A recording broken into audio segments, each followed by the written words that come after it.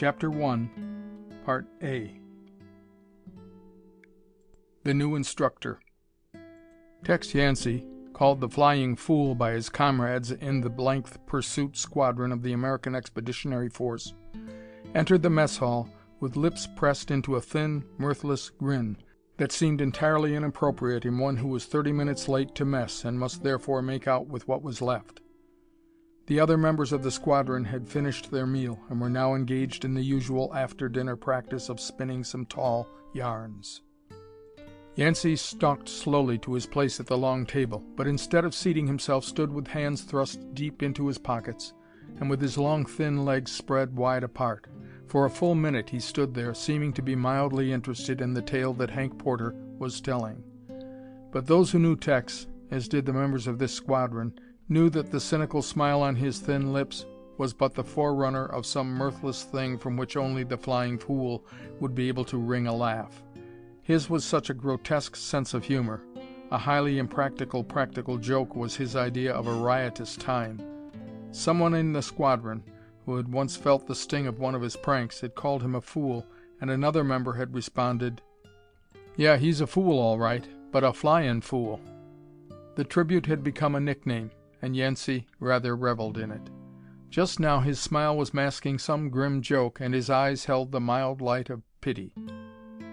"Well, Hank," he drawled at last, when Porter had wound up his story, "that yarn, as much as I get of it, would lead the average hombre to pick you out as a show-enough flyer. I would myself. Me, I'm easy fooled that way. I reckon all you buckaroos think you know something about flyin', eh?" Standing a full 6 feet 2, he looked down upon them, the look of pity still in his eyes in strange conflict with the mirthless smile still on his lips. "What's eatin' you?" Porter growled. "We can't help it because you're late for mess. Where have you been?" Siddons and Hampton, not greatly interested in what they felt was some new strained humor on Yancey's part, pushed back from the table and started for the door, their objective being the French town of Isertia. Yancey waited until they were near the door before he answered Porter. "Oh, I've just been over to Isertia, having a look-see at this new instructor that's coming down here to teach us how to fly." Siddons, with his hand upon the door, wheeled abruptly and studied Yancey's face, trying to discover the jest hidden behind that baffling, masking smile. "Are you joking us?" he demanded from the doorway, but sufficiently convinced to turn back. The Flying Fool smiled sweetly. "Why, Siddons, I wouldn't want to kid you all about that sort of thing," he drawled. "I saw him myself in town, riding in a car with the C.O. Like as not the Major will bring him in here this evening for a little chin-chin." Footnote: for definitions of military and aeronautical terms, as well as certain slang peculiar to Army life, listen to glossary at the back of the book. End footnote. A suppressed growl arose from the other pilots. "What is he coming here for?" young Edouard Fouche demanded, knowing the answer but anxious to have it brought out in the open where it could be attacked and vilified by all. Yancey seated himself, tilted his chair back from the table, and bestowed another sweet smile upon a room filled with scowling faces. It was a delicious moment for Tex. "Why, he's comin' here to teach you poor worms how to fly. Seems that someone back in the States made a mistake in thinking we were pilots. We're here by accident. That's what we are, just accidents. Did you boys think we were sent over here to get all messed up in this little old war? Tut-tut. We're here just to add grandeur to the colorless scenery. Now be nice to this fellow when he comes. Maybe after he has labored with us for a while, we'll be turned into ferry pilots and be sent to ferryin' planes up to the regular guys. I'm so glad I horned in on this scrap. It's so well planned. And thrillin'." More growls. Tex wasn't being at all funny. Indeed, if this ridiculous story were true, then it was the last straw on the camel's back. Had they not already suffered enough? The squadron had been in France for 2 weeks, an interminable time for the restless group of young airmen who, booted and belted and ready for the fray, now found themselves suddenly faced with the prospect of still more training, and when as yet they had not the haziest notion of the type of ship that was to be given them for mounts. One rumor had it that they were to get American ships powered by a much-talked-of mystery motor. Very well, but where were those ships? Another rumor, equally persistent, was to the effect that they were to draw French Spads. Very well again, but where were the Spads? Still other rumors included camels, Sopwiths, Nieuports, and pups. One rumor, uglier and even more maddening than all the others, was to the effect that the entire squadron was to be used in observation work. Fancy that. A pursuit pilot being given a slow-moving observation crate, with a one-winged, half-baked observer giving orders from the rear cockpit. It was enough to make a man wish he had joined the Marines. What was the good of all their combat training if they were to poke around over the front in buses that were meat for any enemy plane that chanced to sight them? It was enough to make a sane squadron go crazy. And the Blank Pursuit Squadron was known throughout the service as the wildest bunch of thrill chasers ever collected and turned over to a distressed and despairing squadron commander.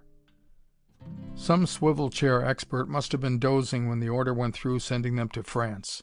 In washout records, they were the grand champions. They had left behind them a long train of cracked props, broken wings, stripped landing gears, and a few wrecks so complete that the drivers thereof had been sent home in 6-foot boxes draped with flags. But whatever may be said against them, one thing was certain in their minds and in the minds of all who knew them. They could fly. To them, any old crate that could be influenced to leave the ground was a ship, and they were willing to take it up at any time, any place, and regardless of air conditions. Perhaps their record had been less black had they been given better ships. A student, seeking a perfect cross-section of American youth, would have found this squadron an interesting specimen. War drums, beating throughout the land, had summoned them from the 4 points of the compass. How they had ever been assembled at one field is a problem known only to the white-collar dignitaries who sat in swivel chairs and shuffled their service cards. The result of the shuffle caused many a commander to tear his hair and declare that the cards had been stacked against him. No two members of the squadron came from the same town or city. No two of them had the same outlook on life. No two members thoroughly understood one another. A Texan, such as Yancey from the windswept Panhandle, may bunk with a world-traveled, well-educated linguist such as Siddons, and may even learn to call him Wart, but he never thoroughly understands him. A Tidewater Virginian such as Randolph Hampton, of the bluest of blue blood, may sit at mess by the side of a Californian such as Hank Porter, but he will show no real interest in California climate, and will never be able to make the Westerner understand that Virginia is American history and not just a state.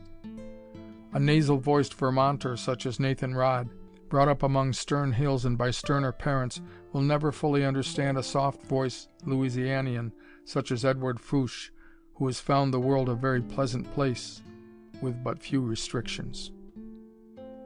Leaving out the question of patriotism, the members had but 3 common attributes. They had scornful disregard for any officer in the air service who knew less of flying than they had learned through the medium of hard knocks. They were determined from the very beginning to get to France. And they were the most carefree, reckless, adventurous, devil-may-care bunch of stem-winders that had ever plagued and embarrassed the service by the simple procedure of being gathered into one group. It may be that the War Department, in despair, at last thought to be rid of them by sending them overseas where their ability and proclivity for stirring up trouble could be turned to good account against the enemy.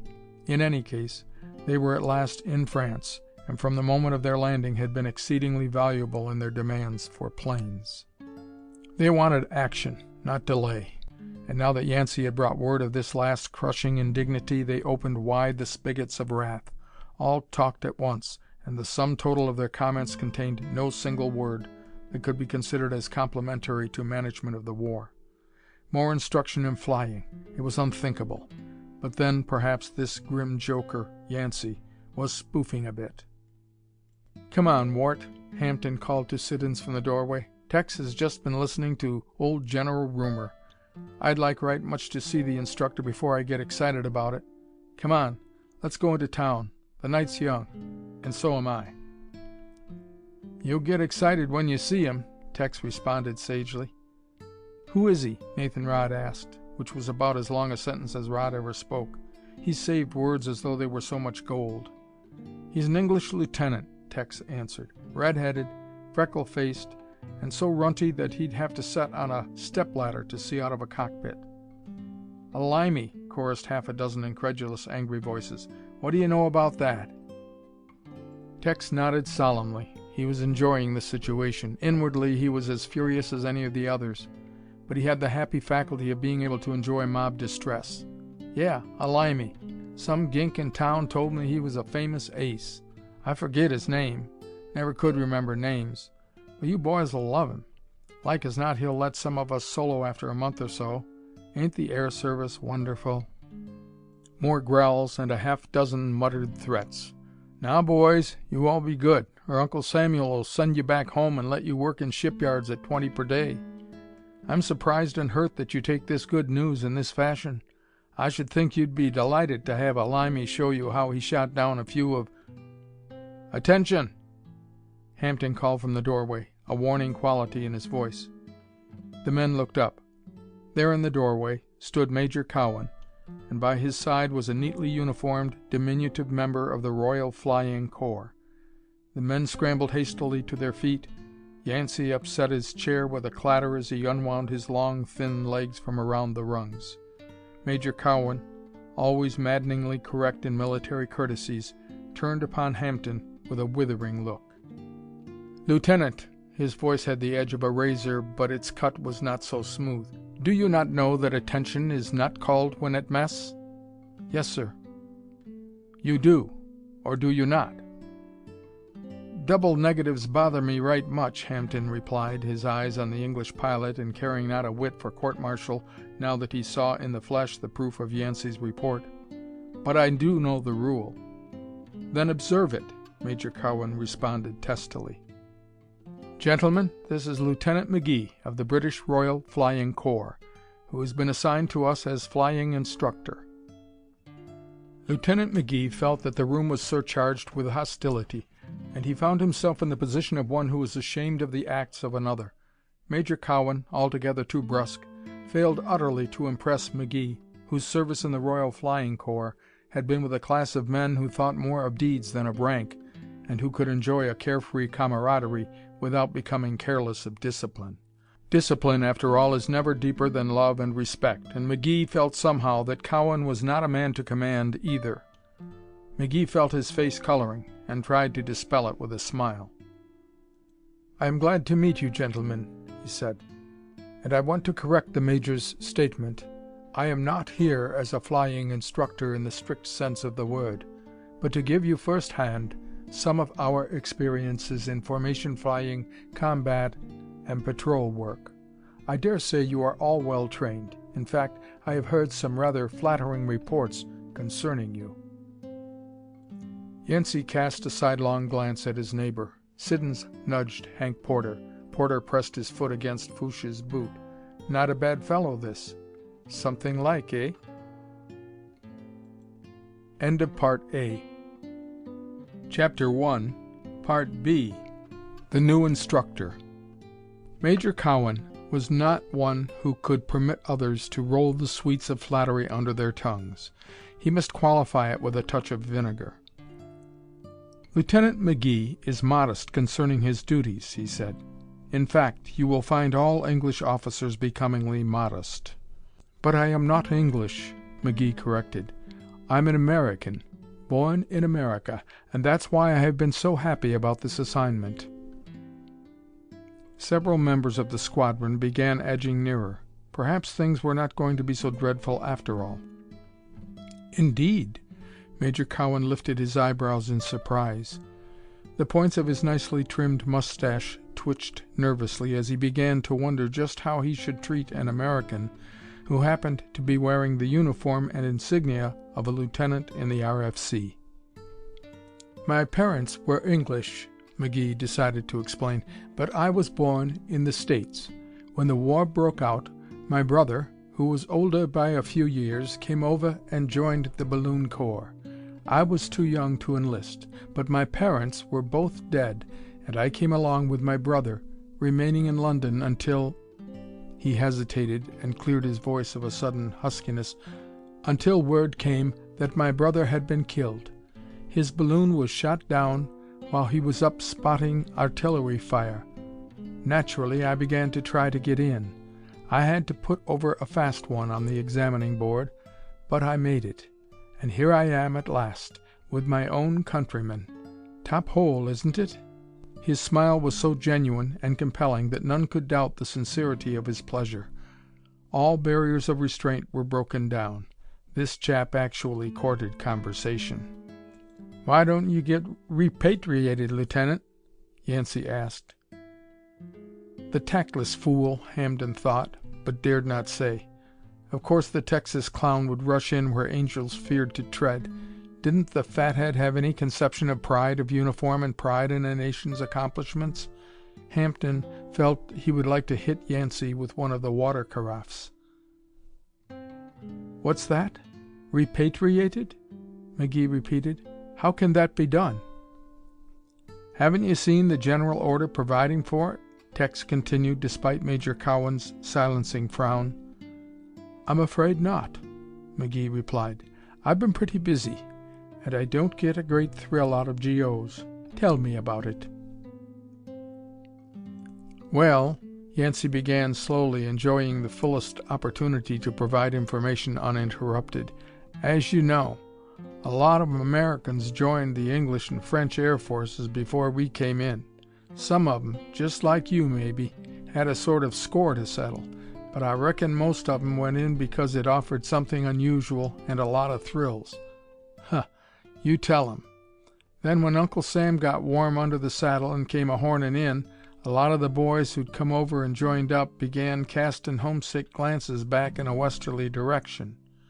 Natural like, Uncle Samuel is willin' to welcome home all his prodigal sons, if he can get 'em back. And he's specially forgiven, considering that his army at the beginnin' of hostilities is just about one day's bait on a real warlike front. As for flyers, he hasn't got enough of 'em trained to do observation work for an energetic battery of heavies. So he makes medicine talk with Johnny Bull and with France, and for once he comes out with all the buttons on his trousers. They all agree to release all the Americans serving under their colors who express a desire to get into OD under the Stars and Stripes. Repatriation was the flossy name they gave it, but I call it homesickness. A lot of the wayward sons jumped at it quick, and we're way ahead on the game, any way you look at it. Now take some of those boys in the Lafayette Escadrille. Why, if they..." Yancey's voice droned on, but McGee no longer heard what he was saying, though to all appearances he was paying courteous attention. But as a matter of fact his eyes were resting upon Lieutenant Siddons, and he was cudgeling his brain in an effort to remember where he had seen him before. The blonde, curly hair, the rather square face and brow, the thin lips, the calm, cold, gray eyes, and the air of self-satisfied assurance, all were part of a memory which was vivid enough, but which refused to come out of the back of his mind and associate itself with identifying surroundings. Where had he seen that face? New York? No, not there. He knew very few people in New York. Well, after all, perhaps it was only a strong resemblance. But resembling whom? Surely no one of his acquaintances looked like Siddons, at least none that he could remember. McGee's gaze must have been a little too steady, at least enough to prove discomfiting, for Siddons half turned away and began speaking in whispers to Hampden. He talked out of the corner of his mouth, as one who is ashamed of the words he utters, and McGee felt the stirrings of a faint dislike for him. Yancey reached the end of his monologue. The moment of silence that followed brought McGee sharply back to the present. He smiled graciously at the Texan. "That's quite interesting," he said. "Strange I missed that order. And stranger still that no one mentioned it to me. But we've been pretty busy up in the Ypres salient. Too busy to think much about what flag we were fighting under. I've enjoyed being with the English, but of course there's no place like home. I'm very happy to be assigned here, and I am glad Major Cowan gave me this chance to meet you. The Major tells me that you are to get several new Spads in the next 2 or 3 days. Until that time, I won't disturb you. I'm driving back into town. Anyone want a lift?" "Thank you, Lieutenant," Hampden spoke up. "Siddons and I are going in. Have you room?" "Certainly. Glad to have you along. Major Cowan, how about you?" "Sorry," the Major replied dourly, "but I have to pay the price of command by poring over a lot of detail work which would be spared me if I had a more efficient staff."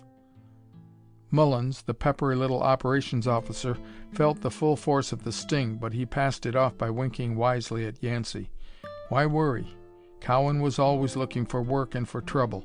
He was never so happy as when bawling someone out. McGee felt sorry for Mullins, and sorrier still for Cowan.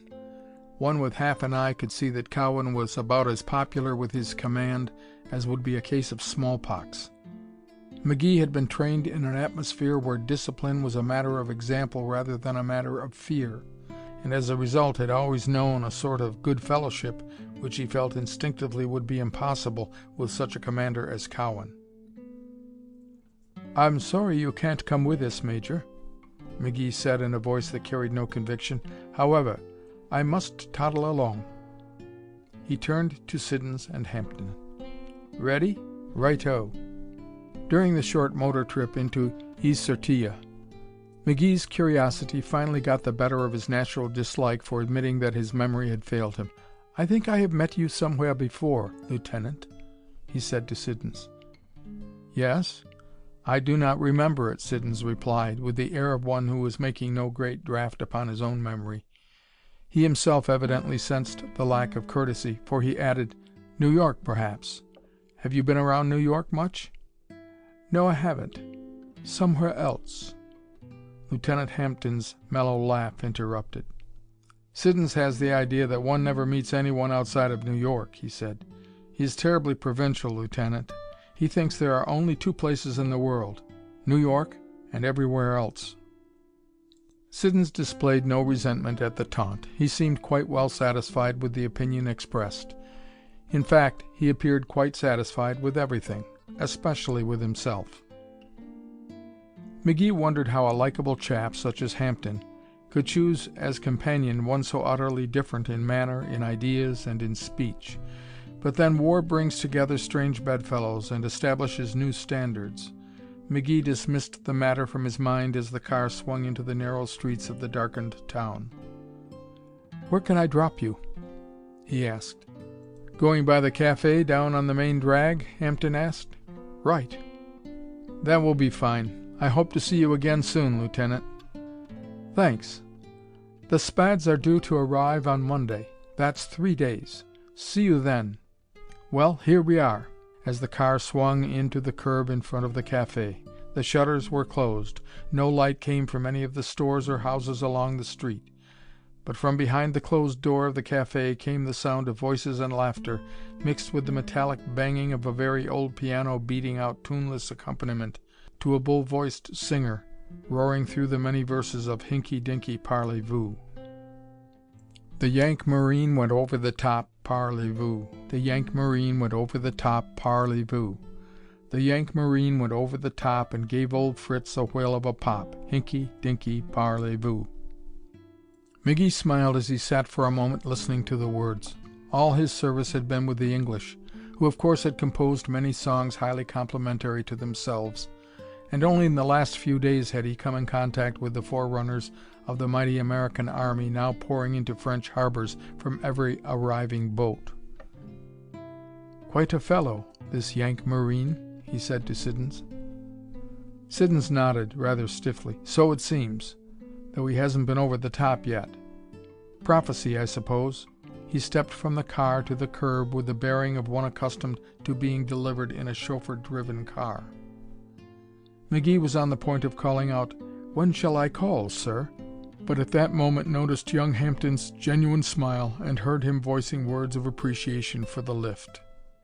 "Don't mention it," McGee said. "It was a pleasure. Cheerio, old man." "There," he thought, sinking back in the tonneau. "I said old man, singular case, and that lets Siddons out rather neatly. I'll bet a cookie he knows more about flying than I do, or anyone else, for that matter. Well, we'll see.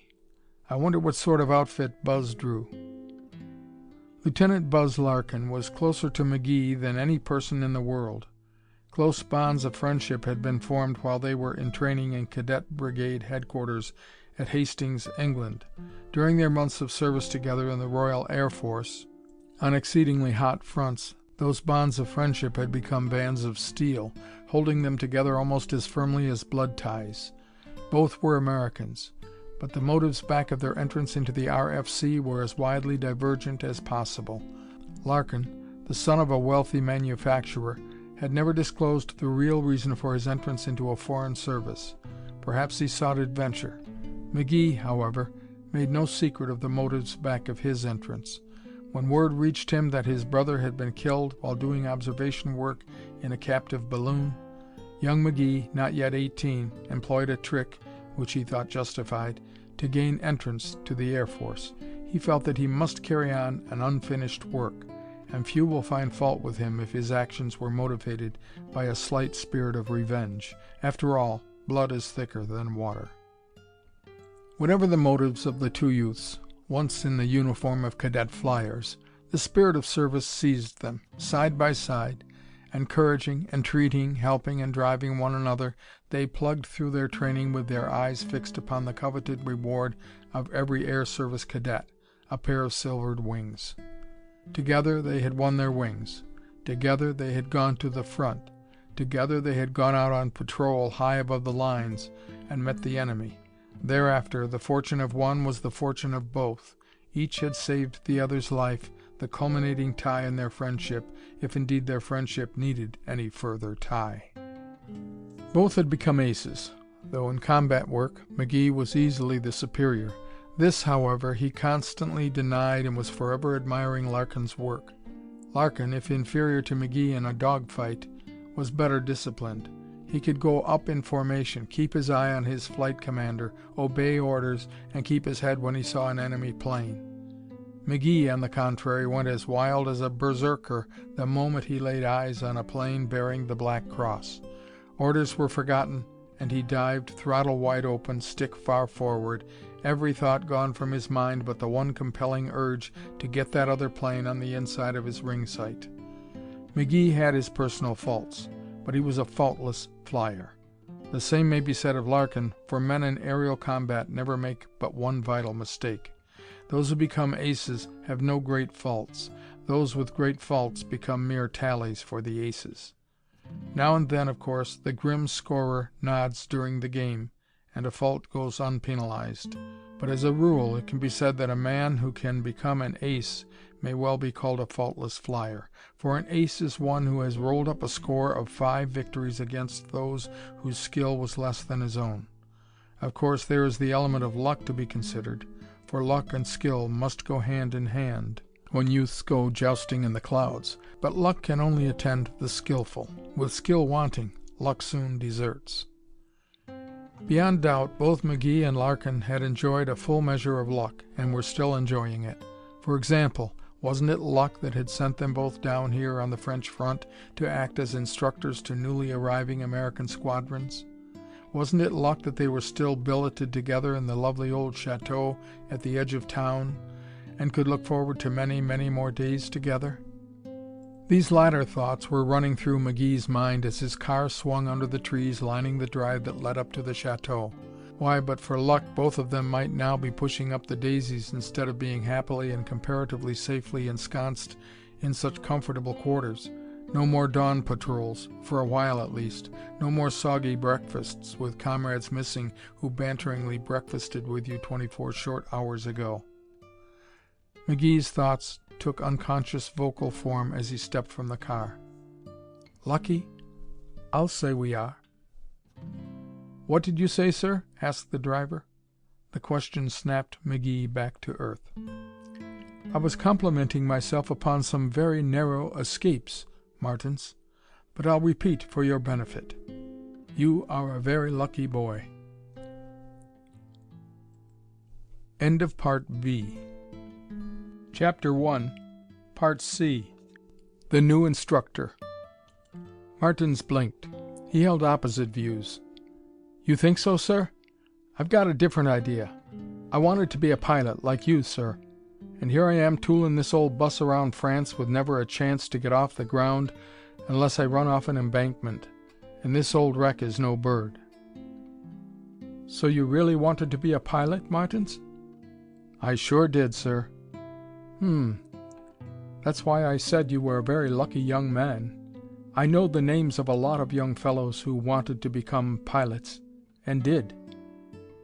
But they've gone west now, and their names are on wooden crosses. Hoe your own row, Martins, and thank the Lord for small favors." "Yes, sir," aloud and under his breath. "It's easy enough for them that has wings." "How's that, Martins?" McGee asked, rather enjoying himself. Martins fidgeted with the gear shift. "I said I had always wanted a pair of wings, sir." "Well, be a good boy, and maybe you'll get them in the next world. Good night, Martins." "Night, sir." Grrr went the clashing gears as the car got under way with a lurch that spoke volumes for the driver. It was tough to be held to the ground by a wingless motor. McGee caught a gleam of light through the shutters of the upstairs windows. So Larkin was back already. He took the front steps in a jump and raced up the stairs in a manner most unbecoming to a first lieutenant, with a score of victories to his credit. "What kind of an outfit did you draw, Buzz?" he demanded as he burst into the room. Larkin was buried behind a Paris edition of the Tribune. His legs sprawled out into the middle of the floor where the heel of one boot balanced precariously on the toe of the other. "Oh, so, never bothering to look from behind his paper. Phlegmatic old Buzz, McGee thought.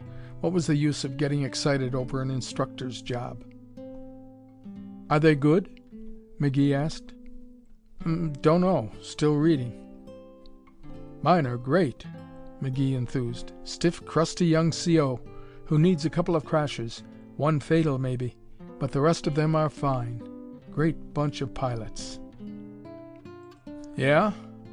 Still reading but doubtful. "See any of them fly?" "No." Slowly. "Of course not." Well, wait until they begin sticking the noses of those new spads in the ground, and then tell me about 'em. They've been trained on settin' hens. Wait until they mount a hawk." McGee jerked a pillow from the bed and sent it crashing through the concealing paper. "Old Killjoy. If a man gave you a diamond, you'd try it on glass to see if it was real." Larkin began rearranging his crumpled paper. "Well, why not? If it wasn't real, I wouldn't want it. And I wish you'd keep your pillows out of my theatrical news. I was just reading about a play at the Folies Bergère called Zigzag. They say it's a scream. By the way, Shrimp, how'd you like to fly to Paris tomorrow morning and give it the once-over?" "Fine, but nothing. We can see it tomorrow night and be back the next day. That fine bunch of pilots of yours can't get off the ground until the Spads are here. And maybe not then." "See here," McGee challenged stoutly. "I'll bet you anything you like that those boys—" "We'll be all aces in a month," Larkin completed, knowing the extent and warmth of McGee's habitual enthusiasm. "All right, Shrimp, so be it. But what has that to do with the show? Want to go?" "Sure. But what about passes? I don't know just who we are answerable to down here, in the matter of privileges and so forth. I've been sort of lost for the last few days." Larkin shoved his hand into his inside blouse pocket and brought forth 2 folded papers, which he displayed proudly. "Here are the passes, all Jake. Marked official business and authorizing fuel and supplies if needed. I'm a great little fixer. And about that question of not knowing who you are answerable to, don't forget that it's little Johnny Bull, capital J and B. You're liable to get jerked off this detail so quick you'll leave toothbrush and pajamas behind. Every morning now, when I wake up and remember that I don't have to go out on dawn patrol, I start pinching myself to see if I'm awake. Boy, in this game it's here today and gone tomorrow. Wasn't it old Omar who handed out that gag, 'Ah, make the most of what we yet may spend before we too into the dust descend'? Yeah? Well, he must have written that for war pilots. The minute JB finds out how comfortable we are down here, we'll be recalled and sent to chasing Huns back across the line. In fact, I think we're both asleep and having nice dreams." "That reminds me." McGee said, drawing up a chair and sitting gingerly on the edge after the manner of one about to indulge in confidential disclosures. "Have you heard anything of this repatriation business?" "Sure. Haven't you?" "Not a word." "Where have you been?" "It came down in a GO." McGee scratched his head. "So I've just learned. But it's the first I've heard of it. Funny you didn't mention it to me." Larkin eyed him curiously. "Well," slowly, "I knew you were English and—" "But I'm not. And you know it," McGee flared.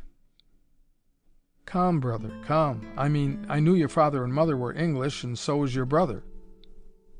But I was born in America. I'm just as much of an American as you are." "Calm, brother, calm. No one says you are not. But because of your family nationality, I supposed you would want to finish out the string with the RFC.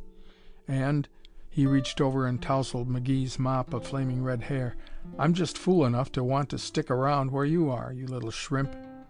So I thought I wouldn't bring up the subject." McGee gave him a look of deep understanding and appreciation. "Fact is," Larkin went on, "I just got a letter from Dad the other day, and he seems to be pretty hot under the collar because I haven't made any move to get repatriated." "Why haven't you?" "Poor nut, I've just told you." "No, you haven't, Buzz. There is some reason deeper than that." Larkin fingered his newspaper nervously and tried to simulate an interest in some news note. He hated to display sentiment. Yet the fates had given him a double burden of it. As a matter of honest fact, he was as sentimental as a woman, and was forever trying to hide the fact behind a thin veneer of nonchalance and bluster. "Did you see this communiqué from our old front?" he asked, trying to shift the subject. "They're having some hot fighting up there." "Yes, I know. Things look pretty dark for the English. But answer my question. What is the real reason why you haven't thought of getting transferred into the United States forces?" "I didn't say I hadn't thought of it," Larkin avoided. "Maybe I didn't want to trade horses in the middle of the stream." "Any other reason?" "Well, hang it all, a fellow builds up some pride in the uniform he wears. A good many of our buddies have gone out for their last ride in this uniform, and it stands for a lot. Of course I am proud of my own country, and sometimes I feel a little strange in this uniform now that my own country is in the war.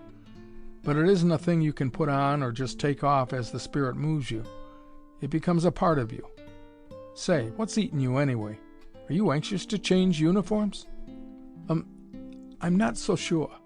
I like that bunch I met over there tonight." "Yes, and they are all afoot. The truth is, our own country hasn't enough combat planes to send out a patrol. They are developing some mystery motor, I hear, but I'm not very keen about trying out any mystery motors. Our Camels are mystery enough to suit me. When I'm up against the ceiling with a fast-flying Albatross or triplane Fokker on my tail, I don't want any mysteries to handle. No, Red. For the time being, I guess I'm satisfied. Besides, they might chuck me in the infantry, and I have a horror of having things drop on me from overhead. Let's to bed, old topper, so we can hop off early in the morning. The sooner we start, the sooner we get to Gay Paris. Besides, early to bed and early to rise makes a man ready to challenge the skies. How's that for impromptu poetry?" "Rotten. Omar and Ben Franklin both in one evening." McGee yawned as he began pulling at a boot. "But it makes me sleepy. Go on, say me some more pretty pieces. Or maybe you'd like to sing me to sleep." End of Part C. Chapter 2, Part A. A Pass to Paris. The following morning dawned with the quiet splendor and benediction which April mornings bring to the rural province of Côte d'Or. By the time the sun had climbed above the low hills to the east and was turning the dew-covered fields into limitless acres of flashing diamonds and sapphires, McGee and Larkin had hurried through breakfast and were on their way out to the hangars where the mechanics, following Larkin's orders, would have the two Camels waiting on the line. As the car rolled along the smooth highway leading to the flying field, McGee sank back in the none too comfortable cushions and drank deep of the tonic of early morning. "Some day," he said. Larkin merely nodded, the only reply needed when spring is in the air. It would be more fun to drive up to Paris, McGee offered. Larkin looked at him in surprise. Where'd you get that idea? Well, nearly all my impressions of France are from the air. It stands for so many squares of green fields, of little rivers gleaming like silver ribbons interlaced through squares of green and brown plush, of torn-up battle fronts where life is no life, no color, nothing but desolation. But this seems like another world. Here are spring flowers, the orchards are in bloom, and children are playing in the narrow streets of the towns. Flying over it, you look down on all that. You see it, and you don't see it. But in driving, we would feel that we were a part of it. There's a difference. It gives you a feeling that you are better acquainted with the people, and you get a chance to smell something besides the beastly old Clerget motors in those camels. I'm getting so I feel sick every time I smell burning oil. Let's drive up, Buzz. Larkin, being in a different frame of mind, shook his head. No, you're too blasted poetic about it already. Besides, we have permission to fly up, not to drive. I suppose we could get the pass changed, but why fool with your luck? And the quicker we get there, the more we see. All right, but on a day like this I could get more pleasure out of just wandering through the countryside than in seeing all the cities of the world rolled into one. Look. He pointed to the flying field as the car turned from the highway. There are the camels, warming up and filling this good, clean air with their sickening fumes. Bah, I hate it. Say, have you got the pip? You talk like a farmer. Snap out of it. We're headed for Gay Paris. The car had rolled to a stop at the edge of the field. McGee climbed out slowly. All right, big boy. You lead the way. And no contour chasing today. I'm too liable to get absent-minded and try to reach out and pick some daisies. Besides, this motor of mine has been trickier than usual in the last few days, despite the fact that the Ak Emma declares she is top hole. So fly high and handsome. Know the way? Larkin was crawling into his flying suit and did not answer. Know the way? McGee repeated. Sure. That's a fine question to ask a pilot bound for Paris. We land at Le Bourget Field, you know. No, I didn't know. Where do you think you'd land? In the Champs-Élysées? I'm liable to land on a church steeple if that motor cuts out on me as it did yesterday afternoon, for no reason at all. Remember, no contour chasing and no dogfighting. We're going to Paris. Larkin grinned. Rarely did they go into the air together, but what they engaged in mimic warfare, dogfighting, before their wheels again touched the ground. It was the airman's game of tag, the winner being that one who could get on the other's tail and stay there. It was a thunderous, strut-singing game wherein the pursued threw his plane into fantastic gyrations in a frenzied, wild effort to shake off the pursuer and get on his tail. It was a game in which McGee excelled. Although Larkin recognized this fact, he was always the first to start the dogfight, and it never found McGee unwilling to play. As for contour chasing, well, they had broken regulations times without number, and to date had paid no penalty. McGee, knowing what thoughts lurked behind Larkin's grin, wagged a prudent finger under his nose. Mind your step, Buzz, he warned. We are supposed to be sedate, dignified, instruction-keeping instructors. Fly northwest to Auxerre, and then follow the railroad towards Sens and on to Melun. Then swing straight north and come into Le Bourget from the east. All right. All set? Yes. You lead off and I'll follow. Wait. On second thought, I think I'll lead and pick my own altitude. And if you start any funny business, I'll leave you flat. They climbed into the waiting planes, whose motors were still warming idly. Members of the ground crew took up their stations at the wing tips. McGee was on the point of nodding to the crew to remove the wheel chocks, when he remembered that for the first time in his experience as a pilot, he had climbed into the cockpit without first casting an appraising eye over braces, struts, and turnbuckles. He promptly cut the motor and climbed from the plane, saying half aloud, I must be getting balmy. It's the weather, I guess. How's that, sir? Asked the air mechanic. "I say, it's balmy weather we're having."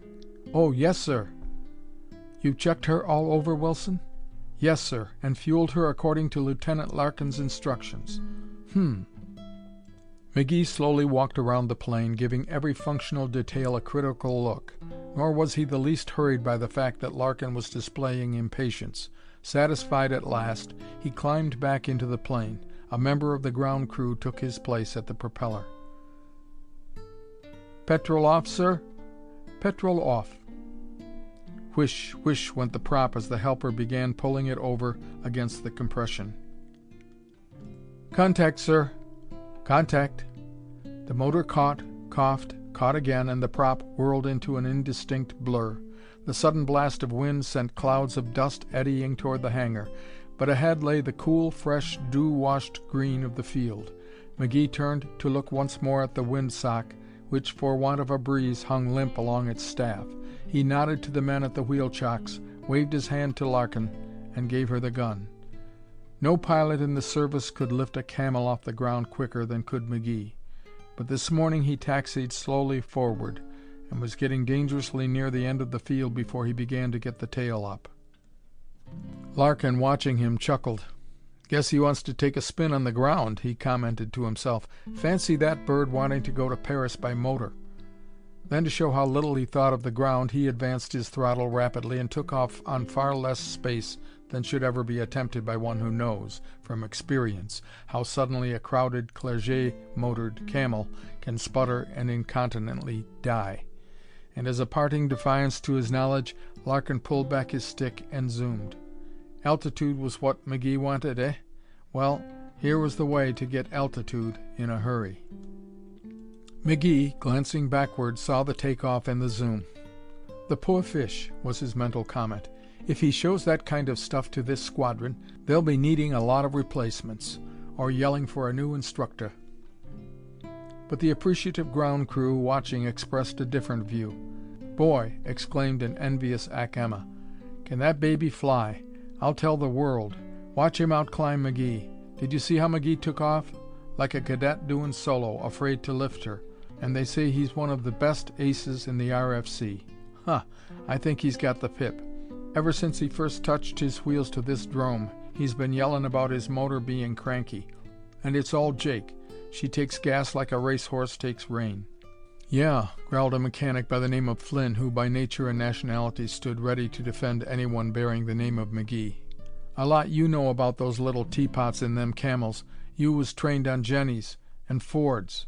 What you know about a Clerget engine could be written on the back of a postage stamp. Say, do you know why he took her off so gentle? Well, I'll spread light in dark places, brother. He took off slow because he knew you didn't know nothin', see? Say, listen." The quarrel went on, despite the fact that the two pilots constituting the meatless bone of contention were rapidly becoming specks in the sky to the northwest. At 5,000 feet, McGee leveled off and swung slightly west. He looked back and up. Larkin was 500 feet above him and somewhat behind. But at McGee's signal, he dived down, taking up a position on the left. In this manner they could point out objects below and engage in the sign language which they had perfected through many hours spent in the air together. As they flew along, McGee felt his spirits mounting. It was a good world to live in, and life was made especially sweet and interesting by the soft unfolding greens of a land brought to bud and blossom by April's sun and showers. In the beautiful panorama below there was nothing to indicate that a few miles to the eastward mighty armies were striving over a tortured strip of blasted land that for years to come would lie fruitless and barren. Here all was peace, with never a hint. Yes, far below on the white ribbon of roadway a long dark python was slowly dragging itself forward. It was a familiar sight to Larkin and McGee. Troops moving up to the theater of war. And over on another road a long procession of humpbacked brown toads were plodding eastward. Motor lorries, carrying munitions and supplies. Strange monsters, these, to be coming from the green fields and woods of a seeming peaceful countryside. Forward, ever forward, they made their way. Never, it seemed to McGee, had he seen roads choked with returning men and munitions. Was the maw of the monster there to the eastward bottomless and insatiable? Where were the roads that led men back to the land of living, green things? As they passed over a town, McGee saw Larkin point down. On the outskirts of the village, a great cross in a circlet of green marked the location of a military hospital. Ah, yes, some came back.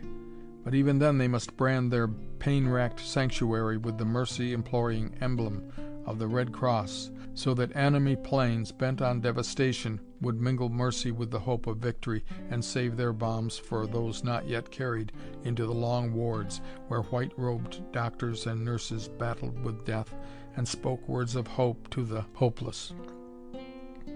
It was a sorry world. McGee, who but a few short minutes ago was entranced by the beauty of the world, now felt a sudden, marked disgust. He pulled his stick back sharply. He would climb out of it. He would get up against the ceiling, where the world became a dim, faint blur, or was lost altogether in a kindly, obliterating ground haze. On McGee's part, the action was nothing more than an unconscious reaction to distressing thoughts. Larkin, however, on seeing the sudden climb, grinned with delight. This climb for altitude was nothing more than the prelude to a dive that would start them into a merry game of hare and hound. So McGee had forgotten all about his doleful sermon against dogfighting? And so soon? Ha! Trust the freckled little shrimp to feel blood racing through his veins when motors are singing sweetly. Instead of following, Larkin decided to nose down and offer more tantalizing bait. McGee, seeing the dive, found it more than he could resist. Besides, a merry little chase would serve to wash the brooding thoughts from his mind. This was a morning for sport, for jest, for youth, for hazard. Forward went the stick, and he plunged down the backwash of Larkin's diving plane, his motor roaring its cadenced challenge. This was something like. Sky and ground were rushing toward each other. The braces were screaming like banshees. The speed indicator hand was mounting with a steady march that made one want to dive on and on and on until... Larkin, in the plane ahead, brought his stick backward as he made ready to go over in a tight loop. McGee smiled and followed him over. When they came out of the loop, they were in the same relative position. Larkin the hare, McGee the tenacious hound. For the next few minutes, the open-mouthed countrymen in the fields below were treated to a series of aerial gymnastics which must have sent their own pulses racing, and which might well serve them for fireside narration for years to come.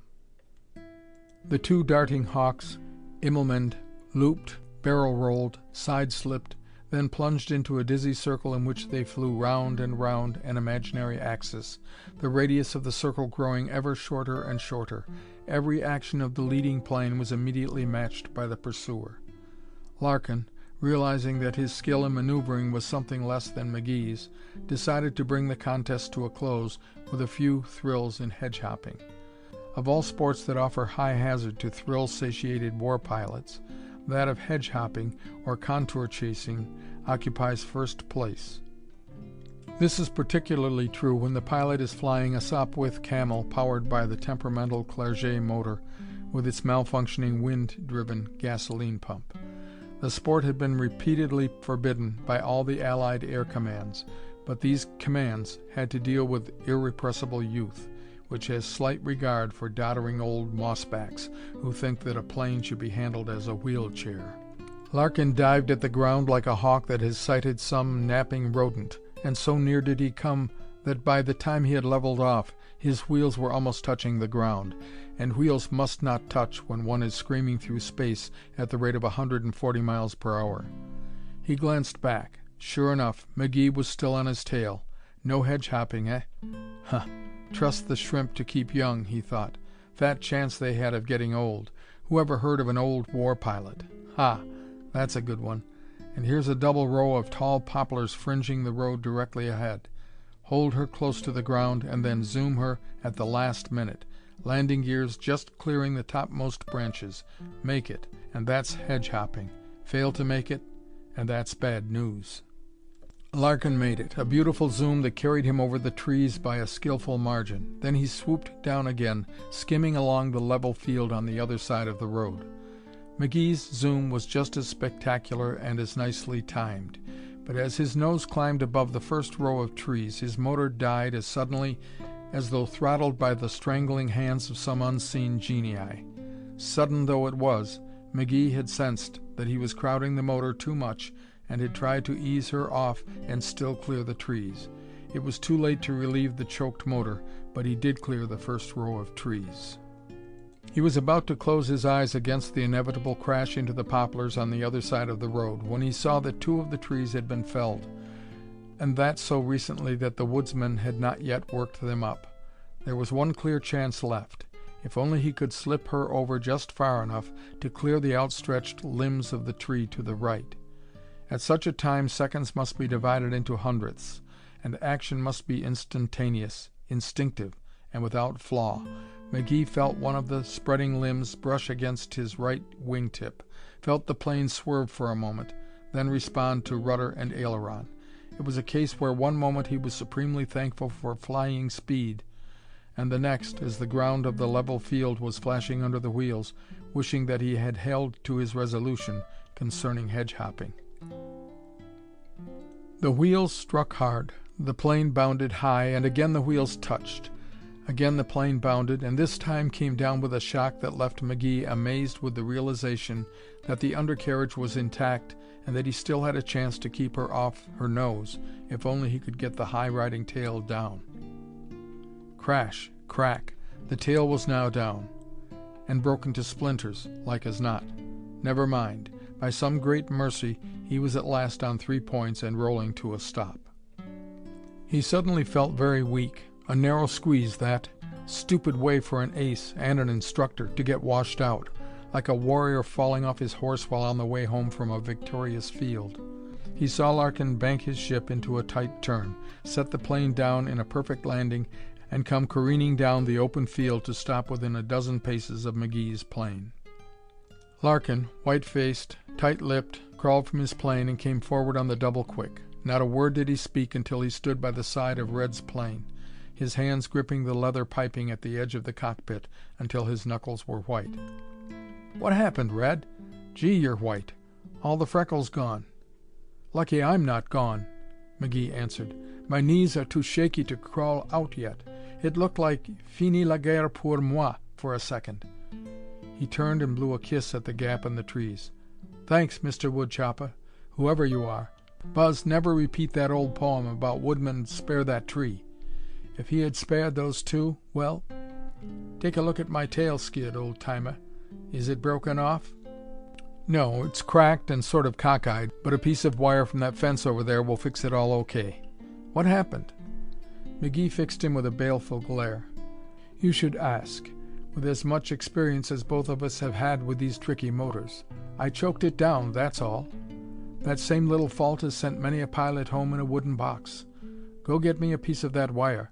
We'll fix the skid somehow, and when I get to Le Bourget, I'll set her down on 2 points. And listen, from here on in, we do—" "No contour chasing," Larkin completed, forcing a thin smile. "Seems I heard that somewhere before. Crawl out, Shrimp. You said you wanted to be out among the flowers and sweet things. Well, here's a sweet thing, and this field is full of flowers. I brought you down low so you could enjoy them." "Yeah, I said I wanted to be among 'em, not pushing 'em up. Hurry over and get that wire before I do something violent."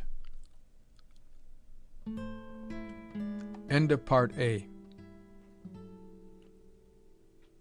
Chapter 2, Part B. A Pass to Paris. 30 minutes later, 2 chastened pilots took off from the level field, with a half-dozen curious French peasants for an audience, and laid a straight course for Le Bourget. No more acrobatics and no more hedge-hopping. To an observer below they would have resembled 2 homing pigeons flying rather close together and maintaining their positions with a singleness of mind and purpose.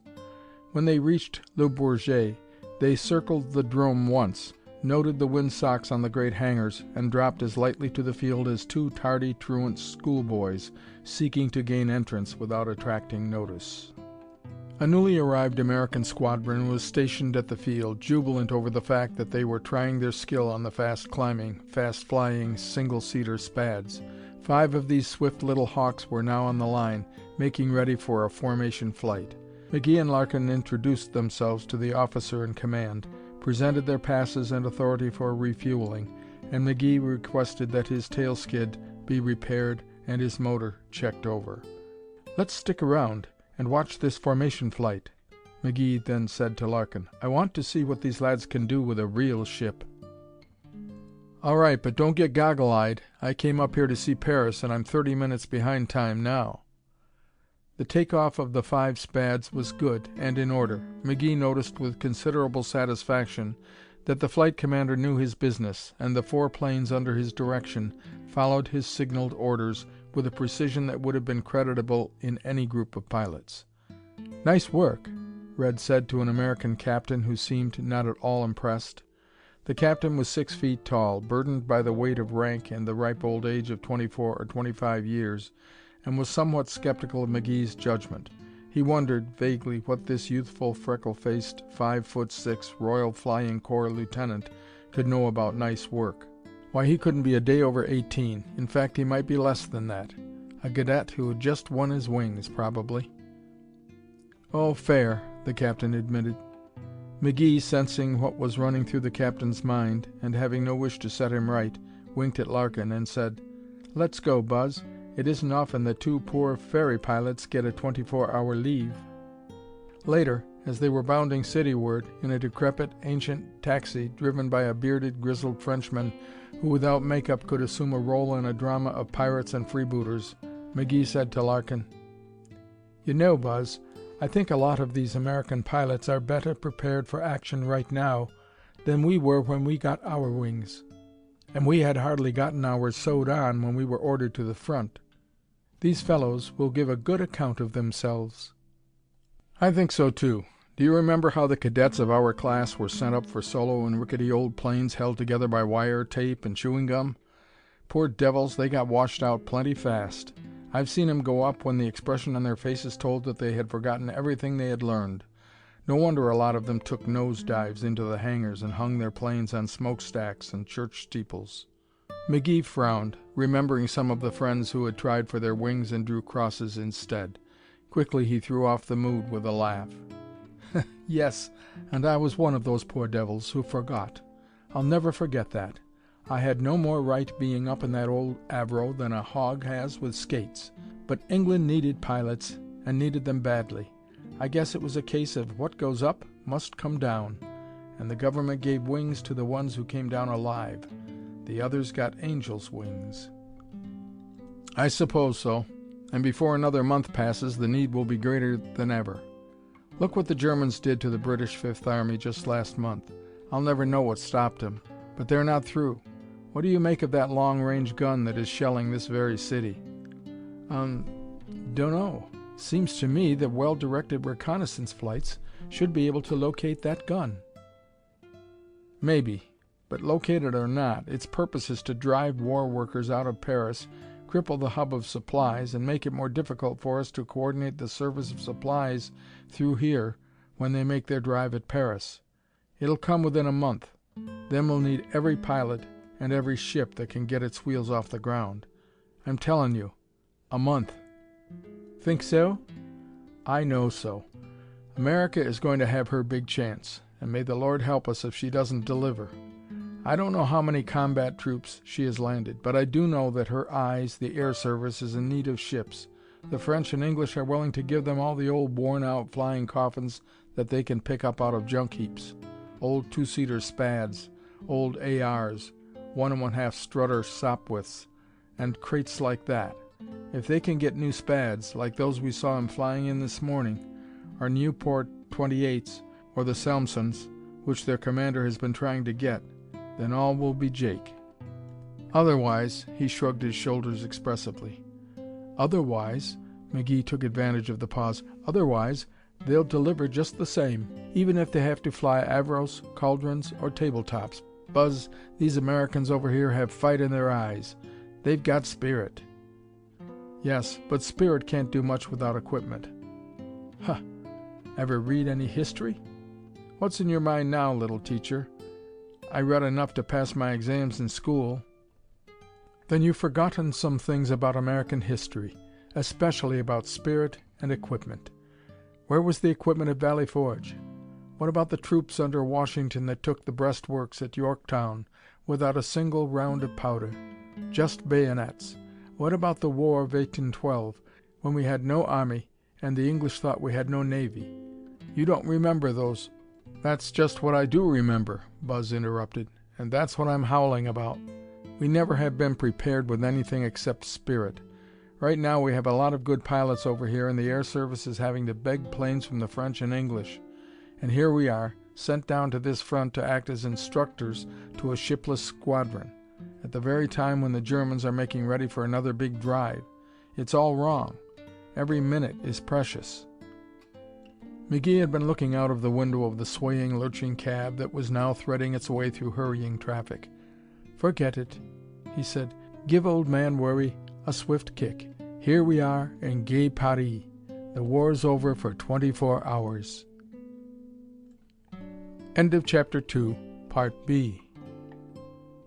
Chapter 2, Part C. A Pass to Paris. To all Allied soldiers on leave of absence from the front, Paris represented what McGee had voiced to Larkin, a place where the war was over for the time limits of their passes. Forgotten, for a few brief hours, were all the memories of military tedium, the roar of guns, the mud of trenches, the flaming airplane plunging earthward out of control. All these things were banished by the stimulating thought that here was the world-famous city with all its amusements, its arts, its countless beauties, open to them for a few magic hours. The fact that Paris was only a ghost of her former self made no impression on war-weary troopers. What mattered it to them that the priceless art treasures of the Louvre had been removed to the safety of the southern interior? Was it their concern that the once mighty and fearless Napoleon now lay blanketed by tons of sandbags placed over his crypt to protect revered bones from enemy air raids, or a chance hit by the long-range gun now shelling the city? What mattered it that famous cafes and chefs were now reduced to the simplest of menus? What difference did it make if the streets were darkened at night? Who that had never seen Paris in peacetime could sense that she was a stricken city hiding her sorrow and travail behind a mask of dogged, grim determination? Paris was Paris to the medley of soldiers gathered there from the 4 points of the compass, and it was the more to her credit that she could still offer amusement to uniformed men and boys whose war-weary minds found here relief from the drive of duty.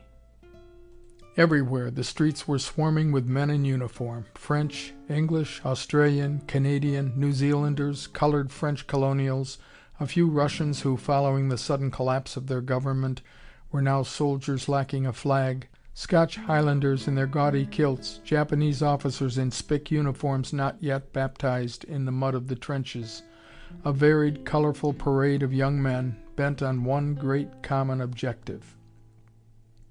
At night, the common magnet was the theater, and the Folies Bergère, featuring a humorous extravaganza, Zig-Zag, in which was starred a famous English comedian, drew its full quota of fun-seeking youths. It was this show that McGee and Larkin had come to see, and at the end of the first act they were ready to add their praises to the chorus of approval. During the intermission they strolled out into the flag-bedecked foyer to mingle with a crowd that was 90% military, and which was in a highly appreciative frame of mind. One particularly pleasing note had been added rather unexpectedly, when one of the feminine stars in Singing Scotland Forever had been interrupted by a group of Highlanders who boosted onto the stage a red-headed, bandy-legged, kilted Scotchman who had the voice of a nightingale. And when, somewhat abashed, he took up the refrain, he was joined by a thunderous chorus from the audience that made the listeners certain that Scotland would never die so long as such fervor remained in the hearts of her sons. The English soldiers, not to be outdone, had followed with God Save the King, and then, down the aisle, with a flag torn from the walls of the foyer, stalked an American sergeant, holding aloft Old Glory and leading his countrymen in the singing of the Star-Spangled Banner. Trust a group of soldiers to take charge of a show and run it to suit themselves. But they were pleased, beyond question, as was evidenced by the buzzing conversations during the intermission. "Great show, eh?" I'll tell the world. Hey, Joe, you old son of a gun, how'd you get down here? Thought you were wiped out at Weepers. Huh, not me. They haven't made the shell that can get me. Look who's over there with a nice cushy wound to keep him out of trouble. Old Dogface himself. Hey, Dogface, come here. Such were the greetings of soldiers who hid their real feelings behind a mask of flippancy. McGee drew Larkin into an eddy of the milling throng, where they could the better watch what Red termed the Review of the Nations. A strapping big Anzac, with a cockily rosetted Rough Rider hat, strolled arm in arm with a French Blue Devil from the Alpine Chasseurs. A kilted Highlander, 3 years absent from his homeland, and bearing 4 wound stripes on his sleeve, was trying vainly to teach the words of Scotland forever to a Russian officer whose precise English did not encompass the confusing Scotch burr. Mixed tongues, mixed customs, variety of ideals. Infantrymen, cavalrymen, artillerymen, war pilots. Men with gray at the temples and beardless youths. Here and there a man on crutches, here and there an empty sleeve, and many breasts upon which hung medals awarded for intrepid courage. Here grizzled old Frenchmen with backs bowed by 3 years of warfare, and there fresh, clean young Americans recently landed and a little amazed that they should be looked upon as the hope of the staggering Allies. Color, color, color. Confused tongues. The buzz and babble of 1,000 half-heard conversations, the fragments of marching songs. Here was a cross-section of the Allied armies, all of them with but one purpose. How could they fail? The scene had a telling effect upon McGee and Larkin. Wordless, for a few minutes, they stood watching the throng. It was McGee who spoke first. Did you ever see anything like it, Buzz? Just look at the different uniforms. There, look over there. A bunch of American bluejackets. Wonder how they got here. Wonder how all of us got here. That's what I've been thinking about. This is just a moment snatched from the lives of all these fellows. What went before? What homes did they come from, and who was waiting for them? And what comes to them tomorrow? Gee. He shook his head slowly. It doesn't do to think about it. You want to find out about them, and you get to wishing they could all go on back home tomorrow. Say, who started this talk anyhow? Come on, let's go back in. Wait a minute. McGee seized his arm and turned him around. There's plenty of time before the curtain. Look, Buzz. See that black fellow over there in French colonial OD? Came from Algiers, I guess, or Senegal, maybe. What brought him here? And what sort of stories will he tell when he gets back home? Will he tell about what he did? Or will he talk about what he saw and what others did? I don't know. Why? Well, this has set me to thinking. We're all here on exactly the same business. The uniform doesn't count so much, nor does the branch of the service. It's just a question of getting the job done. A sort of heave-ho altogether now. Get me? Yes, I guess so. What are you driving at? This. See that American sergeant over there? The one who carried the flag down the aisle and jumped up on the stage? Yes, big fellow, isn't he? You said it. The biggest duck in this puddle, in more ways than one. And I want to get into the uniform he is wearing. Understand, Buzz? Oh, I'm proud enough of the one I'm wearing. But when he started the national anthem, and they all came in on that chorus, "Oh, say, can you see by the dawn's early light?" Well, I felt cold shivers running up and down my backbone. None of the other songs did that to me. Do you get me, Buzz?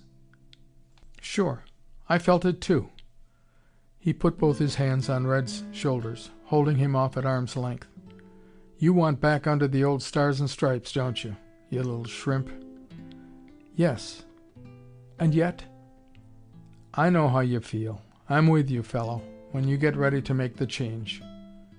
McGee's eyes lighted with surprise and joy. Really, Buzz? Surest thing you know. And you don't think we'd feel like...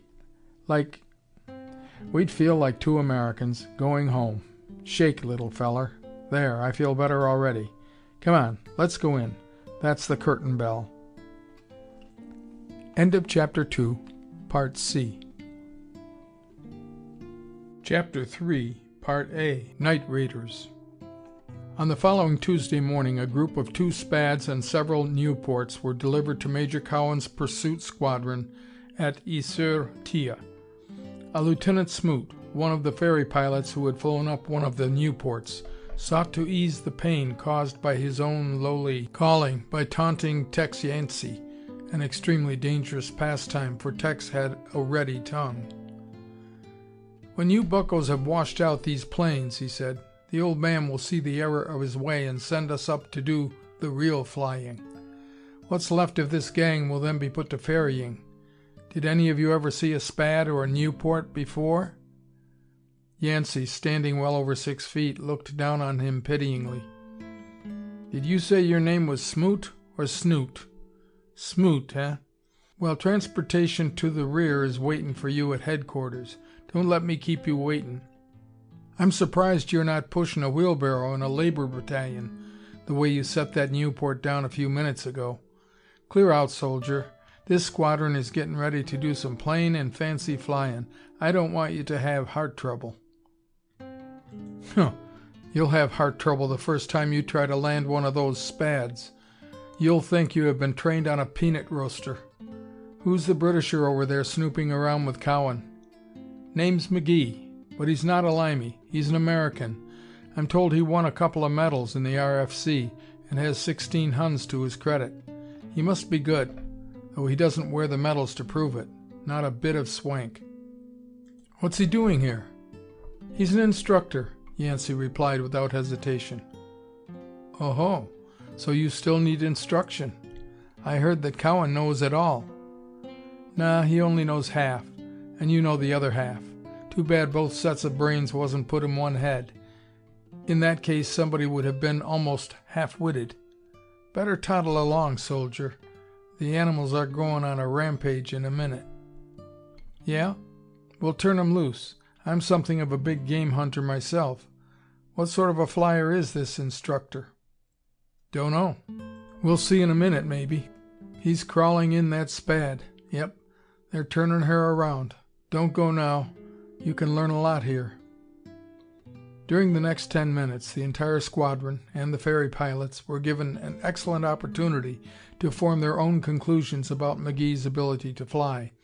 He took the Spad aloft in a test, and plunged through a series of acrobatics that served to convince all watchers that here was a man whose real element was the air. Ship and man were one. The group on the ground watched, open-mouthed, despite the fact that they themselves were flyers of no mean ability. But they had never flown such ships as the Spads, and the prospect and possibilities made their hearts race with feverish eagerness to take off in one of these trim little hawks.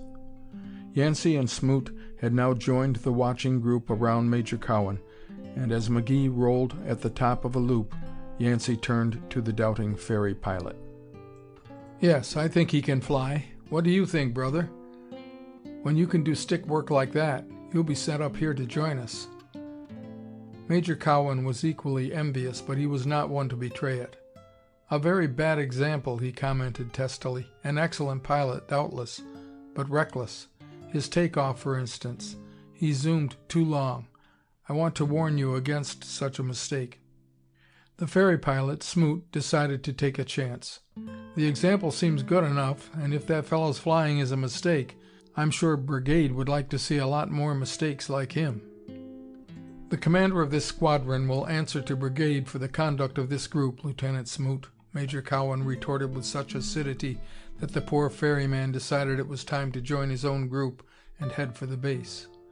But before taking his departure, he relieved his mind in the presence of Yancey, Siddons, and Hampton, who had drawn away from Cowan through a desire to watch the flying rather than listen to his lectures on the art of flying. "If you had a flyer like that one up there for a CO," Smoot said to them, "you'd get somewhere in this little old war. But as it is, you have my sympathy. Well, toodaloo, mes enfants. Be careful with those Spads. They were built for flyers." "You be careful that you don't fall out of that motorcycle sidecar on the way back," Yancey retorted. "They look like baby carriages, but they're not." As Smoot walked away, stung by this last retort, Yancey turned to Hampton and Siddons. "How'd you like to have a flyer like that in this outfit?" he asked. "He's all right," Hampton replied. "A lot of the ferry pilots are crack flyers. Just a tough break in the game. It might have happened to you." "I wasn't talking about him," Yancey replied, and pointed to McGee's plane, now banking into a landing at the far end of the field. "I meant that bird down there." "Oh, McGee." "Yes." Hampton laughed skeptically. "Fine chance to get a flyer like that." "Oh, I don't know. Some American outfit will draw him. He and that other fellow, Larkin, have asked to be repatriated." "How do you know?" "I was with them in town last night, and they told me all about it. They flew up to Paris day before yesterday, and on the way back they landed at Chaumont and made a call on GHQ. They put their case before the Chief of Staff and asked him to use his influence. They've made out formal application. Both of them are tickled pink over the prospect. McGee said he would like to get with this squadron." "Bully for him," Hampton enthused. "Maybe we don't look so bad if fellows like that are willing to throw in with us, eh, Tex?" Siddons was coldly skeptical. "You have the weirdest imagination. Why should he want to be with us?" "Dunno. Ask him." "I shall," Siddons answered, as he moved over toward the point where he estimated McGee's taxiing plane would come to a stop. "Big stiff," Yancey said under his breath. "He'll ask him all right, and right out in meetin'. He never believes anything he hears until he is asked 1,000 questions about it. What do you see in that fellow to like, Hamp?" "He's all right, Tex. He was pretty decent to me while I was acting as supply during that time Cowan grounded me. Came around to help me with the paperwork and put in a good word for me." "Yeah, he's always chummy with supply and operations, but only because he thinks he can get some favors that way. I despise him." "Oh, come now. You mustn't feel that way. We are all in the same boat, and we'd as well be chummy." "Ha! If you ever get in the same boat with that fellow, he will do the steering while you do the rowing. He gives me a pain." End of Chapter 3, Part A. Chapter 3, Parts B and C. Night Raiders. 2 weeks later, orders came down concentrating several pursuit, observation, and bombing groups in the neighborhoods of Commercy and Nancy. The members of the squadrons to which McGee and Larkin had been detailed were feverish with excitement. Operations and armament officers were busy with the duties incident to making all planes ready for combat. This could mean but one thing: action. 3 nights after the move, McGee and Larkin sat at a late dinner in one of the little cafes on the main street of the small French town. They were discussing the progress of their work, and each was heatedly contending that his own group was superior in every way. "Just come over and watch my flight do formation work," Larkin urged. "They'll open your eyes." "Humph! You'd better open your own eyes. I have watched you. We were up in the sun this morning, 5,000 feet above you, and watched you for half an hour. A fine bunch you have. We could have smothered you like a blanket. Have you ever shown them anything about looking in the sun for enemy planes?" Larkin's face evidenced his chagrin. "Are you kidding me?" "Not much. We kept right along above you, but in the sun. I'll admit they did good work. But oh, how blind. Boy, we're not too far back to get jumped on. There have been fights farther back from the lines than this. You know Fritz dearly loves to raid dromes where new squadrons are in training. Believe me, their spy system is perfect. I'd be willing to wager my right eye that they know these groups are stationed in this area, how long they have been in France, and just what types of planes we are using. They've the best spy system in the world. You know how many times they have raided green squadrons. They figure it puts the wind up a bunch of inexperienced men. So keep your eye peeled. And if you want to see something pretty, come over and watch my gang. They're ready for combat work right now. Except Siddons." Larkin looked up in surprise. "I thought you told me he knew more about the planes and about flying than any of the others." "He does, but he can't or won't keep in formation. He cuts out and goes joyriding." Seems to me I remember someone else who used to do that same little stunt, Larkin said, smiling reminiscently. McGee flushed. Yes, I suppose I did, but not in training. I never cut formation until you saw something that looked like meat. Don't try to kid me, Red. You've dragged me into too many dogfights. Do you think I have forgotten the day we were out having a look-see, 5 of us, and spotted 5 albatrosses below? Bingo. Down you went like a shot, and the rest of us had to follow to keep you from being made into mincemeat.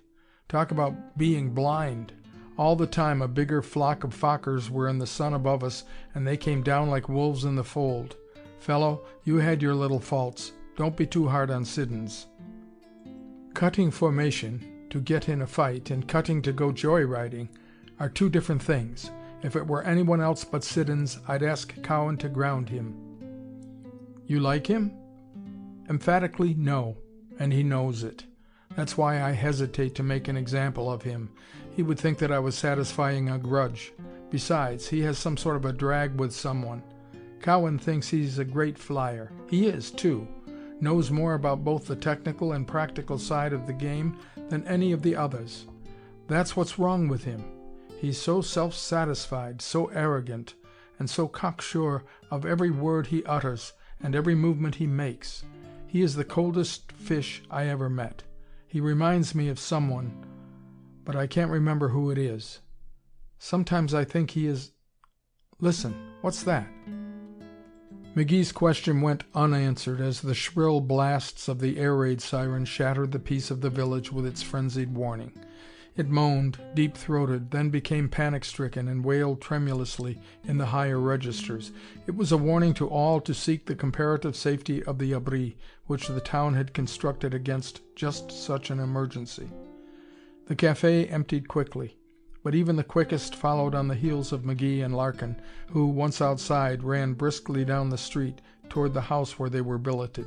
They halted at the drive entrance to gaze upward as great searchlights began playing upon the dark, inverted bowl of the heavens. The long, shifting beams of light were accusing fingers seeking to point out the unwelcome, stealthy, nocturnal sky prowlers. Listen! McGee gripped Larkin's arm. Sure enough, from the east, and high above, came the sound of German motors, a sound unmistakable by anyone who had once heard their unsynchronized drone. It rose and fell, like the hurried snoring of a giant made restless by nightmare. The sound was drawing nearer. Doubtless it had been heard by the soldiers manning the searchlights, for the beams now swept restlessly across the eastern sky. To the eastward, 2 or 3 kilometers, an anti-aircraft battery opened fire, and from aloft came the dull poof of the exploding shells. Vain, futile effort. It was only the angry thundering of admitted helplessness. One chance in a million. The motors droned on, coming nearer and nearer. Excited townspeople in wooden sabots clattered down the streets seeking shelter. Fear-stricken mothers and fathers spoke sharply to their little broods as they hustled them along. Buzz, Red said. It's dollars to doughnuts. They're coming here to lay some eggs on our drome, just to put the wind up these boys. Remember what I told you a few minutes ago. Larkin was more hopeful. I guess not, he said. Headed for some supply base or ammunition dump farther in would be my guess. But if they are coming here, there's little we can do about it. It's up to the anti-aircraft boys. McGee mused. I wonder. A motorcycle with sidecar running without lights came popping down the street. Without hesitation, McGee ran out into the middle of the street, waving his arms and shouting wildly. The motorcycle swerved sharply, missed the dancing, gesticulating figure, and skidded to a stop. Say, what's eatin' you, soldier? Demanded the irate American motorcycle orderly. For answer, McGee sprang into the sidecar and barked a few crisp, sharp orders that brooked no hesitation. The responsive little motor roared its staccato eagerness as the machine lurched forward, leaving Larkin speechless and wondering. What do you know about that? He mused. Now what can that little shrimp be up? He hesitated, struck by the same thought, he felt sure, that had plunged McGee into such sudden action. Then he began shouting for the driver of their motor car. "Martins! Martins! Oh, Martins!" Blast the fellow, doubtless he was already in some place of security. "Martins! Oh, Martins!" A door flew open, letting out a beam of light, as Martins came out, clad only in his underclothes and yawning prodigiously. "Did you call, sir?" he asked, blinking foolishly as he studied the flashing rays of the sky-searching lights. "Yes. Get the car. Snappy now." "Yes, sir. Just as soon as I can get on some clothes." "Hang the clothes. Get the car. And set the road afire between here and the drome. Move. Don't stand there blinking like a blooming owl." Martins sped around the house, a white-clad figure racing barefooted for the car and muttering under his breath every time his flying feet struck bits of gravel and sharp stones. The sound of the airplane motors was now much nearer. The siren was still screaming its fright. Anti-aircraft guns were futilely belching steel into the air, and the searchlights were getting jumpy in their haste to locate the intruders and hold them in a beam of light. Martins, with Larkin seated at his side, hurled the car through the narrow streets and out to the airdrome with a daring recklessness known only to war-trained chauffeurs who could push a car faster without lights than most people would care to ride in broad daylight. But their speed was slow compared to that made by the surprised motorcycle orderly who had thundered off with McGee. And when Larkin sprang from the car as it screeched to a stop at the edge of the drome, his ear caught the sound of a Clerget motor pounding under an advanced throttle as it lifted a plane from the ground at the far end of the dark field. An excited, buzzing group of pilots and mechanics were huddled together on the tarmac near the circus tent that served as a hangar, and still more men were emerging hastily from the humpbacked black steel elephants that served them as quarters. Larkin ran toward the group near the hangar entrance. "Where's McGee?" he shouted, knowing the answer but hoping for some word that would give the lie to what his ears told him. He knew that the plane, which had now swung back over the field and was roaring directly above as it battled for altitude, was none other than McGee's bulky little Camel. But no one answered him. They merely stared, as men who have just witnessed a feat of daring too noble for words, or as girls who face an impending tragedy and are too horror-stricken for action. "Where's McGee?" Larkin shouted again. "Don't stand there like a bunch of yaps. You'll be getting a setting of high-explosive eggs here in a minute. Don't you hear that siren? Those Boche planes? Where's McGee, I asked you?" Yancey stepped from the group and pointed up. He said in the slow drawl that was doubly maddening at such a moment, "He blew in here a few minutes ago like a Texas panhandle twister, ordered the greaseballs to roll his plane on the line, and was off before she was good and warm. I reckon..." Larkin did not wait to learn what Yancey reckoned. He dashed toward the hangar, shouting orders as he ran. Major Cowan stepped from the hangar, barring the way. "Just a minute, Lieutenant. What is it you want?" "What do I want? I want a plane on the line, quick." "No. Lieutenant McGee took off before we knew what it was all about. It is madness. You can't have..." He stopped speaking to listen. From high above, and a little to the east, came the throbbing sound of German motors that in a few more seconds would be over the airdrome. Indeed, they might be circling now, getting their bearing and making sure of location. At that moment, one of the large motor-mounted searchlights near the hangar began combing the sky. "Go tell those saps to cut that light," Larkin shouted, hoping that the Major would be stampeded into action that would provide the slenderest chance for him to get the mechanics to roll a spad to the line before Cowan could know what was happening. "Better cut it. If the others can't find him, this one can't. It will only serve as a path of light for one of those babies up there to slide down and leave you some presents you don't want." Major Cowan was not one to go legging it about on errands. Besides, searchlights were provided for just such uses. Then, too, he rather suspected Larkin's motives, and Larkin realized this. "Please let me have one of those spads, Major," he pleaded. "Can't you understand? McGee and I are buddies. With two of us up there, we might turn him back." "No, it is too hazardous. This squadron is still in training. We are not trained as night flyers, and certainly are not prepared to give combat to a flight of bombers." Larkin's anger smashed through his long training. All rank faded from his mind. "Not trained, eh? Major Cowan, that freckle-faced kid up there is a night-flying fool, and I'm his twin brother. Get out of my way." "Oh, greaseballs. Hey, you Ack-Emmas, roll out one of those spads and—" "Lieutenant," Cowan barked, "you forget yourself. If you want to do night fighting, go over to your own group and use your own plane." "You forget yourself. I am still in command here." From aloft came the momentary stutter of 2 machine guns. Ah, McGee testing and warming his guns as he climbed. Oh, the fool, the precious daring fool. Larkin sat down on the tarmac, kerplunk. Let 'em raid. What mattered it? He rather hoped one of them would be accurate enough to plant a bomb on the top of Cowan's head. "Yes, you are in command," he said rather limply. "But why didn't you stop McGee? And since you are in command, in heaven's name, tell that light crew to cut that light. It would be just their fool blundering luck to spot McGee and hold him for the Archies."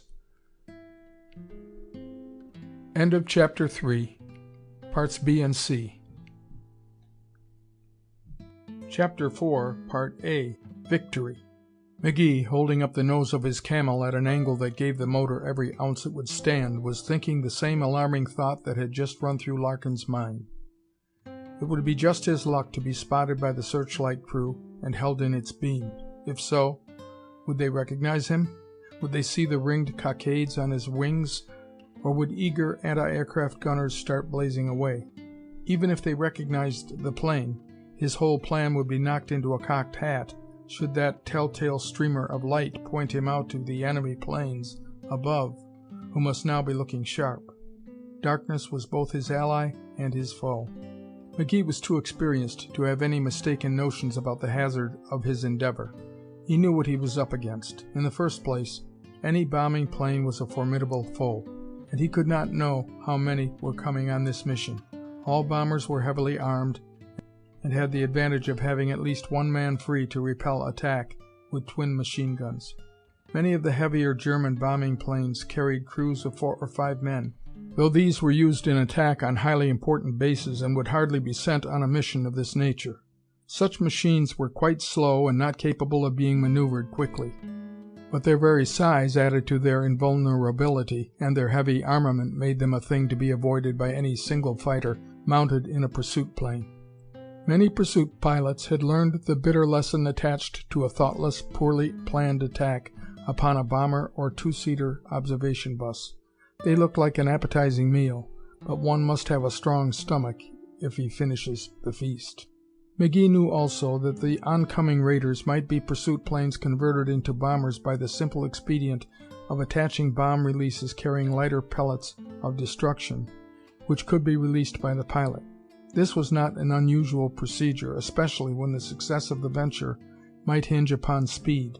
Such planes could strike swiftly, more easily avoid Archie fire, and having struck their blow could outdistance any antagonist with the nerve to storm through the night sky in pursuit. So, as McGee climbed, he realized he was facing the unknown. The prospect of a raid had been his challenge. The size and strength of his enemy was unknown. So be it, he thought, and warmed his guns with a short burst as he continued climbing. Their quick chatter served to reassure him, and for the moment he quite forgot how useless they would be, should he chance to go crashing into one of the bombers. He felt that all would be well if only those saps on the ground would cut that searchlight. Didn't they know that it would simply serve as a guide to the plane whose mission it would be to dive at the field and release ground flares to mark the target for the bombers? Of course they wouldn't think of that. Green. And with a lot to learn. 2 or 3 times the beam of light flashed perilously near him, and once his plane was near enough to the edge of the beam for the glass on his instrument board to reflect the rays. Then, a moment later, the glaring one-eyed monster dimmed, glowed red, and darkness leaped in from all sides. But only for a moment. Other lights, from more distant points, were still combing the sky. These concerned Red not so much as the one near the hangar. Strangely, as is the way with men at war, he cared not so much what wrath might be called down on other places, if only his own nest remained unviolated. Indeed, he found himself entertaining the hope that the raiders might become confused and drop their trophies in someone else's backyard. Then, as suddenly as a magician produces an object out of the thin air, one of the distant searchlights fixed upon one of the enemy planes. It was a single-seater, McGee noted, and though somewhat southeast of the position he had expected, it was already pointing its nose down on a long dive that would undoubtedly carry it to a good position over the drome for dropping flares. McGee knew the tactics. This was the plane whose job it was to spot the target for the bombers and then zoom away. Then the vultures would come droning over the illuminated field and drop their eggs. Red kicked his left rudder and came around on a sharp climbing bank. By skill or by luck, the light crew still held their beam on the black-crossed plane, and in a twinkling 2 other lights were centered on it. McGee made a quick estimate of distance and of the other's flying speed. Then he nosed over slightly on a full throttle and drove along a line which he thought would intersect the dive of the enemy. He could hardly hope to get him in the ring sights. It was a matter of pointing the plane in what he thought was the correct line of fire, and let drive with both guns. The wind was beginning to scream and tear at the struts of the hard-pushed Camel. Speed was everything now. If that diving German plane once dropped its flares, the others, somewhere in the darkness above, would sow destruction on the field. The distance was yet too great for anything like effective fire, but McGee decided to take a chance. After all, the whole thing was chance. He had 1 chance in 1,000 to thwart their plans, very slim chances for bagging one of them, and some excellent chances to get bagged. Very well, he found himself saying in answer to these swift thoughts. Carry on. Rat-tat-tat-tat. Both his guns began their scolding chatter. Too far to the right and below. He ruddered left and pulled her nose up a trifle. There. Again the guns spewed out their vengeful chorus. At this second burst, the German plane seemed to yaw off, then righted itself, leveled off, and flew straight at McGee. Red felt a momentary elation that the enemy had at least been made conscious of the attack and was, for the moment, forced to abandon his objective. 2 beams of light still held him mercilessly. Doubtless they served to blind him, and this advantaged McGee, who, unseen in the darkness, kept his Vickers going. Some of the bullets must have gone home, for the German swerved suddenly and began a series of acrobatics in an effort to escape the lights. But disturbed as he was, he evidently kept his mission in mind, for he continued to lose altitude and thus draw nearer the field where he could drop his flares. McGee decided to nose over and then zoom up under his belly, by far the most vulnerable point of attack, but one in which the moment of fire is brief indeed, for camels will not long hang by their props. Just as McGee dived, the enemy swerved quickly and also began a dive. His diving angle was sharp, his speed tremendous. Doubtless he had determined to carry out his mission and get away from an exceedingly hot spot as quickly as possible. By the fortunes of war, his diving angle cut directly across McGee's path. Close. Almost too close. A brief burst spat from McGee's Vickers in that heart-chilling moment when collision seemed inevitable. But McGee pulled sharply back on his stick and zoomed. Phew! It was no cinch, this fighting a light-blinded enemy. McGee glanced back. The lights had lost the plane as suddenly as they had found it. Night had swallowed it. Now there was an unseen enemy that might... Ah! McGee sucked in his breath sharply. A tiny tongue of flame was shooting through the sky. For a second, it was little more than the flame of a match, but in a few seconds it developed into greedy, licking flames that turned the German plane into a flaming rocket. The pilot, manfully seeking escape from such a death, began side-slipping in a vain effort to create an upward draft that would keep the flames from incinerating him in his seat. For the briefest moment, he did a first-class job of it, and McGee, who a minute before had been hungry for victory, felt first a wave of admiration for a skillful job of flying, and next a surge of pity that it must be of no avail. Even now the plane was wobbling out of control. Then it nosed over and plunged earthward, a flaming meteor. Fascinated, McGee watched the plunge, climbing a little as he circled. He was 3 times an ace with 2 for good measure, 17 victories in the air, but this was his first night flamer. It was far more spectacular than he could have imagined, and somehow a little more unnerving. A moment ago that doomed creature had been a man courageous enough to undertake any hazard his country demanded. Enemy or no, he was a man of courage, and in his own country was a patriot. McGee felt very weak, and not at all elated. After all, he knew there were no national boundaries to valor or patriotism, and however sweet the victory, it must always carry the wormwood of regret that the vanquished will see no more red dawnings, and go out on no more dawn patrols. That plunging, flaming plane was as a lighted match dropped into a deep well, the deep well of oblivion. The plane struck the earth some 300 or 400 yards to the west of the drome. The flames, leaping afresh, lighted up the entire vicinity. McGee, looking down, could see the dim outline of the hangar tent and the running figures that were racing toward the burning plane. He smiled rather grimly, and his eyes searched the heavens above him. The vultures had their target now. At that moment, one of the restless searchlights singled out one of the bombers high above him, and 2 other streams of light leaped to the same spot. Another plane was caught in the beam. The anti-aircraft now had their target, and they lost no time. There came 2 or 3 of the sharp barks so characteristic of anti-aircraft guns, and coincident with the sound, the bursting shells bloomed into great white roses perilously near the leading plane. It rocked noticeably and shifted its course. Then, seemingly, all the arches in the countryside, within range and out of range, began filling that section of the sky with magically appearing roses that in their blooming sent steel balls and flying fragments searching the sky. The upper air was quickly converted into an inferno of bursting shells and whining missiles of jagged steel. The enemy bombers, due to the delay caused by McGee's unexpected attack upon the plane whose mission it had been to drop the ground flares, had now worked themselves into a rather awkward formation and were faced with the responsibility of making instant decision whether they should now release their bombs in a somewhat hit-or-miss fashion, or run for it and individually select some other spot for depositing their TNT hate as they made their way homeward. The embarrassment of their position was but little greater than that of McGee's.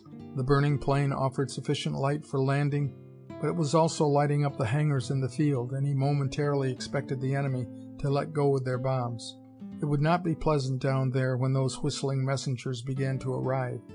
His present position was equally unhealthy, even though he had considerably reduced his altitude.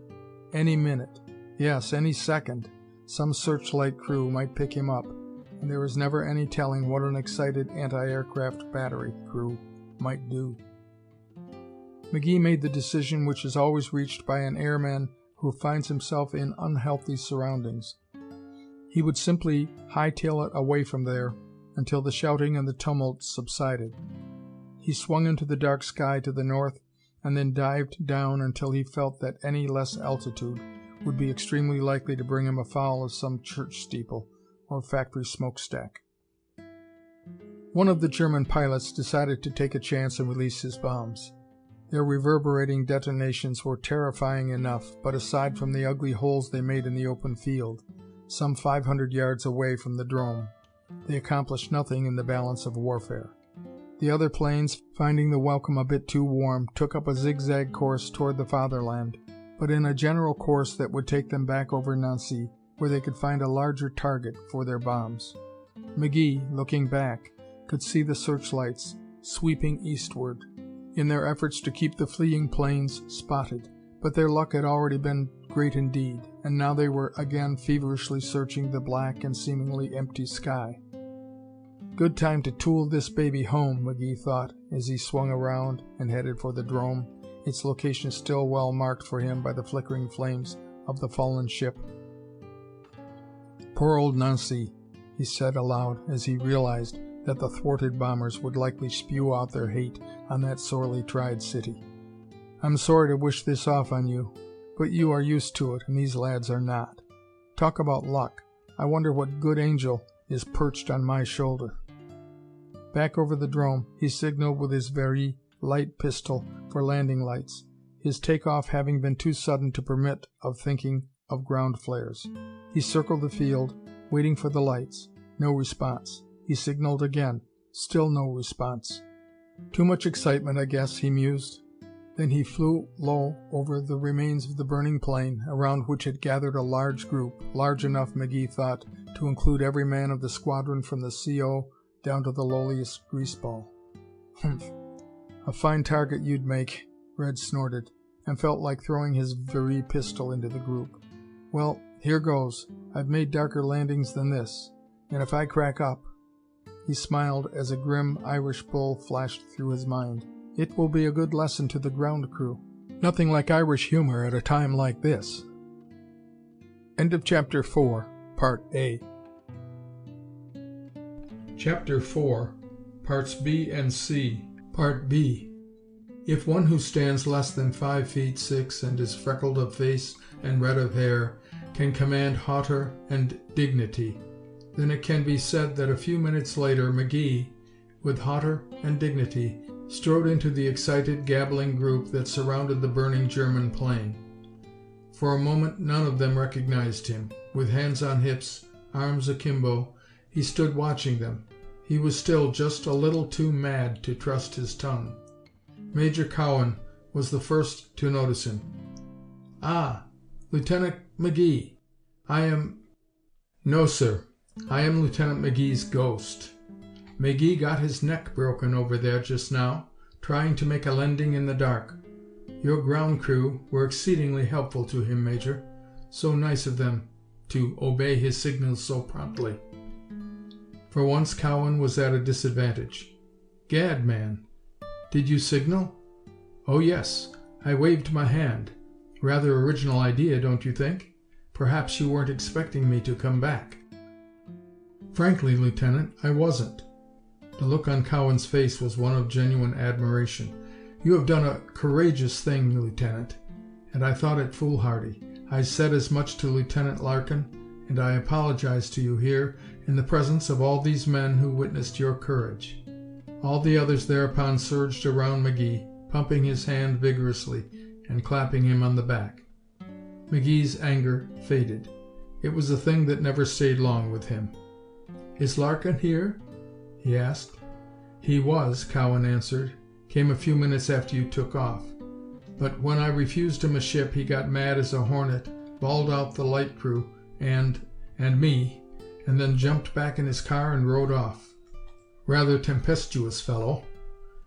"If he had stayed here," McGee said regretfully, "my Camel wouldn't now be standing over yonder on its nose with its undercarriage wiped off. He'd at least think of landing lights." He pushed his way through the crowd toward the burning embers of the twisted, broken, and charred plane. "Pilot burned to a crisp, I suppose," he mused half aloud. Hampton, who was standing nearest, answered, "No, the poor devil jumped. Landed over there by the road. They carried him over to the hospital tent. Not a whole bone in his body." His voice seemed choked. "It's a fearful way to go." "A sporting way, I would say," Siddons spoke up. "Even in the last moment he rather cheated you, McGee. He escaped the flames anyhow." McGee looked at Siddons searchingly. In those cold gray eyes, and in the half-taunting smile, there was none of the sympathy or natural, normal emotion that had so choked Hampton's voice. "He did not cheat me, Lieutenant Siddons," McGee said, his voice edged by his dislike of the man. "I am only one of the small factors in this unfortunate game. Duty may be pursued without wanting to see others suffer. He was a brave man. I salute him." He turned to Cowan. "Major Cowan, if your crew had attempted to extinguish these flames, we might have added a great deal to our knowledge of the progress the enemy is making. I could not recognize this plane in the air. I think it is a new type." "By Jove, I never thought of it." McGee turned away to conceal an expression which he could not control, and as he did so he heard Yancey growl to Hampton, "What a first-rate kitchen police in a home guard outfit that bimbo would make." As McGee walked back toward the hangar, Hampton and Siddons joined him. He felt Hampton give his elbow a congratulatory squeeze. Then Siddons said, "Are you going over to have a look at your fallen adversary, Lieutenant?" "Oh, I say, Siddons," Hampton exclaimed, pained and surprised. "I am going to make out my report," McGee answered simply. I wonder if you would like to give me a confirmation, Lieutenant Siddons." The question took Siddons off his feet. "Why, do you really want me to?" "Not especially. I just had a feeling that you would be pleased to have your name brought in it somehow." Several of the pilots followed McGee into the hut used for headquarters, but Siddons was not among them. Whatever his feelings following the little instructor's pointed rebuke, he concealed them behind the cool indifference which marked all of his actions. At the door to headquarters, he turned down the gravel walk that ran in front of the row of huts used as quarters, and was soon lost to sight in the darkness. Part C. McGee's report of his victory was characteristically laconic. Not a word did he employ that was not necessary to the report. No fuss, no feathers, no mock heroics. He had engaged an EA, enemy aircraft, and had sent it down in flames. Reading the report, one would find little enough to lift it out of the usual run of reports. Another meeting, another victory. No more, no less. Only in the last paragraph did he depart from his usual method of reporting. He wrote, "My Camel carried no ground flares. Twice signaled for landing lights with no response. Circled field. Entire personnel was gathered around burning EA and making no effort to extinguish fire, which by this time had nearly consumed plane. Forced to land in dark. Wiped out landing gear and shattered prop." Recommendation: that all commands advise ground crews that a live pilot is of more importance than a dead enemy. Having finished, he looked up at those who had followed him into headquarters. They were gathered in little groups, excitedly discussing the victory, which had actually been the first encounter they had witnessed. Fortunately, the victory had been on their side, and they were considerably bucked. It seemed dead easy. Why, one man had gone aloft, bagged a plane, thwarted the plans of the enemy, and was back on the ground before you could tell about it. The war was looking up, and this instructor was no slouch. What this squadron wouldn't do to the enemy when an overcautious chief of air service said, "Let's go." Hearing their comments, McGee smiled. He knew, better than they, the great element of luck in his victory. The enemy, whose aim it had been to thoroughly frighten and subdue this green squadron, had succeeded instead in greatly increasing their confidence in themselves. The enemy had come to sow destruction. They had actually planted a seed that sprang instantly from the ground, bearing the bold and sturdy flower of self-confidence. Old dogs of war had been unleashed, and now a new pack was yelping on the trail. "Where is Major Cowan?" McGee asked. "Over at the hospital tent," someone answered. "Oh, I see. Perhaps it's just as well. He might not care to sign a confirmation after reading my recommendation. Which one of you will give me a confirmation?" As one man, they surged forward. "Just a minute," Red laughed. "I said which one. On second thought, I guess I'd better leave that to the CO. First victory from his squadron, you know." "His squadron nothing," Yancey growled. "You don't belong to us, yet." "No, but I'm here by assignment. I wouldn't want to hurt anyone's feelings." He chuckled. "I'm afraid, though, that the last paragraph in this report has a sort of stinger in it." "Let's see it," Hampton urged. McGee handed him the report. Hampton read it, whistled softly, and passed it to Yancey, who read quite as slowly as he talked. A look of disappointment spread over his face. "It's a report, I reckon," he said slowly, "but it's about as satisfying as a mess of potato chips would be to a hungry cowhand. It's as thin as skimmed milk. Say, who won this fight? You or the other fellow?" "I believe that report will give me the credit," McGee answered. "Maybe. And that last paragraph will win somebody a ballin' out. Cowan will ask you to change that. Looks like inefficiency on somebody's part." "Perhaps it is. It goes as it stands. After all, it goes through channels to the Royal Flying Corps, you know. I'm flying their ship and still under their orders." "Well, when I get my first one," Yancey replied, "believe me, they'll get the full details. And when they get through reading it, they'll think I'm the bimbo that invented flying. Those white-collared babies at headquarters have to get all their thrills second-hand, and this thing of yours is about as thrilling as the minutes of a Sunday school meeting." At that moment, Mullins, the peppery little operations officer, entered the room, his face a mass of wrinkling smiles. He walked over to the desk where McGee was seated, and from his pockets dumped out a double handful of articles, such as Army men had learned to list under the broad heading "Souvenirs." It was a wristwatch, a German automatic pistol, a silver matchbox, a leather cigarette case, a belt buckle bearing the famous Gott mittens, and a number of German paper marks. For a moment McGee sat staring at them, then slowly pushed his chair back from the table as he looked up at the smiling Mullins. "What's this stuff?" he asked. "Souvenirs, of course, from your latest victory. Cowan and I decided to go over to the hospital and run through the chap's pockets to see if we could find anything that should be sent back to intelligence. Darned if Siddons wasn't there ahead of us, getting ready to fill his pockets with your souvenirs. I told him to wait until he bagged his own game. So there you are, cups, belts, and badges." McGee gathered up the articles one by one and handed them back to Mullins.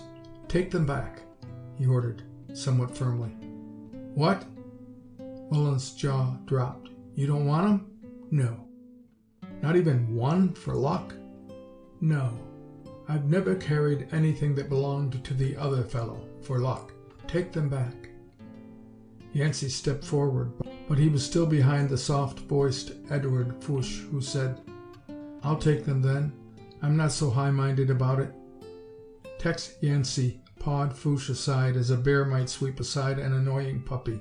"Out of the way, little fellow. We'll divide these spoils of war, or we'll draw for 'em. Everybody to draw straws." "Wait," McGee interposed himself between Mullins, Yancey, and the indignant Fouche. "If you boys want souvenirs, go out and get them for yourself. Mullins told Siddons to wait until he bagged his own game. That goes here, too. Take 'em back, Mullins. A man of courage has a right to his own personal belongings, even after he is dead. Take them back and let them be buried with him. By the way," he turned back to the desk and picked up his report, "I want a confirmation from Major Cowan. Where is he?" "Oh, I forgot to tell you," Mullins replied. "He just jumped in a sidecar and went streaking off to Wing, looking like he thought the war had been won. And he took with him a nice little plum for intelligence. We found an order in that pilot's pocket that should have been left behind." "Indeed? What was it?" McGee asked. "It was in German, of course," Mullins continued, "and Cowan is as rotten in German as I am. But Siddons is a shark at it. Speaks half a dozen languages, you know. And—" "No, I didn't know," McGee answered cryptically. "Yeah, reads it like English. That order was to the effect that their high command had received information that several air units were located in this sector, and ours, in particular, was placed to a T. It was an order for a bombing group to come over and give us an initiation.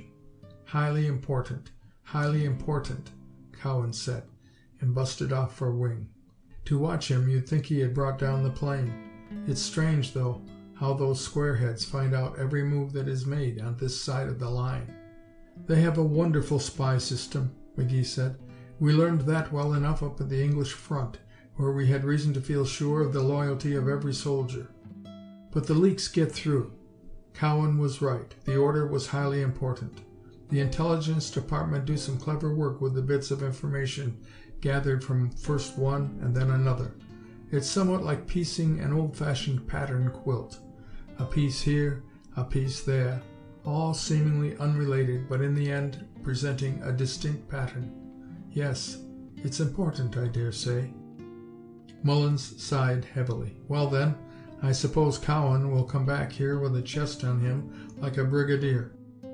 Yancey laughed, picked up McGee's report, and handed it to Mullins. "Read that, especially the last paragraph. When Cowan reads that, I can see his chest dropping, like a toy balloon that meets up with a pin. I sure want to be hanging around when it's presented to him. This war has its compensations. Boys, Make yourselves comfortable and await the coming of the mighty. It's worth staying up all night to see. End of Chapter 4, Parts B and C. Chapter 5, Parts A and B. Orders for the front. Part A. McGee's victory had a most salutary effect upon the personnel of the squadron. They lost sight of the fact that he had been highly favored by luck in the encounter, and that but for luck, coupled with skill, the balance might well have been in the enemy's favor. They began to look upon victory as a luscious fruit that would always be served to their table. Defeats were the bitter berries that the enemy must eat. This attitude was greatly strengthened by another fortunate victory of a squadron stationed at Toul. This squadron, while it boasted some splendid flyers, was quite green and had much to learn, but despite this they, too, had been victors in their first encounter with the enemy, and in a manner quite as dramatic as had been McGee's victory. And it was more widely heralded because the victor was wearing an American uniform, and the victory could be properly called the first score for the Americans. It came about in this fashion. A spring day dawned, cold and foggy, and 3 members of the squadron at Toul had gone on patrol. Their ardor was soon dampened by the chill fog, and they returned to their base. Shortly after their return, the alert was sounded, and the report came that German planes were coming over, concealed by the ceiling of fog. In a few moments their motors could be heard above the town. That minute 2 Americans left the ground, climbing rapidly toward the ceiling of fog. Just as they neared it, 2 German planes came nosing down. They were barely clear of the blinding fog cloud when they were attacked by the American pilots. So swift was the attack, and so accurate the fire, that both German planes were forced down, and the 2 American pilots were back on the ground in less than 5 minutes from the time of their takeoff. Luck? Yes, luck and skill, the 2 things that must walk hand in hand with every war pilot. But there was no one to be found in all of Toul who even hinted of luck. Had not the fight taken place in full view of the townspeople? Had they not witnessed the daring and skill of these Americans? Luck? Ask the citizens of Toul. Ah, mais non, monsieur. They would tell you, the German planes dived, so, whoosh, out of the cloud they came, and there were those precious Americans waiting for them, and in just the right place. Is not that skill, monsieur? Then taka taka taka taka went their guns. Only a minute so. Voila! The Boches are both out of control. Ah, that is not luck, monsieur. All along the front, American squadrons accepted the verdict as evidence of superior flying ability, but McGee and Larkin, with the knowledge bought by bitter experience, knew that perhaps in the very next encounter the balance would be in favor of the other fellow. They knew, too, that overconfidence is an ally singing a siren song. They worked hard to dispel this overconfidence that had laid hold of the group, but their words of warning fell on deaf ears. This spirit of eager confidence was not peculiar to the air groups near the front. It was a part of the entire American Expeditionary Force. Where was this bloomin' war that seemed so difficult to win? Asked the American doughboy. Bring it on. Trot it out. Let's get it over and get out of this parlez-vous land. Just give them a crack at Fritz. Say, in no time at all, they'd have old Bill himself trussed up in chains and carried back to the little old USA, and exhibited around the country at 2 bits a peek. Guess that wouldn't be a nifty way to help pay for the war. And as for the Crown Prince, well, over 100,000 American doughboys had promised to bring his ears back to 100,000 sweethearts. Just a little souvenir to show what an American could do when he got going. Part B. This same boastful confidence was present among the pilots with whom McGee and Larkin were daily associated. But fortunately it was somewhat counterbalanced by the long-delayed orders sending one squadron to the front. April slipped away and May came. Still no orders. It was maddening. Yancey, Foch, Hampton, Hank Porter, Rod, in fact all the members of the command, save Siddons, fretted and fumed and voiced their opinions of a stupid GHQ that failed to appreciate just what a whale of a squadron this was.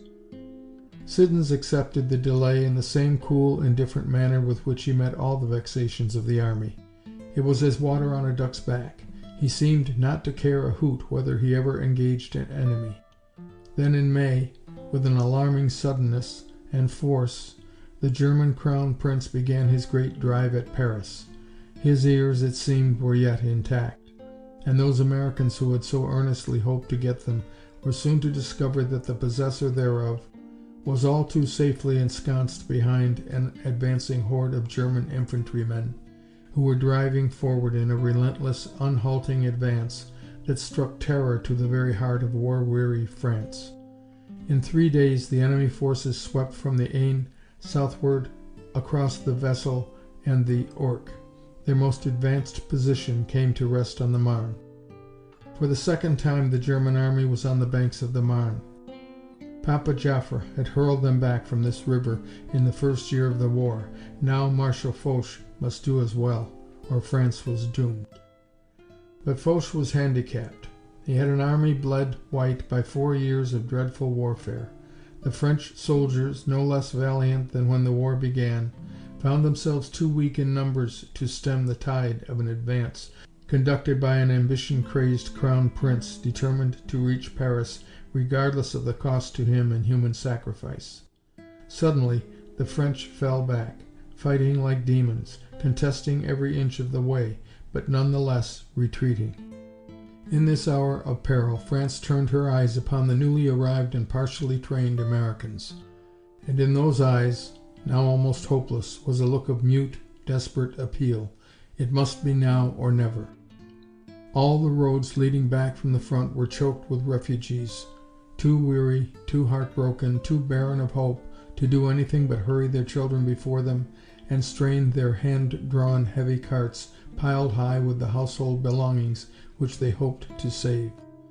Old men, old women, the lame, the halt, the blind, dogs, cats, goats, with here and there a dog-cart, all struggling to the rear.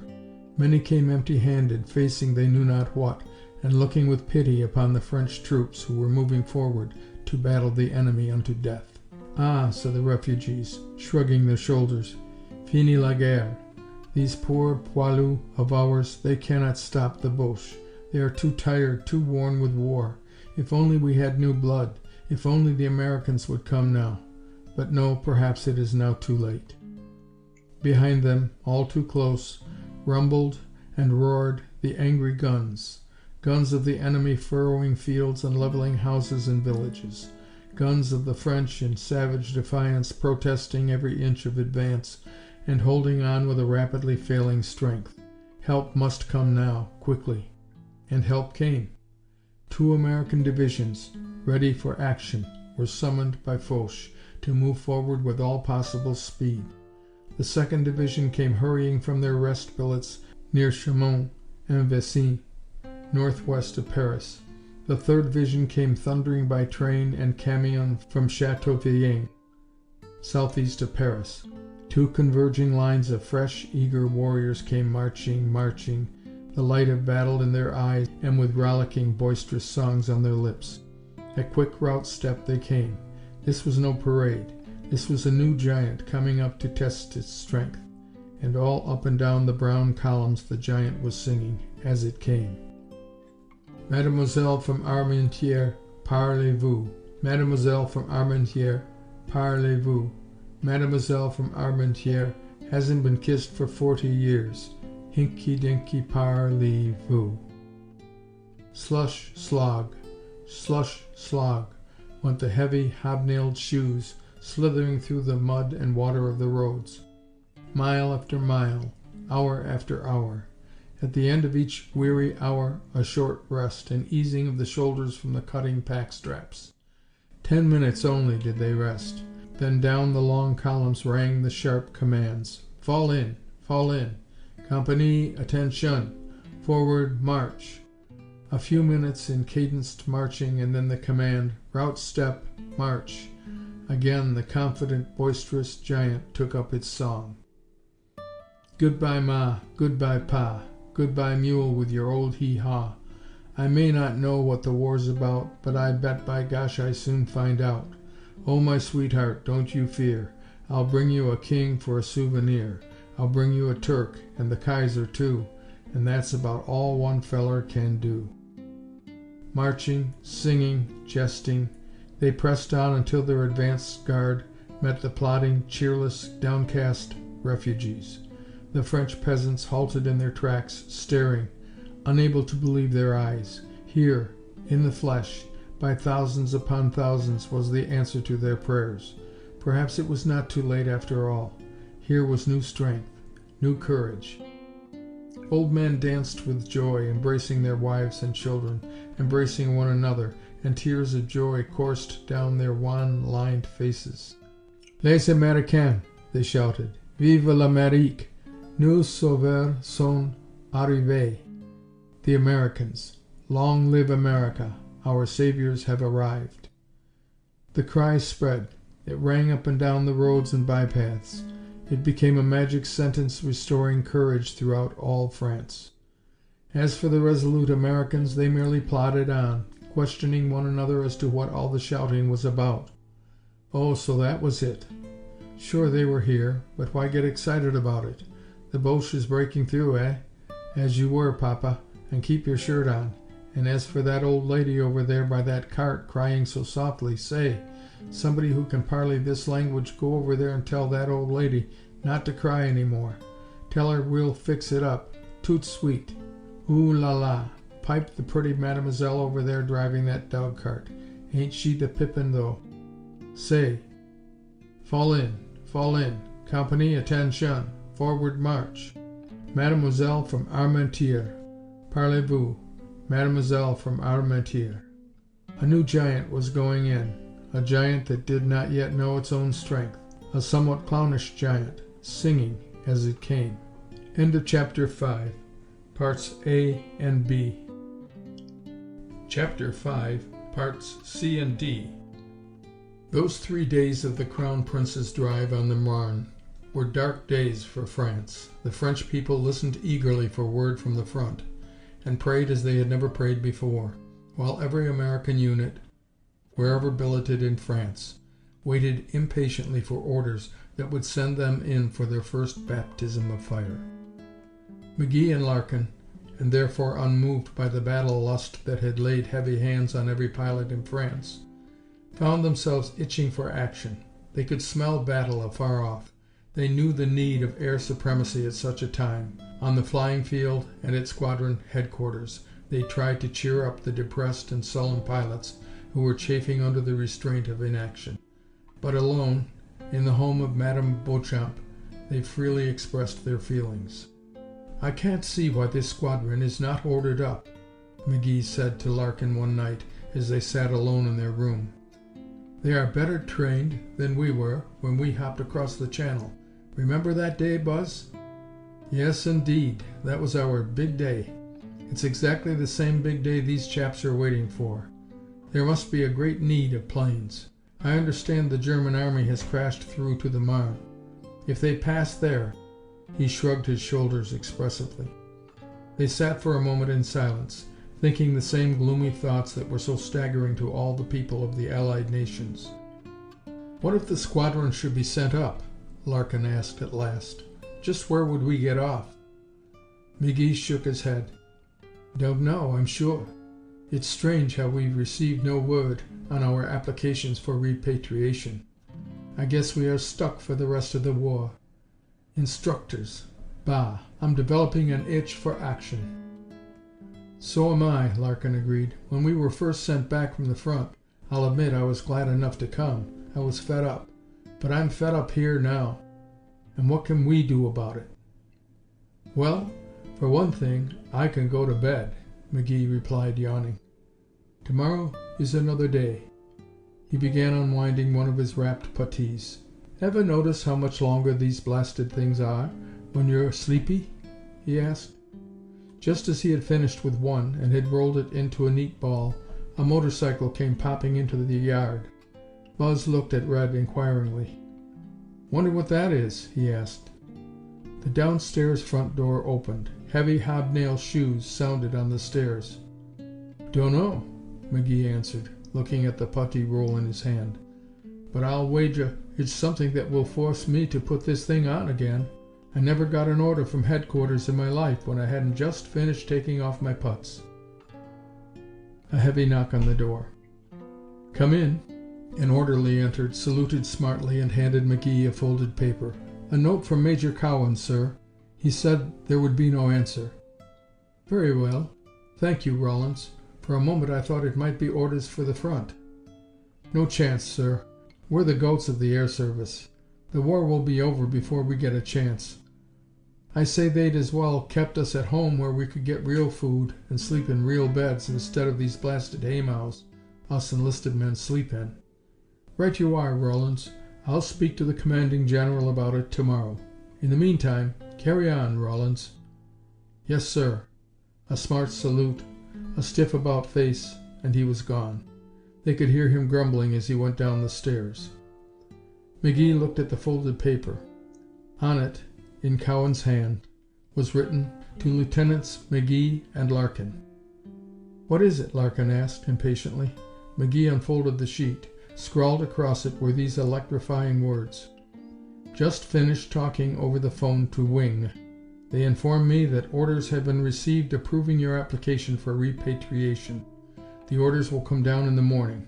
Congratulations, Cowan." Red slapped Larkin on the back with sufficient force to start him coughing, and then began tousling his hair. "There, you old killjoy," he was shouting. "Now stop your worrying. What do you think of that?" Larkin began a clownish Highland fling that eloquently spoke his thoughts. At last he came to rest, snapped his heels together, saluted smartly, and said, "Lieutenant Red McGee, USA, I believe. How do you like that, you little shrimp?" "Maybe we'll be buck privates for all you know." "No, same rank," Larkin answered. "But believe me, I'm free to confess now that I'd rather be a buck in Uncle Sam's little old army than a brass hat in any other. Boy, shake." Part D.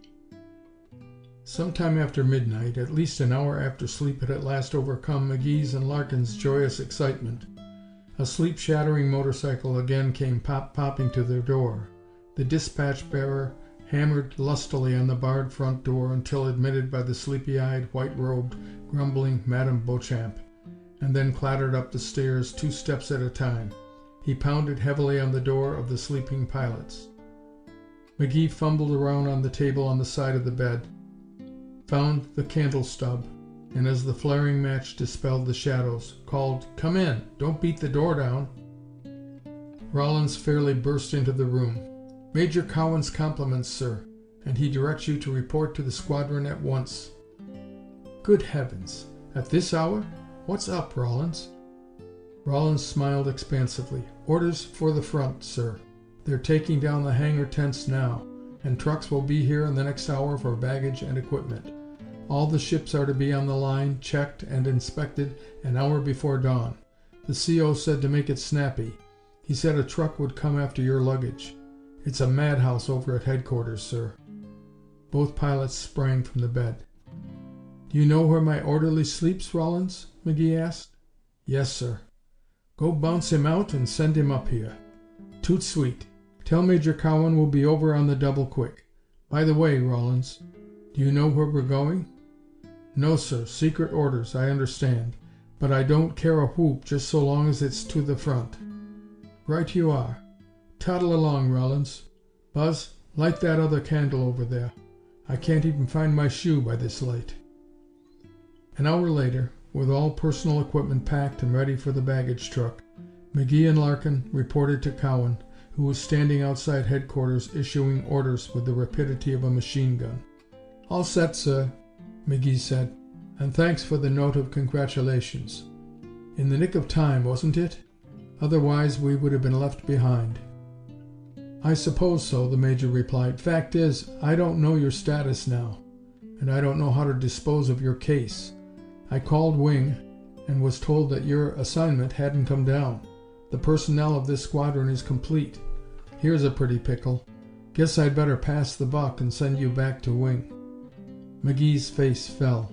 For once words failed him. He turned his eyes on Larkin appealingly.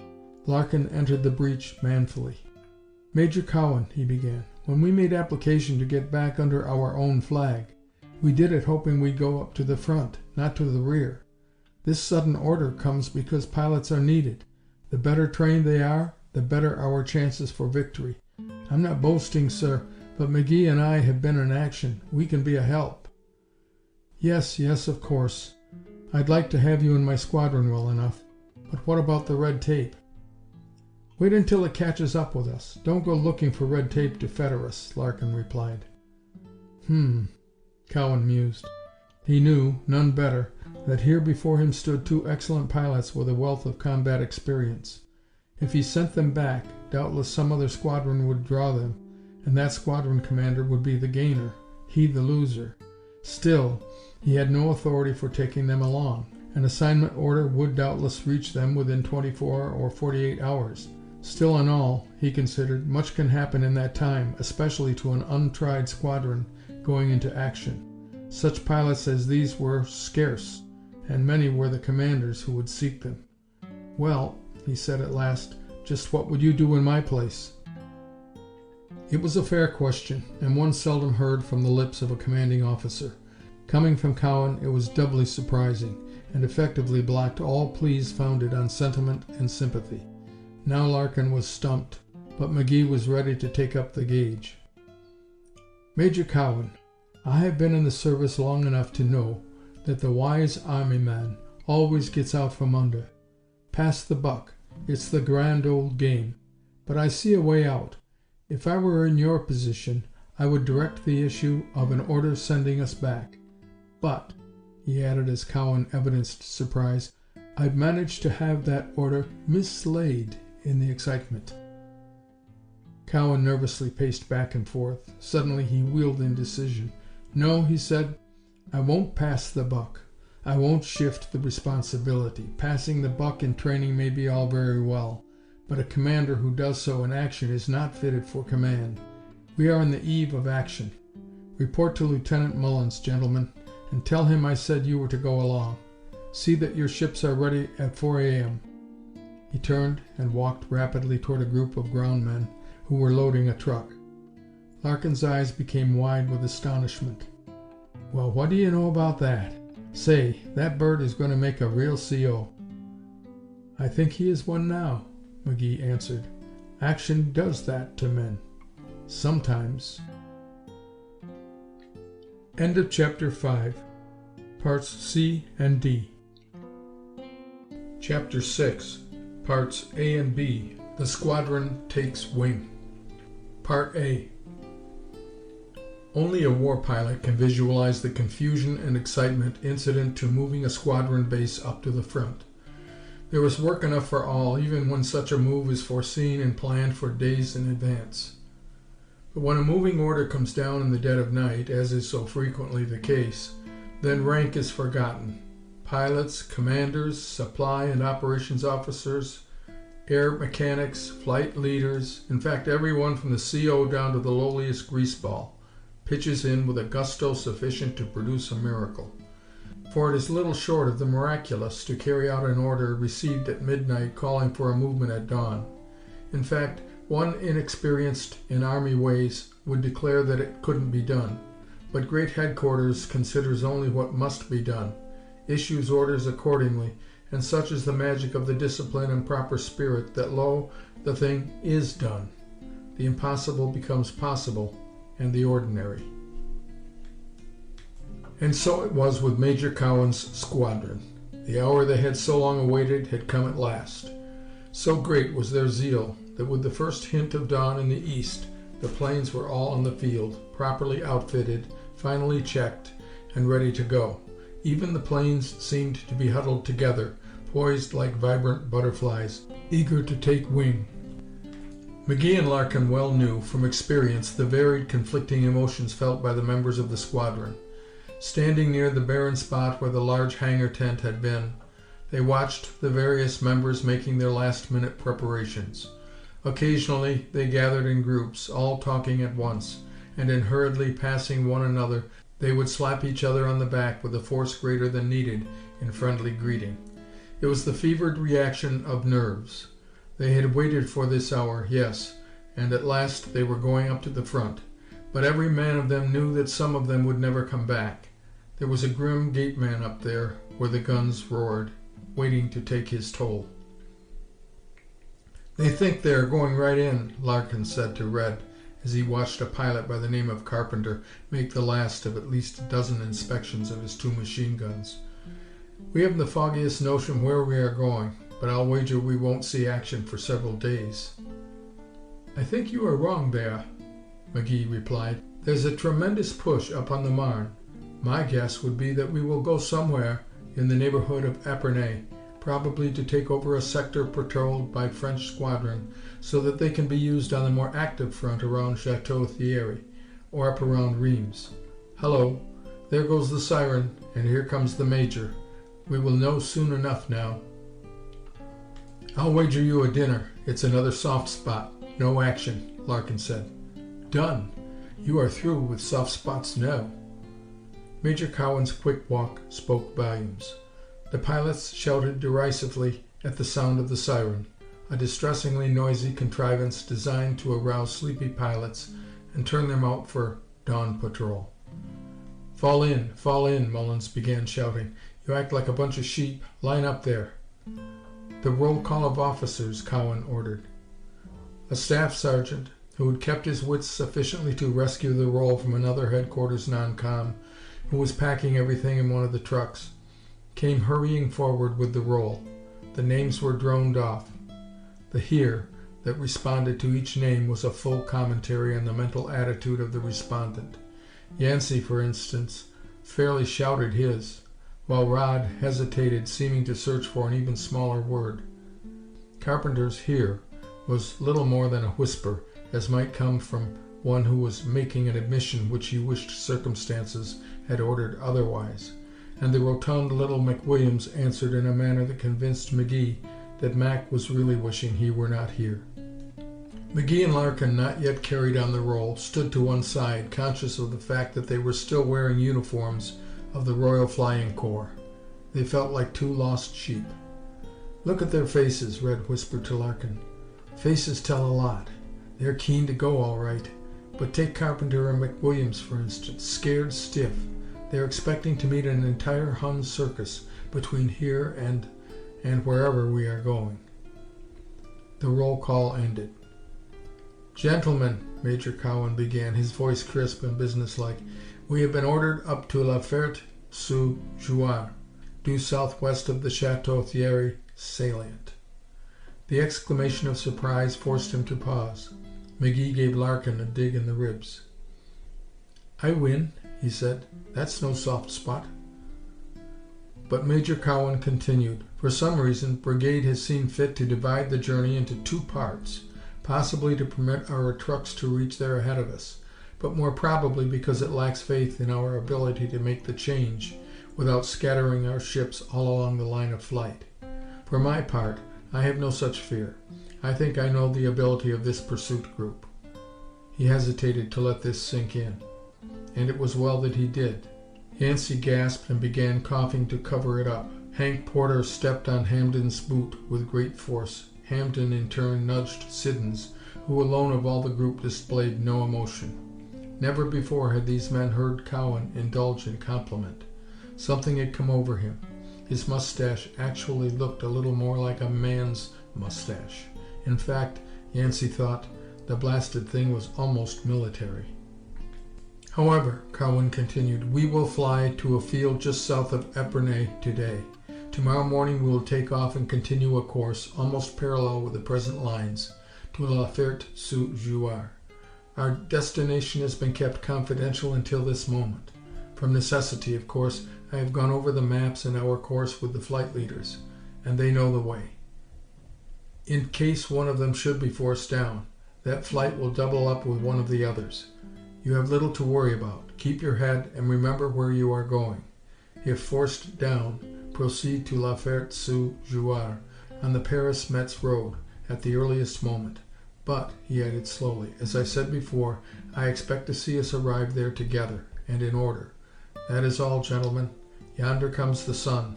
To your ships now, and look sharp as you take off. Remember, this is no joyride. Hold your positions." The pilots broke into a run for their ships, slapping one another on the shoulder as they ran. "Luck, old warhorse. Same to you, big feller. Hey, Yancey, if you're leading B flight, give her the gun and hightail it. The war's waiting. So long, Hank. Luck, feller. Get a waddle on, Mac. The war's looking up, eh? I hope to spit in your mess kit." Laughing, bantering, shouting, they climbed into their planes. The helpers stood at the wings, ready to take out the chocks when the motors had warmed. The mechanics took their places at the props. How envious they were! The little wasps that they had so carefully groomed were going forward to the battle zone, and every mechanic offered up prayer that his ship would function perfectly and make good the hope which Cowan had expressed. A prop went over. Whoosh! The first motor caught and roared. Another. Another. Bedlam now. No longer any shouting, only a waving of hands, a few last-minute adjustments as the motors warmed and sent a mighty dust cloud whirling back to obliterate the spot where the hangar had stood.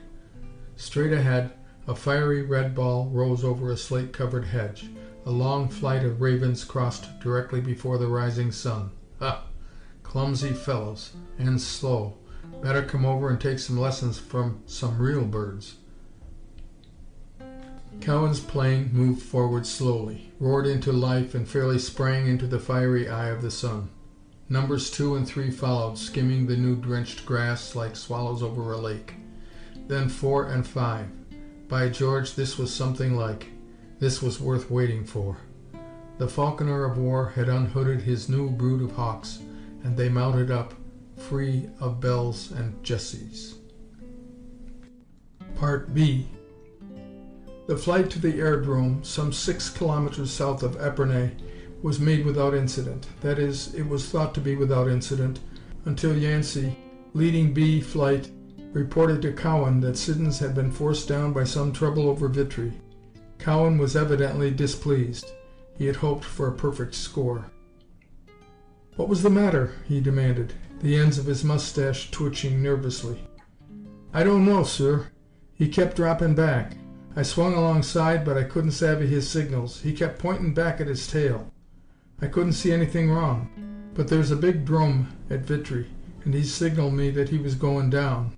I hung around to watch his landing, and then hustled back to my flight." "Fuel up, fly back there, and see what's going wrong," Cowan ordered. "I have a sneaky suspicion that he wasn't as bad off as he made out." As Yancey turned toward his ship, McGee came up, smiling with pleasure over the success of the flight. "Just a minute, Yancey," Cowan called. "I've changed my mind. You needn't go back." He drew McGee to one side.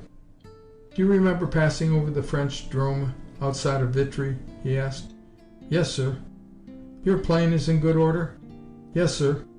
"Good. Yancey tells me that Siddons was forced down there. I want you to refuel, go back there, and see what the trouble was. I have my own ideas." "Yes?" McGee queried. "That fellow hates formation flying like the devil hates holy water," Cowan answered. "He's a joyrider. He knows how anxious I am to effect this move without a hitch, and he also knows there'll be no passes into Epernay tonight. I have a hunch Vitry looked good to him. I want you to find out." "I'm sending you," Cowan explained, smiling faintly, "because it doesn't make much difference if you get lost, since you are merely also along. And also because I don't expect you to get lost. Report to me upon your return." "Yes, sir." End of 6A and B. Chapter 6, Parts C and D. Part C. The mission was not particularly pleasing to McGee.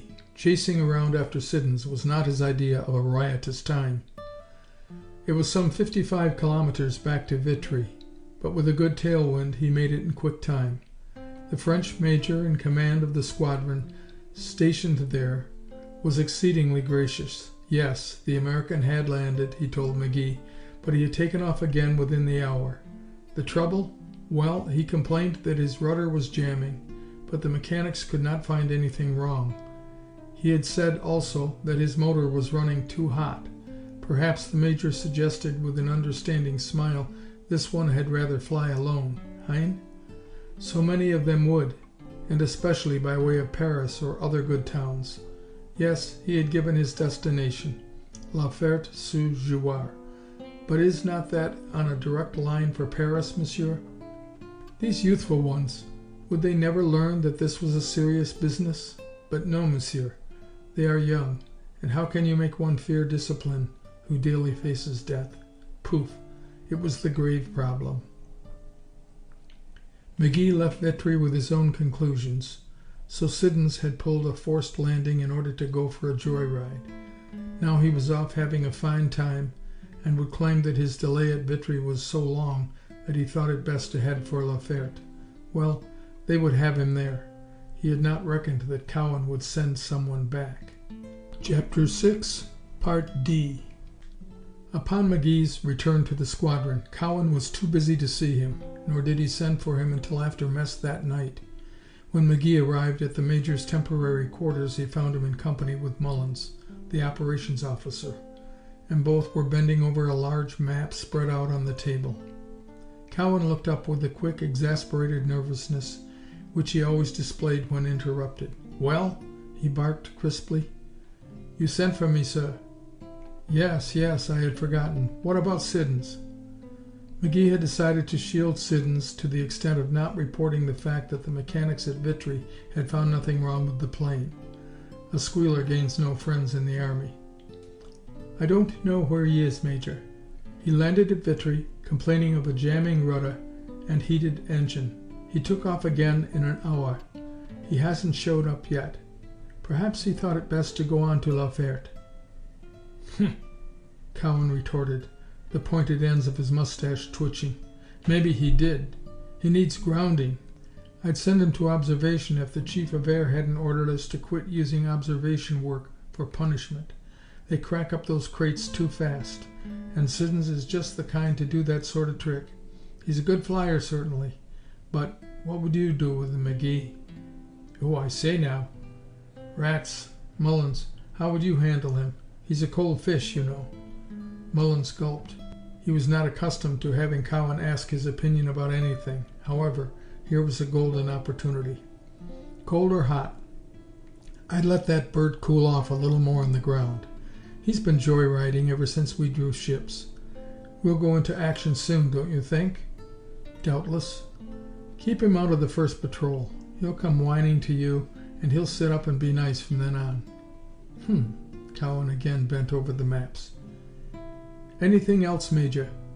McGee asked. "No. Yes. Wait." He called as McGee reached the door. "You have had a lot of combat experience, Lieutenant. I don't mind telling you that the load of responsibility gets heavier as we approach action." He turned away from the table, walked to the window, and stood gazing out into the utter blackness of the night.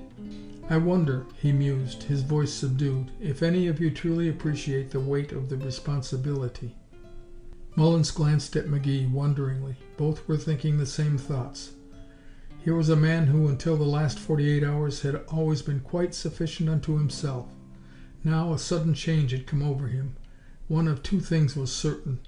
Either he was breaking and would soon be taken from command for inefficiency, or he was a strong man indeed, strong enough to admit weaknesses, unblushingly seek aid, and make use of all available knowledge.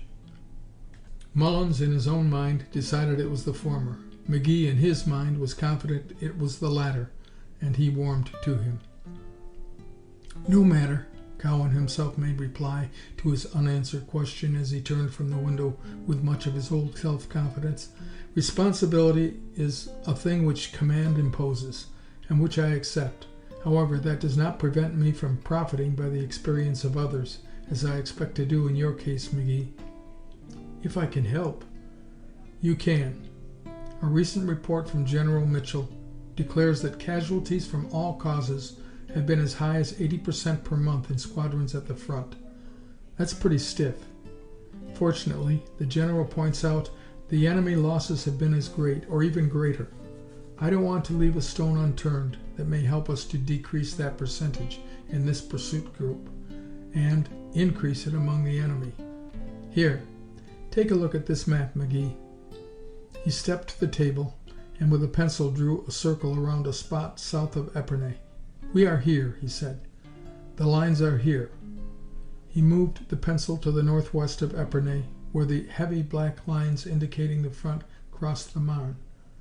Notice that the lines swing southwest through Comblizy and La Chapelle, then northwest again back to the Marne and on to Château-Thierry. Tomorrow, we are to go here. He circled a spot just south of La Ferte-sous-Jouarre. See anything peculiar in this situation? He studied closely the faces of the two junior officers. Mullins offered no reply. I think it peculiar that we have come up here miles out of our way to the north when our destination is considerably southwest of us, McGee offered. Exactly, Cowan replied approvingly. But there is a reason for it. To mislead the enemy. Their intelligence department seems to learn of every move we make, and sometimes learns of it in advance of that move. That's the real reason we are here. I don't get it, Mullins said, shaking his head. The order sending us here came down in the regular way, Cowan explained, but the order that takes us to La Ferte tomorrow morning was highly confidential. I did not disclose it until the moment of our departure, and only then so that anyone forced down would know our destination.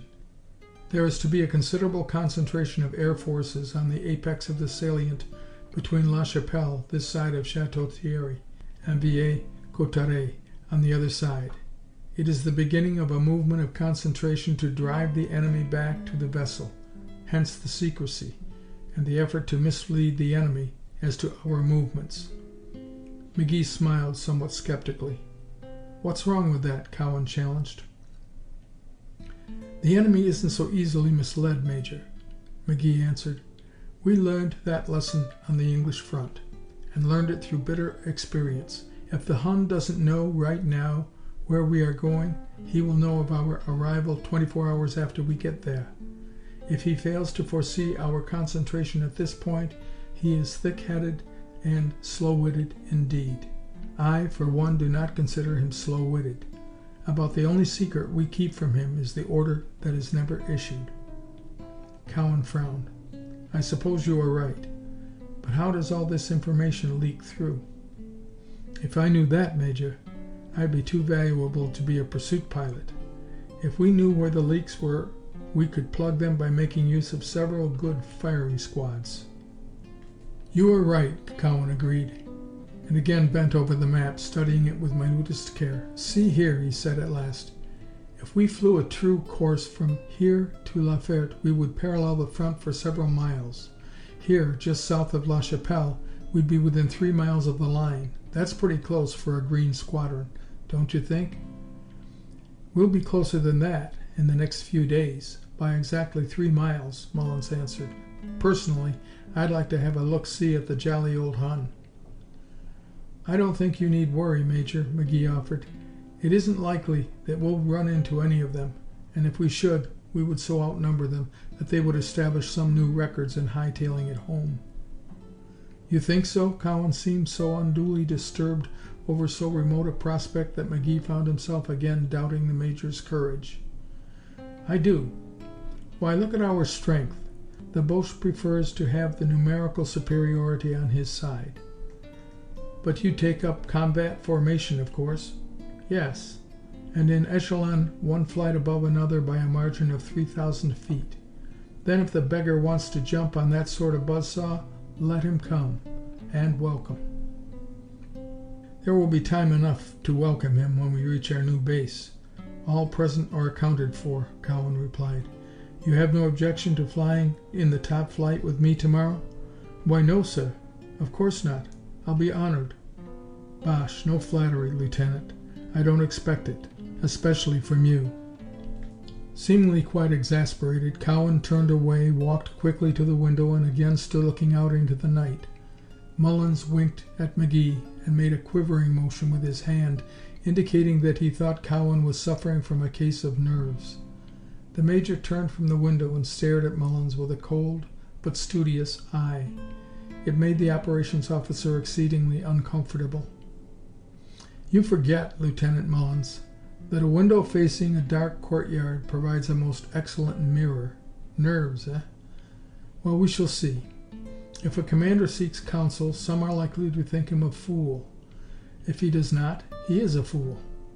When I said to McGee, no flattery, I meant just that. Furthermore, I don't mind telling both of you that I know the regard in which I am held by some, perhaps all, of the members of this squadron. I even know my nickname, Old Fuss Budget. A hard master always wins the name of Old Something or other. I don't care a hoot about that. I don't care a hoot about the opinions of any man in this group if only the result of their training shows a balance in favor of our country.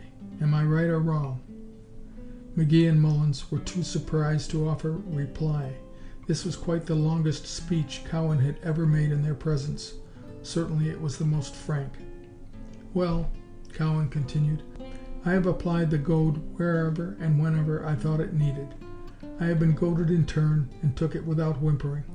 I wonder, Lieutenant," he turned to McGee, "if you remember the report you made on that Hun you shot down over our drome?" "Why, yes, sir, I do." "And the recommendation you tacked on to it?" "Yes, sir. Yes, sir." Pretty warm, this, McGee thought. "Then you will recall that it did not reflect any too much credit on me, as the man responsible for any failure on the part of any member of this command. But I did not ask you to change the dotting of an I or the crossing of a T, nor did you hear a word out of me when I received my bawling out. The Army is like that. From enlisted man to commanding general, every fellow thinks he is the only one with a prod in his side. The truth is, the greater the rank, the higher the responsibility, and the sharper the gaff. I often wish for the quiet, untroubled mind of a buck private, and I thank heaven that I am only a major, which reminds me that I am one, and had better cut out the conversation and fall to work." His expression changed instantly. He became again the nervous, irascible, driving commander. "As for wanting you in the top flight," he plunged into his quick manner of speaking, "it is because I want someone there whose eyes are trained at picking up enemy planes. Doubtless I will get severely reprimanded for bringing you along, so I had as well get the greatest possible good out of your experience. You will inform Lieutenant Larkin that he is to go in B flight with Yancey." "Very well, sir. But if you really fear any trouble, Larkin will be more effective in the top flight. Altitude means a lot, and I always feel safer when he is sticking around close to me. No, I want him with Yancey. We might get separated, and if I draw an ace for myself, I should give Yancey as good a card." McGee smiled at the pun. "Very well, sir. But while speaking of aces, it's always best to have 'em up, and the higher up the better. Larkin is a great pilot when he has plenty of altitude, right where a lot of the others fall down. Take him with you, and let me go with Yancey." "Oh, very well. I started in to ask for advice, and I had as well take it. That will be all tonight, Lieutenant. No, wait. One other thing. Say nothing to anyone about Siddons going off joyriding. Let them think he is still at Vitry. I want to handle him in my own way, without stirring up any comment. If they find out he cut formation on a trumped-up hocus-pocus, they would think I should ground him." Mullins' jaw dropped in surprise and astonishment. "Aren't you going to ground him?" he asked. "I am not. I'm going to see that he draws some hot stuff. I've a nice little mission all figured out for him." A glint in Cowan's eyes testified that he was again the self-sufficient commander, confident of his decisions, and determined upon his course of action. End of Chapter 6, Parts C and D. Chapter 7. Von Hertzmann Strikes. Part A. At dawn the following morning, well behind the German lines in the vicinity of Rocher, Count von Hertzmann's famous circus was making feverish haste to take the air. Von Hertzmann himself was coolly instructing the pilots in the purposes of their coming expedition. His elation was great indeed, and his entire manner, as well as the pleased smile that played over his youthful, handsome face, indicated that he was confident of victory. Confidence, however, was no new trait in von Hertzmann. He always possessed it, but it stopped just short of blind egotism. Perhaps therein could be found the reason for his fame and his success. He was no blundering, ego-befuddled braggart riding for a fall. He was a splendid pilot, a careful tactician, fearless when fearlessness was needed, and cautious when caution would bring greater reward than blind valor. In short, his fame rested securely upon ability. He was one of the idols of his countrymen, and he was a scourge both feared and respected by the Allied air forces. The ships of his circus were painted in whatever gaudy colors proved appealing to the pilots thereof, but the fuselage of each bore the famous insignia of the circus, the defiant German eagle with its blood-red feet and talons supported on a scroll bearing the legend "Gott mit uns." And indeed it did seem that this circus was providentially watched over. For more than a year the watchword of the French and English had been "Get von Hertzmann." It was an easy phrase to coin, but extremely difficult to execute. Many a French and English pilot had gone gunning for him, but most of these were now in their graves. Those who escaped were a little less enthusiastic in their next search for this skilled airman, who had run up a total of more than 20 victories. Von Hertzmann, in addition to being a skilled pilot, was as elusive as a ghost. He was here, there, everywhere. Wherever there was a heavy drive or a sturdy, sullen defensive, there could be found Count von Hertzmann. The Allies, making use of this knowledge, had sent out many bombing expeditions to blast the nest of this troublesome circus from the face of the earth, but their deadly bombs fell upon deserted decoy hangars. As is always the case, those who exhibit a certain degree of excellence find ready help at the hand of admirers who wish them still further success and acclaim. It was so in von Hertzmann's case. The German army could ill afford to lose one who was so brilliant in his operations, and so firmly established as one of the popular national idols. The German intelligence department gave him all possible assistance, thereby not only saving his precious neck, but furnishing still more glamorous stories for a populace that was daily becoming more disheartened and weary with war. On this morning at Roncheres, von Hertzmann was again preparing to shake another plum into his lap. Military intelligence had received word late the previous evening that an American pursuit squadron would on the following morning leave from a drome south of Epernay and proceed to a new base south of La Ferte-sous-Jouarre. Doubtless they would parallel the line south of La Chapelle. What could be simpler than to send forth von Hertzmann with the full strength of his justly famous circus to intercept these untried Americans? Here was a ripe plum indeed, to be had for the picking. Von Hertzmann was particularly well pleased. He smiled as he climbed jauntily into his gaudy green and gold Fokker triplane. So the stupid Americans had thought to lead the German High Command astray by such a clumsy movement. Ha! They forgot that a good spy system is like wheels within wheels. But they would learn, in time. Smiling, he examined his twin Spandau machine guns. Then he glanced along the line of ships making up the first flight. Yes, they were ready, awaiting his signal, their idling motors purring like so many contented cats. The smiling blond von Hertzmann lifted his hand in signal. The purring sound changed to the deafening roar of 100 infuriated jungle cats. The leading plane raced along the green field, and a moment later the first flight of von Hertzmann's great circus leaped into the air, climbed rapidly, and laid a course for a cloud bank hanging over the lines above Comblizy. How often the youthful, clever von Hertzmann had made use of shielding cloud banks, or lacking clouds, had placed himself above his adversary, squarely in the blinding sun. One of the two, or both perhaps, would serve him again this morning. His smile grew broader, as he neared the front. It was thrilling, this hunting business, and it was made decidedly easier when intelligence cooperated fully, as they had done in this instance. He knew the strength of his quarry, their lack of experience, and the report had included the statement that 2 of the planes were piloted by instructors fresh from the English front, flying English camels. 2 hated Englanders, eh? Gott strafe England. He would single them out and take care of them, one at a time.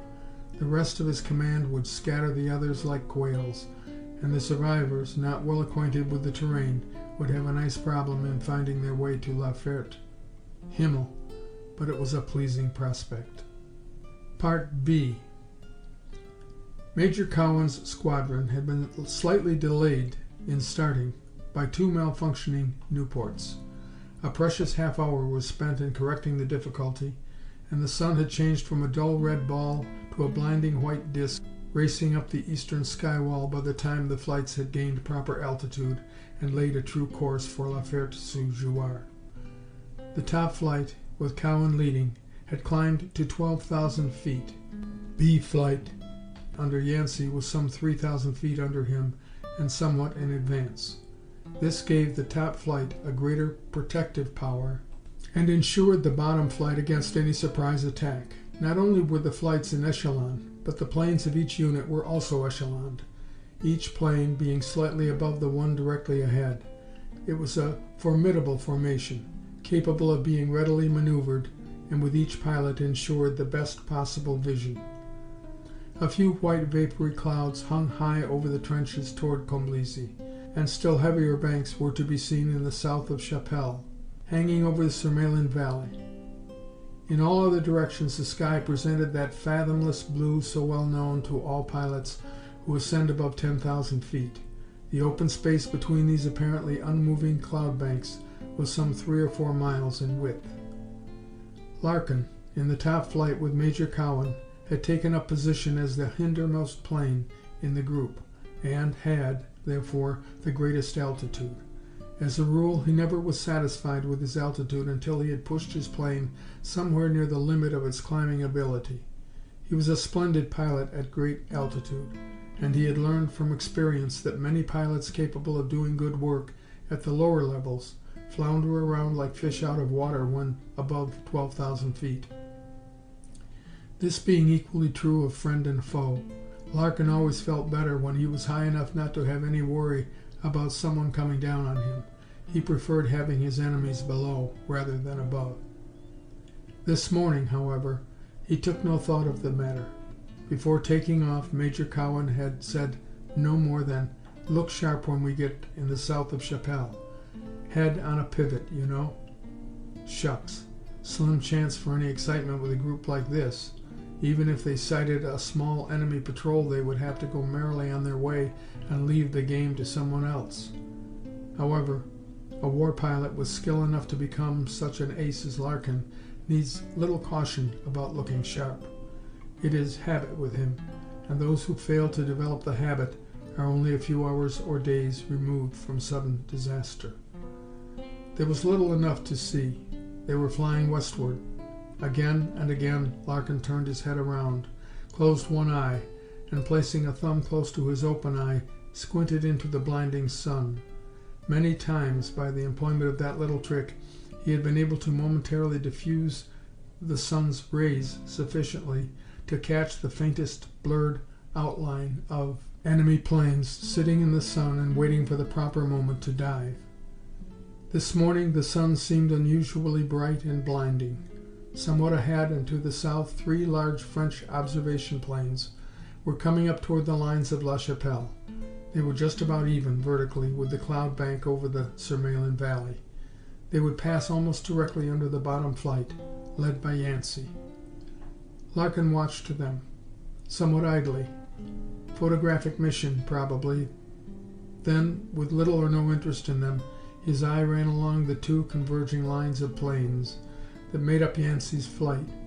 That moment he noticed McGee's plane cut out of position and zoom up at an angle too steep to be maintained. Then McGee's plane leveled off and was hurled through a series of quick acrobatics. It meant but one thing. Maneuver. Larkin jerked his head around and squinted into the sun. Not a thing there, at least nothing he could see. And as soon as the stabbing streaks of light left his eyes, he glanced toward the cloud bank over the Marne. Nothing there. The 3 French observation buses, far below, were going gaily on their way. But McGee was still climbing and stunting. Larkin knew that this was no idle exhibition. McGee didn't fly that way. He was trying to draw their attention to something. Larkin looked ahead at Cowan's plane. That moment the Major dipped his plane twice. Now what in the world did he mean by that? Larkin wondered. Merely that he had noticed McGee and was on the alert? Or did he mean that he too had seen the enemy? Enemy? Where was the enemy? Again Larkin turned his head to try the sun. Nothing there. Yes, by George, there was a blur of black spots, but it was such a fleeting view that he could not be sure, and tried again. Blast the sun! It made him blind as a bat. He closed his eyes to cut out the dancing sparks and pinwheels. He opened them again, and on turning for one more trial at the sun, his eye fell upon the cloud bank to the north. Talk about being blind. Blind as a bat was right. There, dark, dim and shadowy against the cloud, were more German planes than he had ever before seen in one group, and their angle of direction left no question as to their purpose. Again he tried the sun. Yes, there they were. No question about it now. They were coming down, and in so doing were no longer completely within the eye of the sun. Pretty slick. A group behind to cut off retreat, and another group coming out of the clouds at an angle that would intercept the line of flight. And that cloud was fairly raining German planes. "Well," Larkin exclaimed aloud, "here's a howdy-do." The planes to the eastward were looming up with surprising speed, and no one could say when the ones behind and above would open their murderous guns. What would Cowan do? What would any of these green pilots do in such a dogfight? Larkin looked down at McGee. He was still climbing for all he was worth. Cowan, if he saw anything, was too paralyzed for action, but perhaps he had not seen. Air eyes come through experience, Larkin knew, and something must be done right now. In the moment that he determined upon a course of action, he saw another group of planes come streaming out of the cloud to the south. Curtains. The whole sky was full of planes. Then, as they swerved sharply, he saw the sunlight play on the Allied cockade. And how they came. Spads, French Spads, going up to the front, perhaps, as a covering flight for the observation crates far below. But now they were swinging into this grand and unexpected melee. Larkin grinned. "Here's a howdy-do, sure enough," he repeated, and went into a tight, climbing turn that brought him squarely around, facing the planes streaming down out of the sun. Taps for Mr. Larkin, he thought, but he would at least give them pause, and by so doing not only provide Cowan with a chance to wake up and maneuver, but it would give the oncoming Spads the one thing they needed: time. The lightning-like movements and happenings of an aerial dogfight cannot be followed or seen by one man. Fortunate indeed is that pilot who can keep track of what is going on around him. One moment he might have a single adversary, the next he is the target for 2 or more planes. If he shakes them off, or by marksmanship reduces the odds, he may check in for mess that evening. Failing to do so, a squadron commander will that night requisition a new pilot. As Larkin came around on the quickly executed turn, he was only faintly conscious of the fact that a considerable group of Fokker triplanes were sweeping down on him. He gave no thought to the number. His eye was fixed upon a bright green and gold plane in the lead.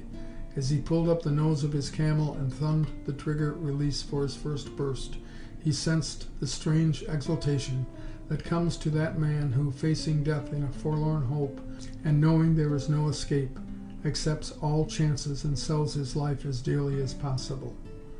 The diving green and gold plane flashed across his ring sights as the Lewis gun poured forth its first burst. Square into the oncoming plane the tracers poured. Larkin, seeing that he was on, held his nose up until he knew he was about to stall. The green plane dipped dived under him, and Larkin noticed another plane flash past him, bent on other game. Then splinters flew from one of his struts, and a bullet smacked against the instrument board. He had lost flying speed on his zoom to get at the green plane. To regain speed and give life to his laboring motor, he dived sharply. At the beginning of this dive, a glance told him that the green plane had suffered an injury vital enough to cause it to lose all interest in any return to the attack. During the first flashing seconds of the attack, Larkin's mind had been occupied with only the thought of hurling himself at the oncoming planes in the forlorn hope of diverting their course of action for a few brief but precious minutes. Suddenly, now, the fleeing green and gold plane awakened memory. Green and gold. Could that be the plane of the renowned von Hertzmann, who from the beginning of his fame had advertised himself as the man who always flew a brightly painted green and gold plane? Another Fokker arrived at Larkin, his Spandaus rattling. His aim was wild, and he overshot Larkin's steep dive. But in that dive, which brought him all too close, Larkin caught sight of the insignia on the plane. A German eagle perched on a lettered scroll. It was von Hertzmann's circus. Larkin's heart leaped. He kicked his left rudder savagely and wheeled left, thundering after the green and gold plane that was streaking homeward. Get that plane, ran through his mind. All else faded. The presence of other planes and his original plan, all were lost sight of in the pulse-quickening realization that he had crippled the plane of the famous ace in that first burst. Now to get him and bring him down. Von Hertzmann was not one to cut and run unless there was an urgent reason for it. He was trying to cool a crippled plane back across the lines. Larkin, determined to make the most of this golden opportunity, forthwith lost sight of all else. Taka, taka, taka, taka, taka.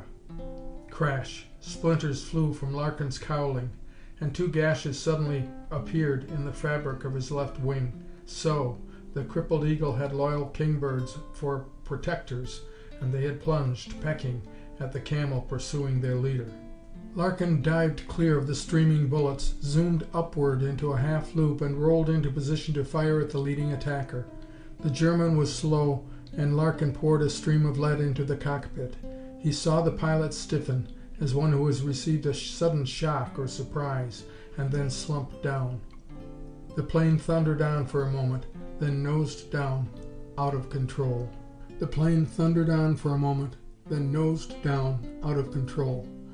Taka, taka, taka, taka. Larkin saw tracers zipping past the nose of the plane. He side-slipped out of the line of fire and glanced back. Two more kingbirds coming to the relief of the fleeing eagle. Taka, taka. The Spandaus again began their monotonous metallic stutter. Into the cockpit of Larkin's plane streamed a half-dozen deadly pellets. Two of them pinged against the instrument board. Another passed completely through the cockpit, just in front of his stomach. He felt suddenly cold at the nearness of death as he zoomed steeply into a quivering stall and slipped off into a spin. He was conscious of the fact that both the Fokkers were thundering after him. Then a camel, with the speed of a thunderbolt, flashed across his line of vision. He could see the Lewis gun quivering with little excited jumps as it poured out lead. Good old McGee. He always turned up when needed most. Larkin neutralized the stick, then ruddered hard left against the spin, and thus stopped the tailspin. Again, gaining speed by a quick dive, he looped with a suddenness that brought the camel squarely on the tail of the remaining pursuer, who was diving steeply. Both guns began jumping with delight as Larkin thumbed the releases. What luck! Square in the ring sight. The telltale tracers poked their white fingers into the vitals of the Fokker triplane. A serpent-like tongue of red licked out, fluttering for a moment like a wind-blown candle flame, and then leaped afresh in an enveloping burst of flame and smoke. 2. He glanced around. McGee was in a merry game with the other kingbird. Round and round they plunged in steep spirals, each trying to get a glimpse of the other across the sights. A tight, breathtaking game, but one which cannot last long. The circle becomes too small. the pace too swift. It was a game in which Larkin knew the triplane Fokker could excel the Camel, granting that the pilots were of equal skill. Larkin jockeyed for position, but in that moment when his eye was taken from the mad game of Ring Around the Rosie, McGee demonstrated that the skill was not equally placed. The Fokker was now spinning down, obviously out of control, and McGee was following, filling it with enough lead to sink it. It spun earthward, sickening in its erratic gyrations. McGee pulled up on his stick, banked sharply, bringing himself alongside Larkin. They waved to each other, exultantly. Larkin, who a few minutes ago had decided that his luck had played out its string, swallowed his heart, murmured "Phew," and surveyed the field. The green and gold plane of von Hertzmann was now a rapidly diminishing speck against the cloud bank toward La Chapelle, streaking for the fatherland. The others, lacking a leader and facing unequal chances with the timely and unexpected appearance of the French Spads, were withdrawing from the action with all the speed they could get out of their wonderful motors. And that was speed enough. The French Spads had come out of a cloud bank just in time to upset the well-laid plans of the German ace, and that worthy, never expecting such a daredevil, self-sacrificing move as made by Larkin, had for once been taken by surprise. He had been damaged enough to force immediate retirement. The celerity with which his group abandoned the project and followed in his wake gave glowing tribute to the true value and leadership of that youth who flew the green and gold plane. With him, as leader, they would have taken a toll despite the unexpected arrival of the Spads. But with von Hertzmann, their idol and their pride, forced from the fight by a hated Englander flying a dinky little Camel, well, the fatherland could be served some other day. But von Hertzmann had been right in his boast that he would scatter the Americans like quails. As the French Spads pursued the fleeing Fokkers, which were numerically strong enough to make a too vigorous pursuit unwise and unhealthy, Major Cowan took up the task of gathering his brood. He flew around, bringing them together, signaling instructions to take up positions, and pointing westward along the line of flight. 3 of his brood, however, were crushed and crumpled fledglings on the ground far below. Carpenter and fat, jolly little McWilliams had collided while engaging an enemy. Their crumpled wings had locked fast in an embrace that spun them down dizzily to a crashing, splintering death. And Nathan Rodd, he who spared his words, had also been a bit too provident or tardy with his fire and had been sent down out of control. Cowan had avenged Rodd a second later, sending his attacker down, spinning and thereby gaining his first victory. The score, in that far-flung encounter, stood 1 in favor of Cowan's squadron, but it was a heavy-hearted group of pilots who at last took up formation and headed westward. Their faces had a new, grim look. Flying was not all a matter of shooting the other fellow down. Those who had witnessed the sickening crash of Carpenter and McWilliams learned at a tragic cost that one must be all eyes. The gateman, who controls the airways of the skies, was taking his toll, and every one of the group that flew westward toward La Ferte, leaving 3 comrades behind, now more soberly considered the alarming casualty figures of 80% per month, and wondered. A month. It is such a little while. End of Chapter 7. Chapter 8, Part A. McGee makes a discovery. 3 nights later, while members of the squadron were engaged in the usual after-mess gab fest, an orderly entered with a summons for McGee and Larkin to report to Major Cowan. Larkin had just that day secured a misfitting regulation issue uniform from the supply officer, Robinson, and the group had been having a great deal of fun at his expense. Yancey now saw another chance. "Old Fuss Budget is going to have you shot for impersonating an officer in that scarecrow rigging," he taunted. "You should have kept your old uniform on, like McGee." "Huh! Robinson didn't have one small enough for McGee," Larkin retorted. "They only have men's sizes in the American Army. What's wrong with this uniform?" "Uniform?" Yancey repeated.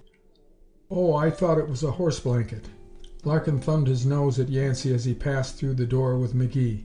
He knew the Major would have a long wait if he stayed to get ahead of Yancey.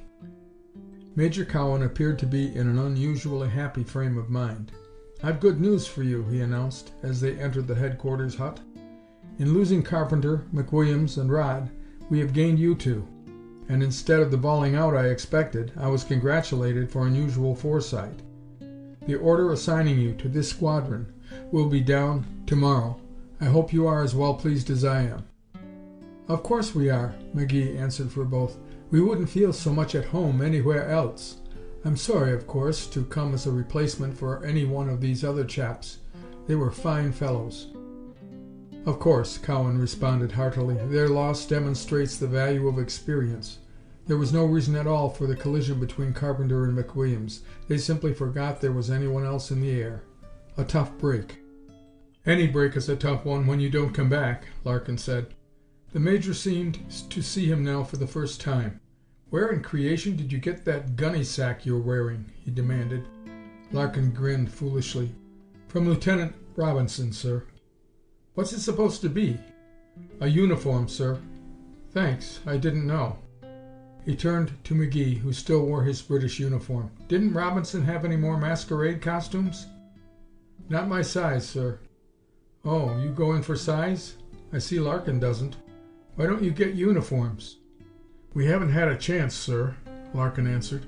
"There is no tailor around here, so I chinned Robinson out of this enlisted man's issue. Perhaps," he offered, smiling, "the Major will give us a pass to Paris to have uniforms made." "The Major will not. We've some real work ahead. But—" The door opened and Siddons entered. "But don't put that thing back on in the morning," Cowan completed. "Your British uniform is at least presentable." "You sent for me, sir?" Siddons spoke from the doorway, his voice having the quality of one who is extremely bored, especially bored with being sent for. "I did." Cowan's voice was crisp. The ends of his mustache began twitching jerkily. "I suppose you wonder why I have said nothing to you about your failure to rejoin the squadron the other day, after you cut out at Vitry?" "Why, no, sir," Siddons responded, perfectly at ease. "You said that if any of us developed trouble that delayed us, to come on here at the earliest possible moment.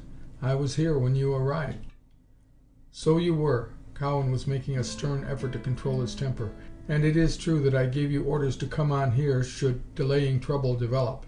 But," he shot a quick silencing look at McGee, "I conducted a little investigation into your landing at Vitry, Lieutenant, and I discovered that you took off again within an hour."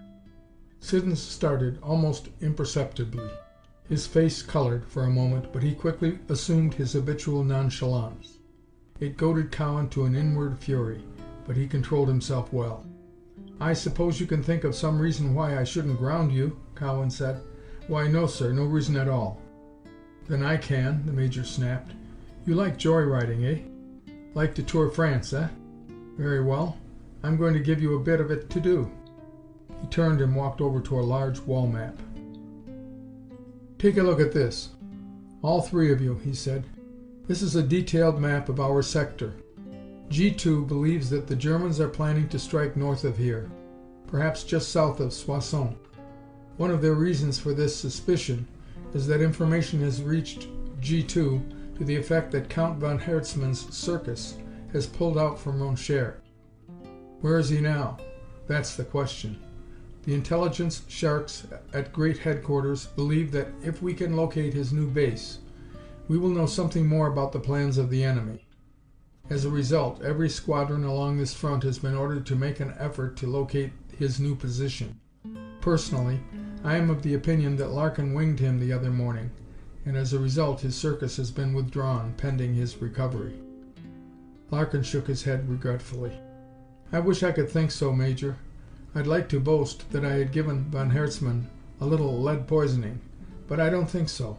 The tracers showed that my burst was going into his motor. I winged that, all right, but he didn't fly like a wounded man." "Modest enough," Cowan approved. "It seems that G2 thinks the same thing. They have reason to believe that he is in the neighborhood of this point here." He put a finger on the map, where the railroad between Soissons and Château-Thierry crosses the Ourcq. He turned now directly to Siddons, his eyes cold and piercing. Lieutenant Siddons, you seem to be a most excellent map flyer.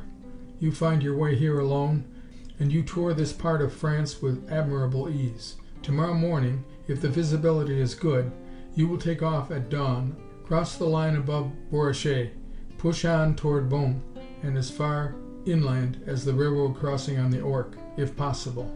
Is that clear? Perfectly, sir. Siddons was as unconcerned and unruffled as though he had received an order to fly to Paris. You will get the greatest possible altitude before crossing the line, and you are to avoid combat. Your mission is to bring us information, if possible, concerning the location of enemy drones, and especially von Hertzmann's base. Am I clear? Perfectly, sir. One could not but admire the cool confidence of the fellow. His complacency was not what Cowan had expected.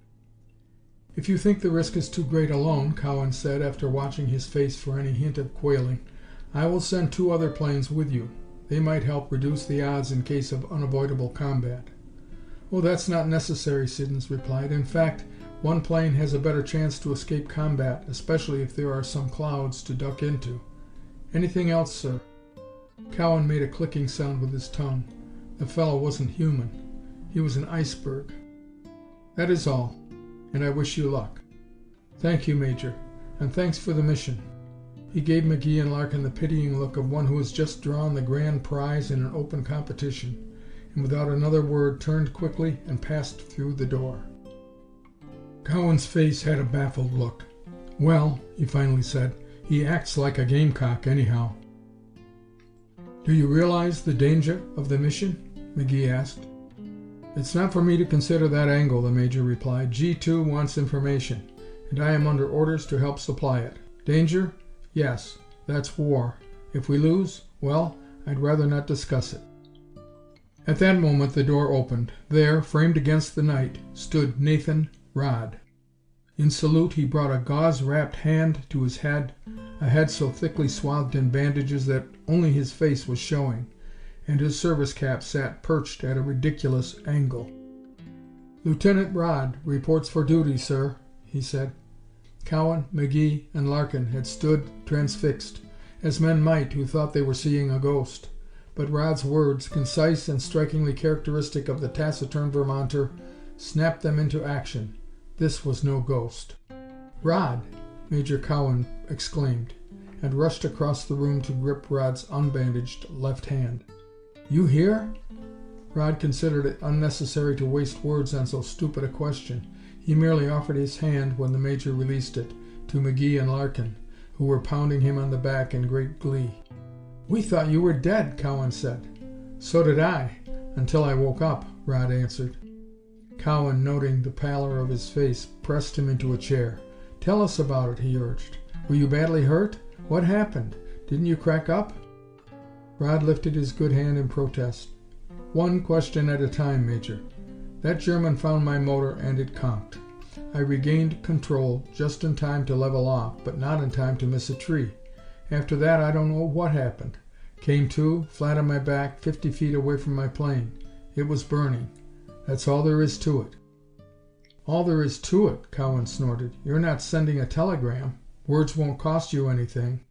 Where have you been since then? Hospital. Waiting for a chance to skip out. You mean you ran away from the hospital? Rodd nodded. You are crazy, man. Why did you leave? I don't like hospitals.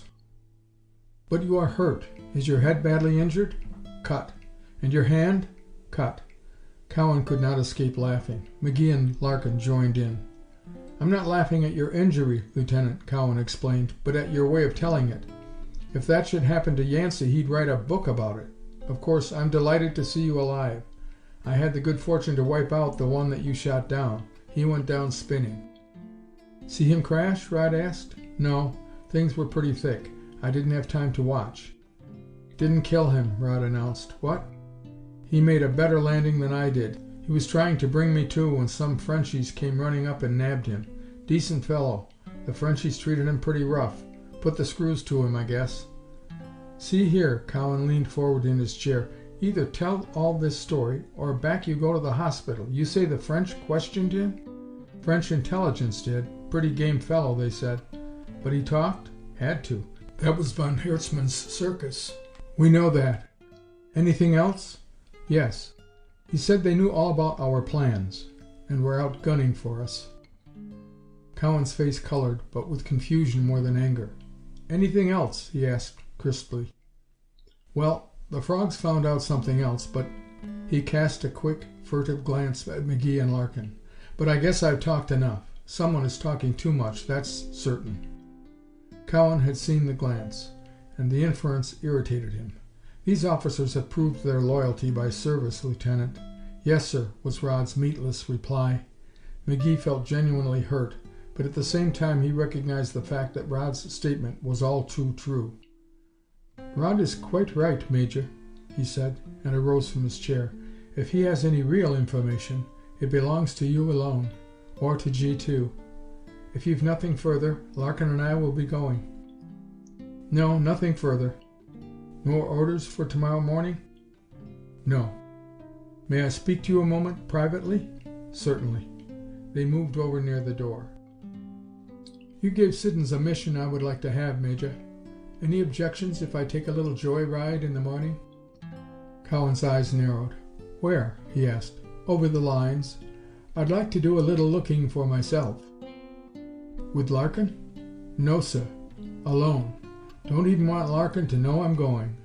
I think I know where to locate von Hertzmann's circus. What are you driving at, Lieutenant? Major, if I told you half of what I think I know, you'd call me crazy. Well, I can't give you permission to go, but I will not be looking for you before noon. His sly wink told Red all that he wanted to know. Yes, sir. Good night, Major. Good night, Rod. The gang will be mighty glad to see you back, old hoss. Come on, Buzz. Let's go to bed.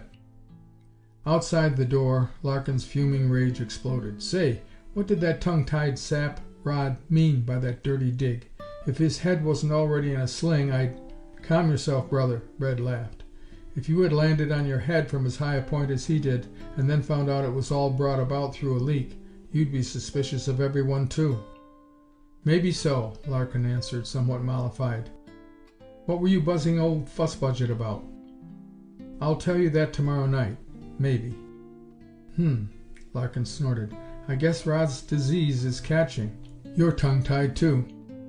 Without reply, Red led the way across the flying field to their hut. Entering, he began fumbling around in the dark for a candle stub. Larkin took up the search by the aid of flickering matches, but the candle was nowhere to be found. It's a fine war, Larkin growled as he began undressing in the dark. All the letters from the States bear the postmark, Food will win the war. I guess the Army is trying to save on candles, too.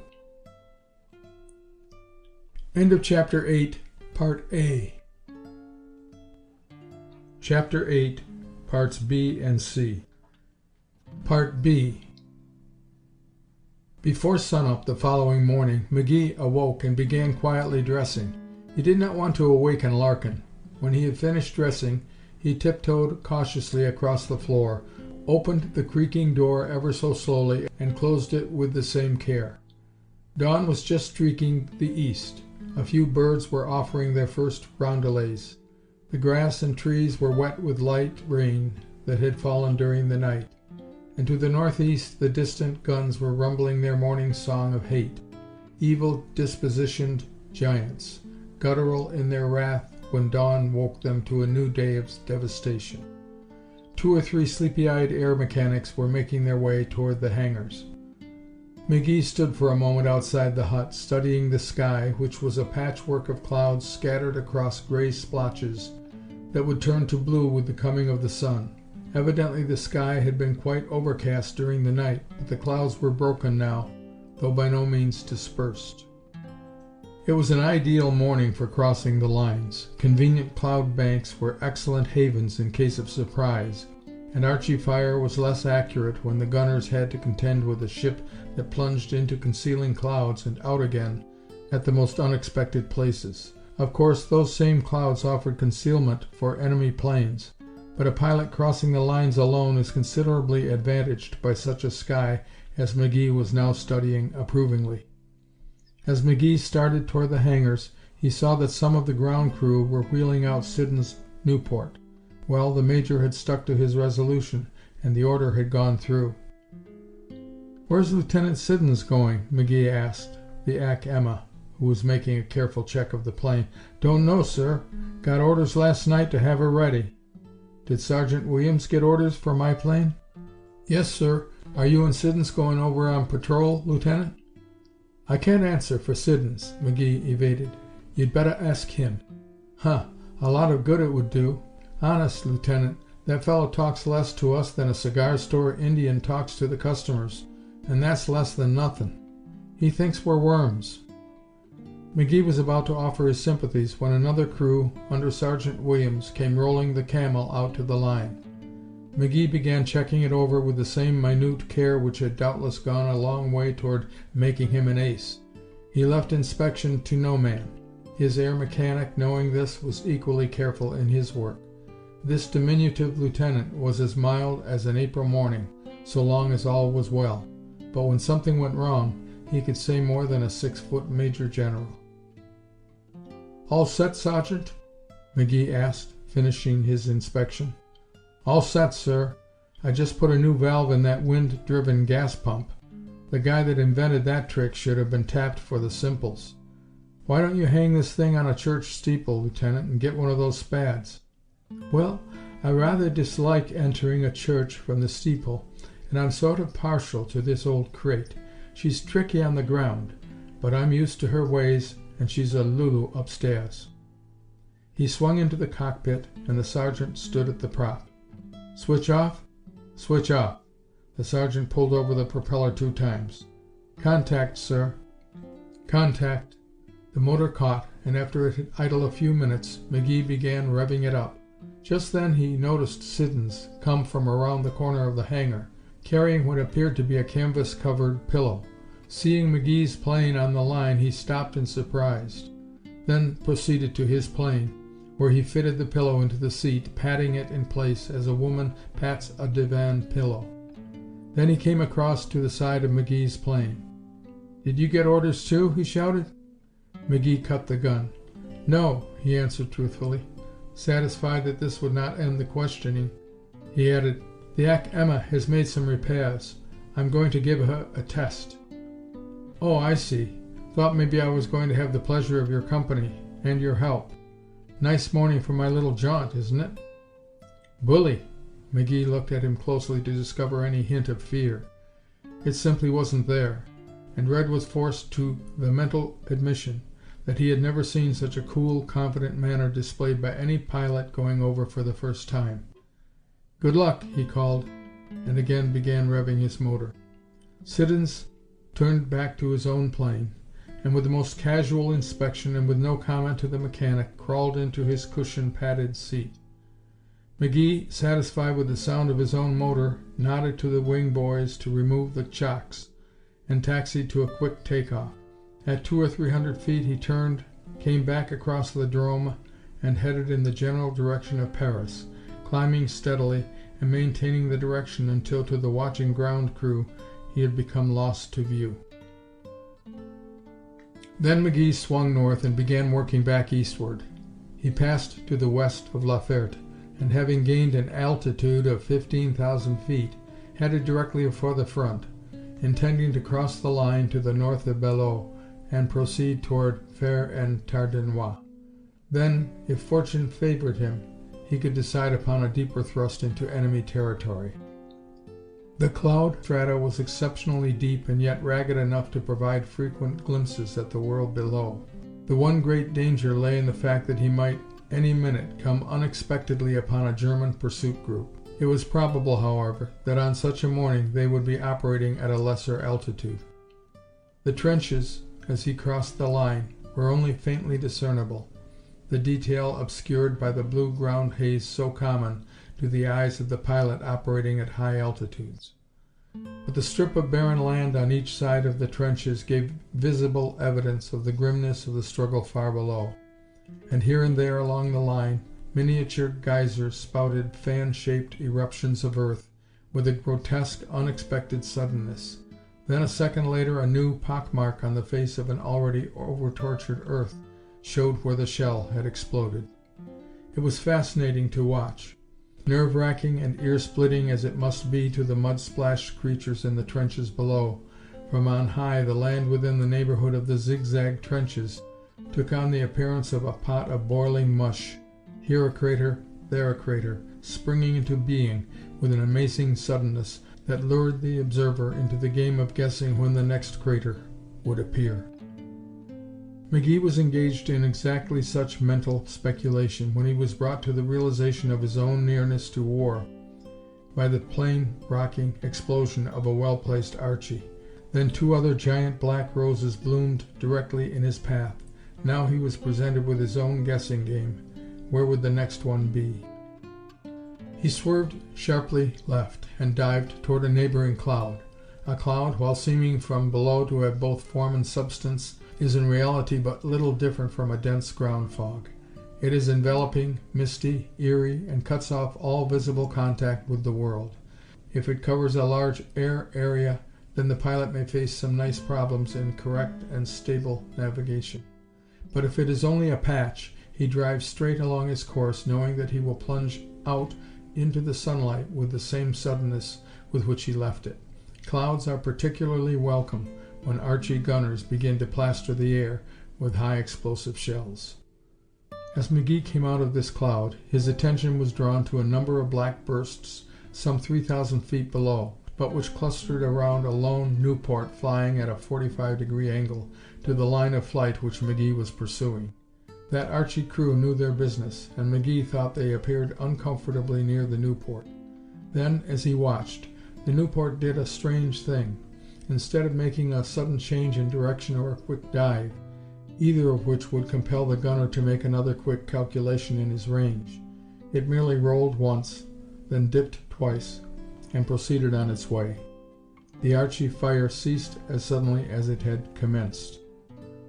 McGee streaked across another open patch of sky and entered another cloud. Coming out of this one, he again spotted the lone Nieuport and corrected his own line to correspond with that of the lone flyer below. Now, studying it more closely, and with more time, he felt sure that it was Siddons' plane. One thing certain, the red, white, and blue cockades established it as an American-manned plane. And who, save a novice, McGee reasoned, would roll and make a slight dip to escape Archie fire? That particular battery must have been too convulsed by laughter to continue their fire. Had that stupid pilot, whoever he was, forgotten what he had been told concerning Archie fire? With the same surprising suddenness with which Archies always proclaim their presence, 3 more black puffballs inked the air directly ahead of the Nieuport. They were off the mark, but they furnished data for other guns which began filling the air. Evidently the gunners had not yet seen McGee, who was much higher and considerably behind the Nieuport, for they were concentrating on that plane. To McGee's surprise, the Nieuport again rolled, then dipped twice, and the guns below immediately ceased firing. McGee decided it was time to seek the seclusion of a nearby cloud and, while driving through it, do a little thinking. What he had just witnessed was enough to make any experienced pilot think. Someone, flying a Nieuport, had a most novel way of treating with anti-aircraft gunners. He merely rolled over, straightened out, dipped twice, and the guns promptly left off their quarreling. No one could be stupid enough to reason that such maneuver would discomfit the gunners, and yet in this case the effect was more efficacious than any maneuver yet invented. McGee smiled at the stupidity of the thought. It was effective only because it was a signal prearranged and understood by the anti-aircraft gunners. The pilot of that Nieuport was in communication with the enemy, and McGee believed that man to be Siddons. It all came to him in a flash. Who, better than Siddons, could have supplied the enemy with the information that brought them over to bomb the Green Squadron when they were stationed near Izertia? Someone supplied it, for Cowan had found in the pocket of that German flyer whom he, McGee, had brought down, an order disclosing the very fact that the raid had been planned on intelligence reports. And where had Siddons gone that day after landing at Vitry? On the slenderest excuse? The French major said he had taken off within an hour, and the very next morning the squadron stumbled into a net spread by von Herzmann. and but for the timely and unexpected arrival of a large group of French Spads, the harvest would have been great indeed. Could it be that Siddons had crossed the lines the previous afternoon, escaping Archie fire by a simple code of air signals, and disclosed the entire plan to the enemy? McGee felt a hot wave of ungovernable anger sweep over him. He no longer had any doubts whatsoever. 2 and 2 make 4. Siddons was a traitor to his country. To his country? No, doubtless he was one of the many who had been trained for years against this very hour of need. On false records, he had gained admission to the American Air Force, and now... McGee came out of the cloud into the clear sunlight, and began searching the sky for the Nieuport. It was not to be seen. He flew on and counted other clouds, came out again, but the Nieuport had miraculously disappeared. McGee flew steadily northeast until he spotted an exceptionally large group of enemy planes, working up from the direction in which he was headed. It was time to turn around. He was quite too far into enemy territory to feel comfortable, and that swarm of planes made him unusually homesick, even though they were far below him. But just as he banked into a far left turn, he noticed that they were nosing down sharply. He flew along the misty edge of a cloud, watching closely. Down, down they went, becoming mere specks against the blue-gray ground haze. They were about to make a landing. There could be no doubt of it, though at this distance and altitude he could not make out their hangars. On down they dropped, until at last they seemed to be engulfed by a grayish sea that shut out all definite form. McGee had come for information, and here it was within his grasp, if he were only willing to take a chance. The strata of clouds against which he was flying stretched in the general direction of the place where he had lost sight of the large flight of planes. He ducked into the clouds and drove along until he estimated that he was somewhere in the right neighborhood. Coming out into an open sky, he located a considerable forest far to his right and another one several kilometers directly overhead. Directly between these, a ribbon of white marked its twisting course.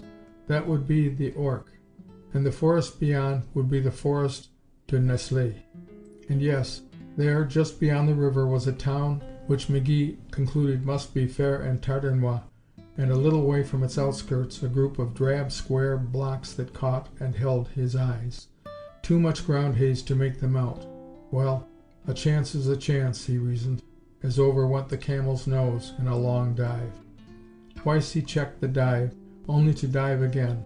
He hated to give up altitude, but he was determined to get a look. After the third dive, and the loss of several thousand feet, he made out the drab-colored canvas hangars of a German drome, and poised on the open field was a veritable swarm of little moths, appearing to be drying their wings in the sun. 3 of them began racing along the ground and bounded into the air. At the same minute an Archie battery opened from the town. The burst was wide of McGee's plane, but there was no mistaking their sincerity, nor the fact that those 3 harmless-appearing moths below were climbing to the attack. Red gave his camel all he thought it could stand as he climbed for the protecting clouds. Information was of no value if sealed by a dead man's lips. He had learned far too much this morning to chance any fight with anyone that could possibly be avoided. The Archie fire continued until he had regained the clouds, and even then 2 or 3 more shells burst harmlessly somewhere ahead in the gray mist wall. He changed his direction sharply and roared along on a full throttle. His heart was racing with his motor.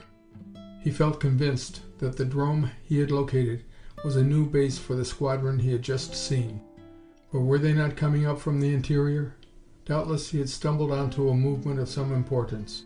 Just how important he did not know, but G2 would be delighted with such information. Could that squadron, he wondered, by rare good fortune be the circus of the famed von Herzmann? Over Entrepelli, an Archie battery hurled aloft a smashing, plane-staggering burst of black puffballs. A jagged piece of steel tore through his left wing. Too close, that. He dived steeply. More shells burst above him. Above, but still uncomfortably close, those gunners were real marksmen. Suddenly he thought of what he had seen the lone Nieuport do. It might be worth trying. Acting on the impulse, he rolled, straightened out, then dipped twice. One more shell came screaming aloft, and then the batteries became abruptly silent. Well, that was that.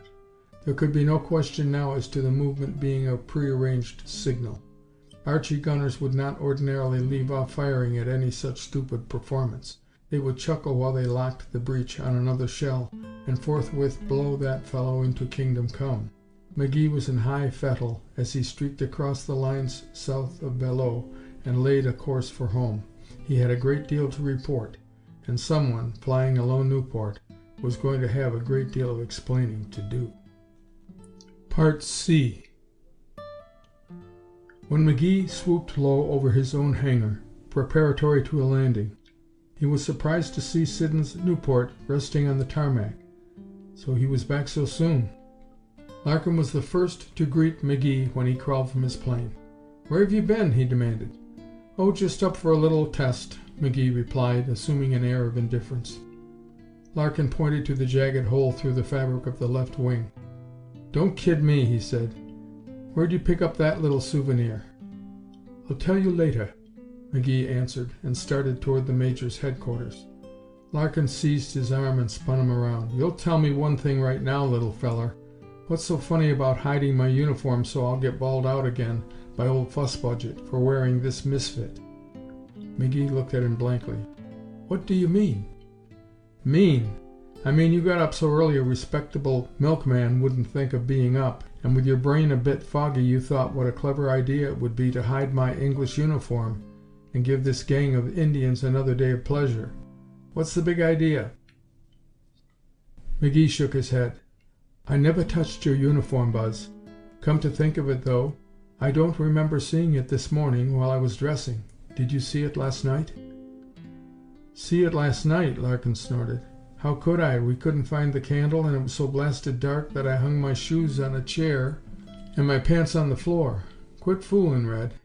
Where's that uniform?" "I don't know, I tell you. But if I were you, I'd go ask Yancey that question." Larkin's eyes snapped. "That's the bozo. That Texas Longhorn is just before meeting up with a real cyclone." "Better go easy," Red warned.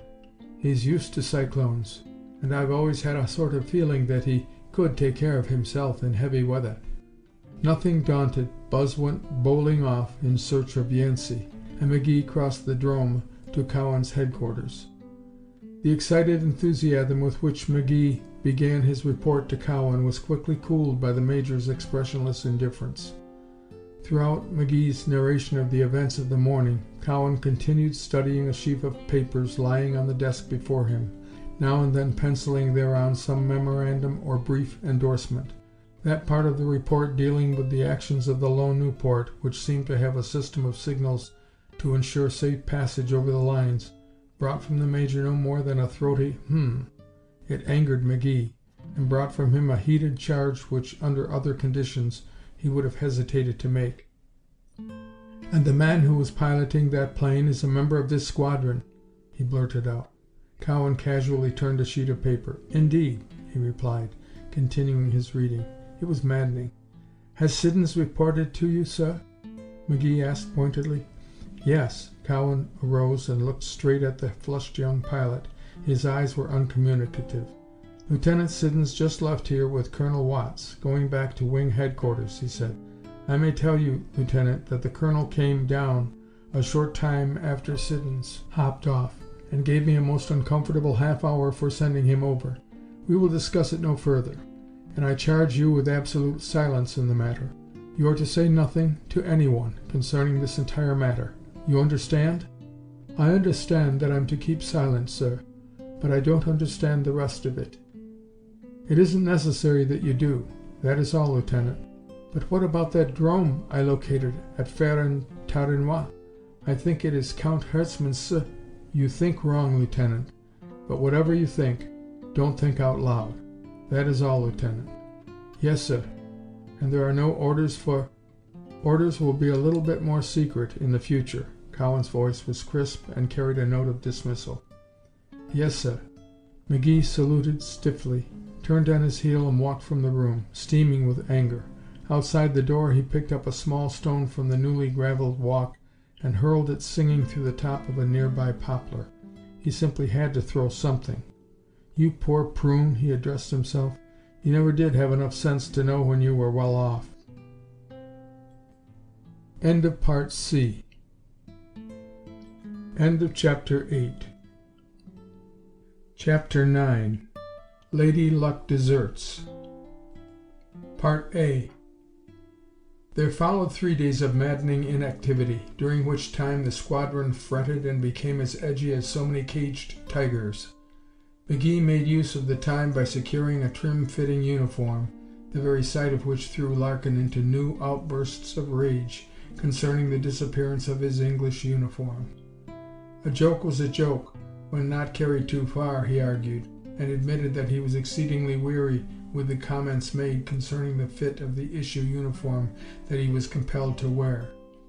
Every man professed innocence, but Larkin did not believe a word of their stout denials. The manner in which he took the joke was evidence of the irritability caused by the days of inaction. Every member of the squadron was looking for something over which they could quarrel. Then one night, about 9 o'clock, orders came down for a dawn patrol of 2 flights of 5 ships each. Cowan summoned McGee and Larkin to his headquarters and gave them leadership of the flights. McGee protested, pointing out that he did not want to gain the honor at Yancey's expense, and particularly since he considered Yancey worthy of the command. But Cowan was sure of the wisdom of the move, and made his own selection of the men who were to go on this first patrol. The posting of those names on the bulletin board brought shouts of delight from the lucky ones and growls of disgust from those who were not selected. Even Nathan Rodd, still wearing bandages on his head and right hand, broke his silence and wolfed loudly over the fact that he had been left out. "Aw, dry up," some other unfortunate pilot growled at him. "You're still seeing stars from that last crack you got on the head. What do you want? All the luck?" It was an expression particularly fitting to the situation. Some of the names on that bulletin board might next appear in the casualty reports, yet every man wanted his name on the board, firm in the belief that death would somehow pass him by. In McGee's flight appeared the names of Tex Yancey, Hank Porter, Ralph Hampton, and of all luck, Siddons. McGee started to make protest, thought better of it, and biting his lips, savagely left the group around the board and went to his quarters. Of all the good men in the squadron, why should that traitorous scoundrel be included, and other loyal, deserving pilots be left behind? Someone was being pig-headed indeed. Part B. Along about 2 o'clock in the morning, the eager pilots, tossing on their beds in the sleeplessness induced by the promise of the coming of dawn, were more fully awakened by the deep and sullen thundering of thousands of big guns hammering at the lines. It was no fitful, momentary outburst. It was the constant, earth-shaking roar that presages a drive. To the northeast, the sky flickered with the light coming from thousands of cannon mouths. It was like the coming of a summer storm when the thunder god growls his wrath and lightning plays constantly over the giant thunderheads. There could be no sleep now for the anxious pilots. Something had popped loose up there, and in a few more hours they would be on their way up to witness this far-flung duel. The flickering, flashing light of cannon fire faded at last before the salmon and rose-colored morning light that streaked the smoke clouds lying across the pathway of the coming sun. Long before that orb of light arose, red-eyed, over a new scene of carnage, 10 planes were out on the line, motors warming. While the pilots and mechanics made last-minute inspections, every member of the squadron was present, the unlucky ones to bid good luck to those chosen for the mission and to see the takeoff of this first dawn patrol. Their interest was intensified by the throaty rumbling of the distant guns. It was an hour of high suspense. For this hour every man present had waited with a keen desire that had been his prompter and spur through all the long, wearying months of training. All the schooling and theory was now behind. Experience, that hard teacher, was now at the controls. The school of machine gunnery, where dummies and swift-moving targets had served as theoretical enemies, was now to become a real school where the enemy was also armed, and where mistakes and misses were likely to hurl the pupil out of the class with never a chance to profit by the mistake. The dawn patrol. The day. From this hour they would begin to tally their earned victories. On this night, if lucky enough to encounter the enemy, some of them would send in reports that would start them up the ladder toward that coveted rank, an ace. It never entered the mind of any one of them that some enemy pilot, already an ace and rich in experience, might send in a report fattening his record and increasing his fame. No, no. Air battle is made possible only by thoughts of victory. McGee walked over to Yancey's plane. The gangling Texan was testing his rudder controls and flipping his ailerons with jerky movements of evident impatience. "I want you to know," McGee said to him, "that I did not ask for this flight. It is yours by rights." Yancey's grin was genuinely friendly. "Shucks, that's nothing. I'm glad to be out. Being a flight leader sorta cramped my style anyhow. This way I can do a little freelancing if I see some cold turkey." "You leave cold turkey alone and stay in formation," McGee replied. "Just remember, old man Shakespeare was talking about the air service when he said things are not always what they seem." "I'll be good unless I spot some of those German observation balloons. Have a sneaky feeling I could eat up 2 or 3 of those sausages before I come back here for breakfast without having my appetite spoiled." McGee shook his head in serious warning. "Leave them alone, Yancey. They look easy, but the Archie gunners can fill the air around them so full of lead that a bee couldn't fly through. And as for flaming onions, boy, we are out on combat patrol. Remember, this is no joyride." "Sure, but..." That moment Major Cowan came running across the field and hurried up to McGee. His excitement was evident in every movement. "Orders just came," he began hurriedly, "for every available ship to proceed to the bridges at Dormans and Chateau Thierry. Bombers are going up, also. Germans have started a big drive." His manner and the electrifying words had drawn every man around him in a close circle. "That's what all the gunfire is about. Barrages and counter-barrages. Disregard the patrol orders, Lieutenant, and proceed with these 2 flights to Dormans at once. You are to do everything in your power to retard the enemy advance, harass their troops, and especially harass their advanced positions and lines of supply. Do you understand?" "Perfectly, sir." "Good. Take off at once. I will at once get out all other available ships and lead them against the lines at Chateau Thierry. You've the head start, and must, therefore, take Dormans. Snappy now." A cheer went up from those pilots who a moment before had been cursing the luck that had left them behind. They started running for the hangars. As McGee climbed into his plane, Yancey blipped his motor and shouted, "Who said this wasn't a joyride?" The revving motors drowned out all other sounds. Helmets were given a last-minute tug. McGee looked along the line and lifted his hand. The 9 others chosen for dawn patrol signaled their readiness. Out came wheel chocks, motors roared into the smooth sound of ripping silk as one by one they lurched down across the field and took the air. The heart of every man in the flight, save McGee's, was racing in tune with his motor. Here was a mission so much more exciting than any dawn patrol. Harass the advancing enemy and their line of supplies, storm down and spew out lead on the bridges where the troops would be crossing. Here was action of the highest order, in which, in all probability, formation flying will be broken up, and it would be every fellow for himself. McGee alone knew the danger and hazard of their mission. In a big push, the enemy planes would be out in great number, determined to sweep the air free of resistance. To harass enemy troops, McGee knew, they must fly low. In doing so, they would run a constant gauntlet of machine gun and rifle fire, in addition to frequently traversing the line of flight of high-angle heavy artillery.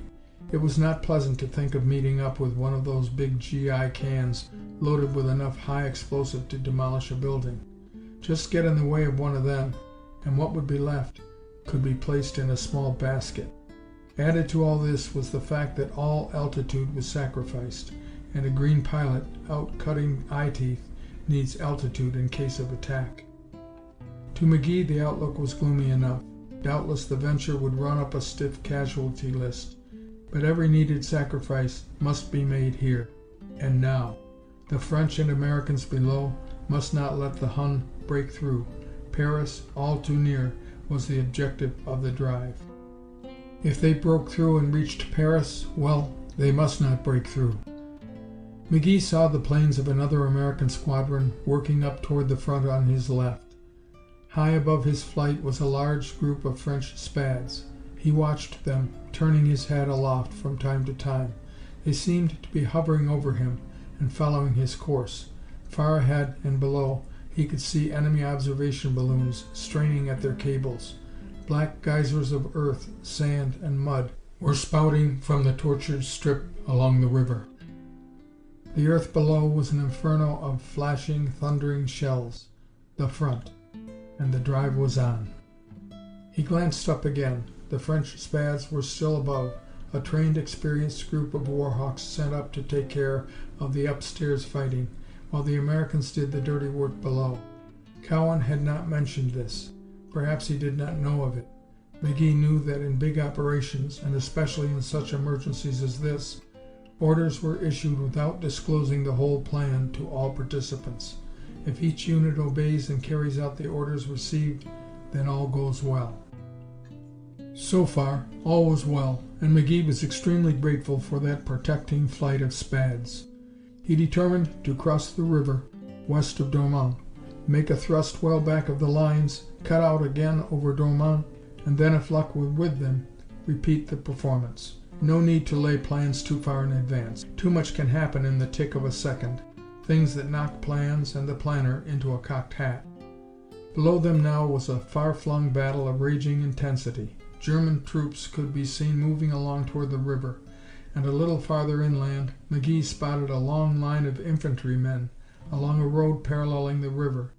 But they were moving westward, in the direction of Chateau Thierry, instead of toward the bridgehead at Dormont. And in addition to the marching men, the road was choked with artillery, caissons, ammunition wagons, and ambulances. Here was an opportunity made to order, and just as McGee was preparing to give the signal, he saw Yancey cut out and dive toward an observation balloon that was being rapidly drawn down by excited winchmen. No use to try to signal Yancey. That wild Texan was off on his joyride. Archies and machine gun fire tried vainly to stop Yancey's wild dive. Flaming onions began surging upward in their terrifying circlets, but Yancey was as scornful of them as is a Texas steer of a buzzing deer fly. His guns rattled in a short burst, and the balloon exploded with a terrific blast of flame and smoke. Yancey's plane rocked perilously. His inexperience in busting balloons had come near being his own undoing. But he righted his plane, somehow escaped the hail of shot and steel all around him, and came plunging back down the road, filled with fear-stricken men and plunging horses, his guns rattling joyously. McGee, followed by Siddons, Porter, and Fouche, swooped along the road from the opposite direction, scattering the troops like chaff. With death raining down on them from opposite but converging points, the German infantrymen broke wildly for cover. Their less fortunate comrades, the cannoneers and drivers of caissons and supply wagons, stuck to their posts, trying to calm the rearing, plunging horses and cursing the inexorable wasps that sent stinging death down on them. Yancey, in particular, seemed to be in his glory. Half a dozen times he swung around, gained a little altitude, and again went plowing down along the road, his guns jumping and smoking in fiendish delight. Harass the advancing enemy, hey? And the line of supplies? A job exactly suited to Yancey's heart and spirit. But McGee was wise in such matters, and having delivered a blow, drew off and sought other fields to conquer. It was not wise to stay long in any one place. He had expected Yancey to follow, but that worthy was too delighted with his find, and when he tired of it at last, it was to discover that he was very much alone. Nothing could have suited him better. Now he was answerable only to himself and to luck. He began climbing and casting an eye over the sky for balloons within striking distance. After all, strafing infantrymen wasn't half as much fun as knocking down balloons. They went up with such a glorious bang, and it was delicious to watch the frightened observer tumble over the side of the basket in an effort to escape by parachute. That last one had somehow gotten fouled in the rigging and had been clawing frantically when the bag exploded. As for that, Yancey had been sorry, not for the man, but because he had wanted to see the parachute poof up into a suddenly blown white flower, at which he might take a few shots by way of testing his aim. Well, maybe he'd have better luck with the next one. With no thought of danger, and with his heart racing in a new exhilaration which he had never before felt, Yancey started out alone on a career that was to bring him a fame coveted by every man in the squadron, but a fame which they did not dare to gain by this most hazardous of war sports, balloon busting. Only men who cannot or will not weigh danger become balloon busters, and of these was Yancey, the flying fool of the squadron, concerning whom there was never any agreement among the others as to whether he didn't know any better or knew better and did it because it was dangerous. McGee, with Siddons, Porter, and Fouche following, swung eastward toward Dormont. Above them as a protecting layer flew Larkin with his flight, and still above them, much higher, were the French Spads. This state of affairs could not last long, McGee knew. It was only a question of time until German planes would come up and accept the gauge of battle. It was a situation, therefore, calling for the greatest effort possible in the shortest length of time. Every movement below offered positive proof that the enemy were concentrating in the direction of Château Thierry, and if they were in fact making a thrust to the eastward, it was only to draw attention from the real objective. For once, McGee decided to disregard the major's orders, and instead of proceeding to Dormont, swing back and do all he could at the bridgeheads at Château Thierry. He swung around, and as he banked, caught sight of 7 or 8 German planes coming up from the northwest. He looked aloft. The Spads had seen them too, and were closing in.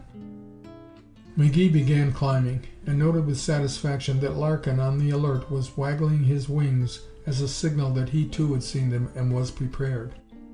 Then, for apparently no reason at all, Siddons cut out of the flight and started streaking it for the lines. For a brief moment McGee felt a burning desire to take after him and turn his guns loose on him. "Traitorous hound," he muttered to himself. "I wondered how you could follow when we were strafing those troops. I'll bet anything he never warmed his guns. Of course he wouldn't." But just now there was business at hand, more urgent than chasing after a man whom he felt sure was both a traitor and a coward. Above him the Spads were engaged in a merry dogfight with the German albatrosses, but 2 of the Germans had somehow eluded them and were diving down on Larkin's flight. The action of the next moment was too swift for words. The 2 albatrosses came bravely on, scorning the odds against them. Larkin's plane engaged the first one, but the second one got in a lucky burst that sent one of the Nieuports nosing down in a disabled effort to make a safe landing. And perhaps the luckless pilot could have saved his life to spend the rest of the war in a German prison camp, but for the fact that the German who had crippled him, tasting blood, wanted a more complete victory. Down, down he followed the plane, spitting lead at the poor pilot, who seemed unable to think of anything except getting to the earth. Red whipped around and closed in on the pursuer. Too late. Flame came curling, licking from the motor of the Nieuport. That second, for the first time, McGee recognized it as Randolph Hampden's ship. Poor Hampden, the only man in the squadron who ever had a good word for Siddons. And now he was going down in flames, while Siddons, supposedly his friend, was hightailing it for home. With bitterest venom, McGee thumbed his trigger releases as he caught a fleeting glimpse of the Albatross in the ring sight. But that German was not only courageous, he was a consummate flyer. He whipped around with surprising speed and came streaming at McGee with both guns going. Head on he came, and there was something about that desperation of the move that told McGee that the battle-crazed fellow would actually ram him in midair. McGee dived. So close was the other upon him that he imagined he could feel the wheels of the undercarriage on his own wings. He Immelmanned, only to discover that by some brilliantly rapid maneuver the German had rolled into position and was rattling bullets into the Camel's motor. Crack! One of the bullets struck a vital part, and the motor started limping. McGee's heart came into his mouth. He was disabled and... That moment Hank Porter and Fouche closed in on the German, and Larkin came diving down from above, 3 against 1. McGee, despite his own predicament, felt like saluting the fellow's daredevil courage. Larkin could take care of him alone, even should Porter and Fouche fail. Presently he noticed a shadow sweep across his plane. He glanced up fearfully and then smiled with delight. It was Larkin, following along to give battle to any or all who might pounce upon his friend. McGee felt a new surge of hope. Why had he even thought he would have to make the trial alone? Larkin, who never deserted, who never failed in a pinch, had disposed of that German in great haste and was ready for whatever the next few minutes might bring. For McGee, those next minutes were filled with 1,000 misgivings. The ship was losing altitude rapidly, and the motor was pounding furiously. But if it would only hold up, he could make it. When he flashed across the river at Mézy, with some 800 feet to spare, he turned and waved a light-hearted okay to Larkin, and began to look for some landing place free of shell craters. It was not unlike looking for land in the middle of the Atlantic Ocean. Barrage after barrage had marked the earth with the deep-scarred pocks of war.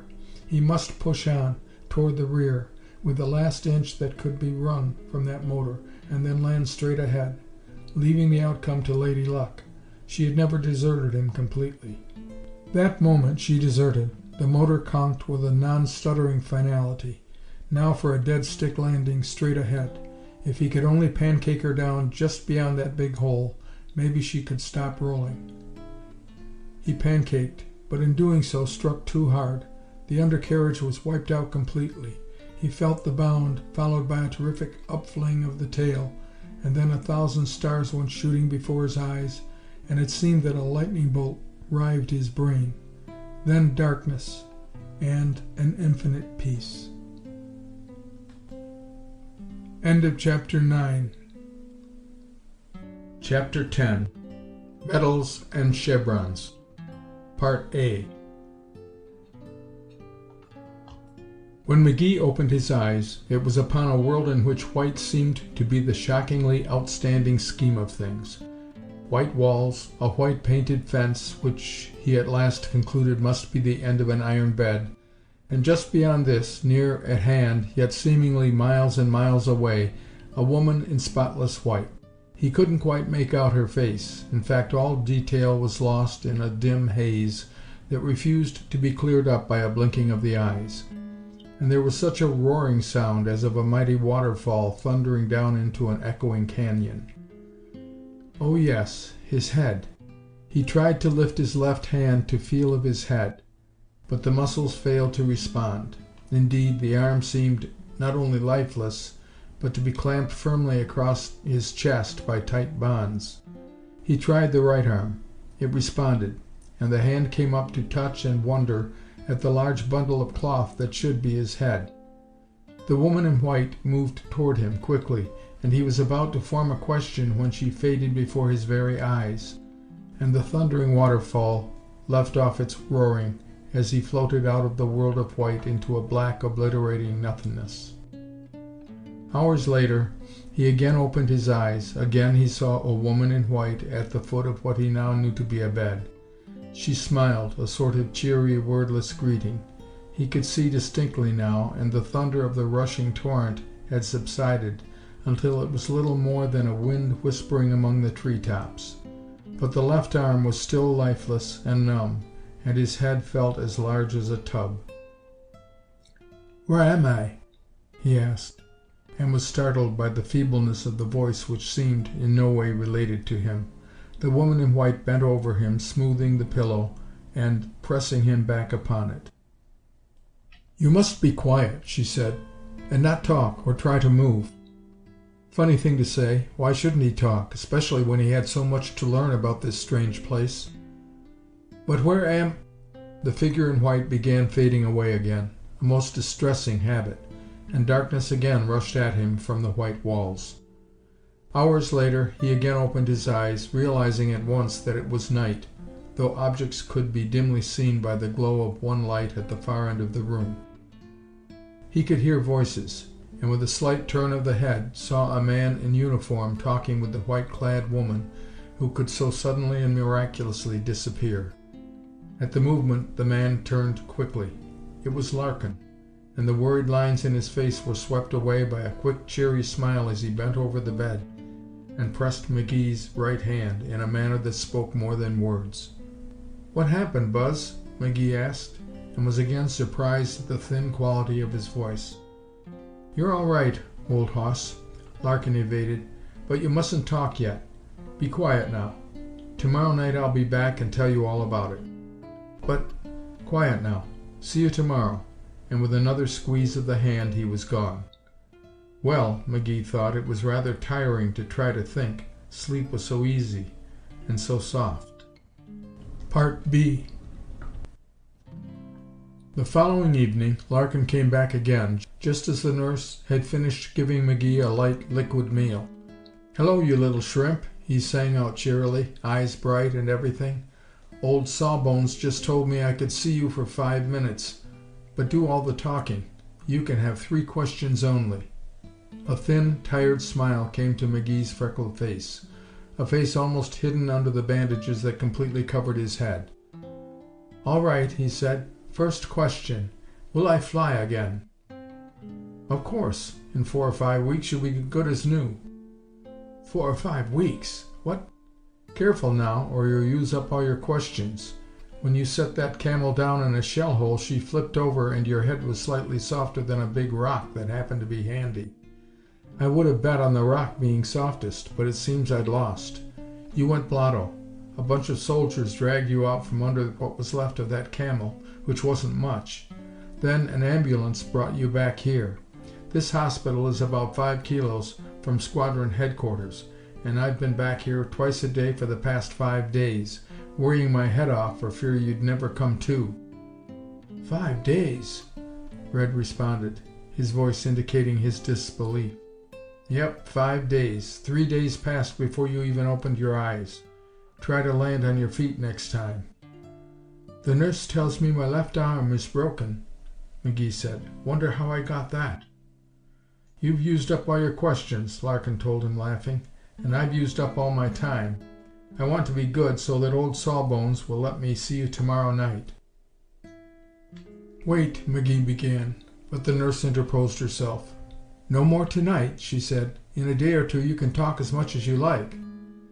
The next 2 or 3 days passed slowly for McGee. Each night Larkin came back from squadron headquarters in a motorcycle sidecar, but his stays were so brief that Red had no chance to get any but the most fragmentary news. As for news coming from the front, he could drag nothing from the nurses or from Larkin, and when he inquired after members of the squadron, Buzz would reply with an evasive, "Oh, they're all right," and shift the conversation into the most commonplace channels. 10 days of this, and the surgeon gave his okay to the use of a wheelchair, which was pushed around the grounds by one of the hospital orderlies.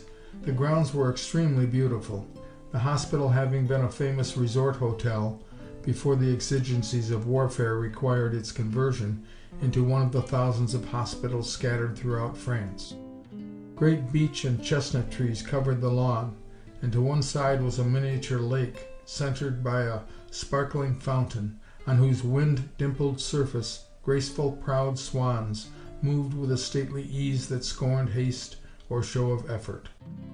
On the second day of exploration in the wheelchair, Larkin came in the afternoon, and relieving the orderly, pushed Red's chair down to a deep shaded spot by the side of the pond.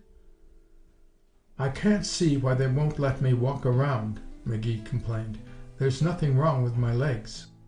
"No, but they're not so sure about that head yet. Another few days and you'll be running foot races," Larkin assured him.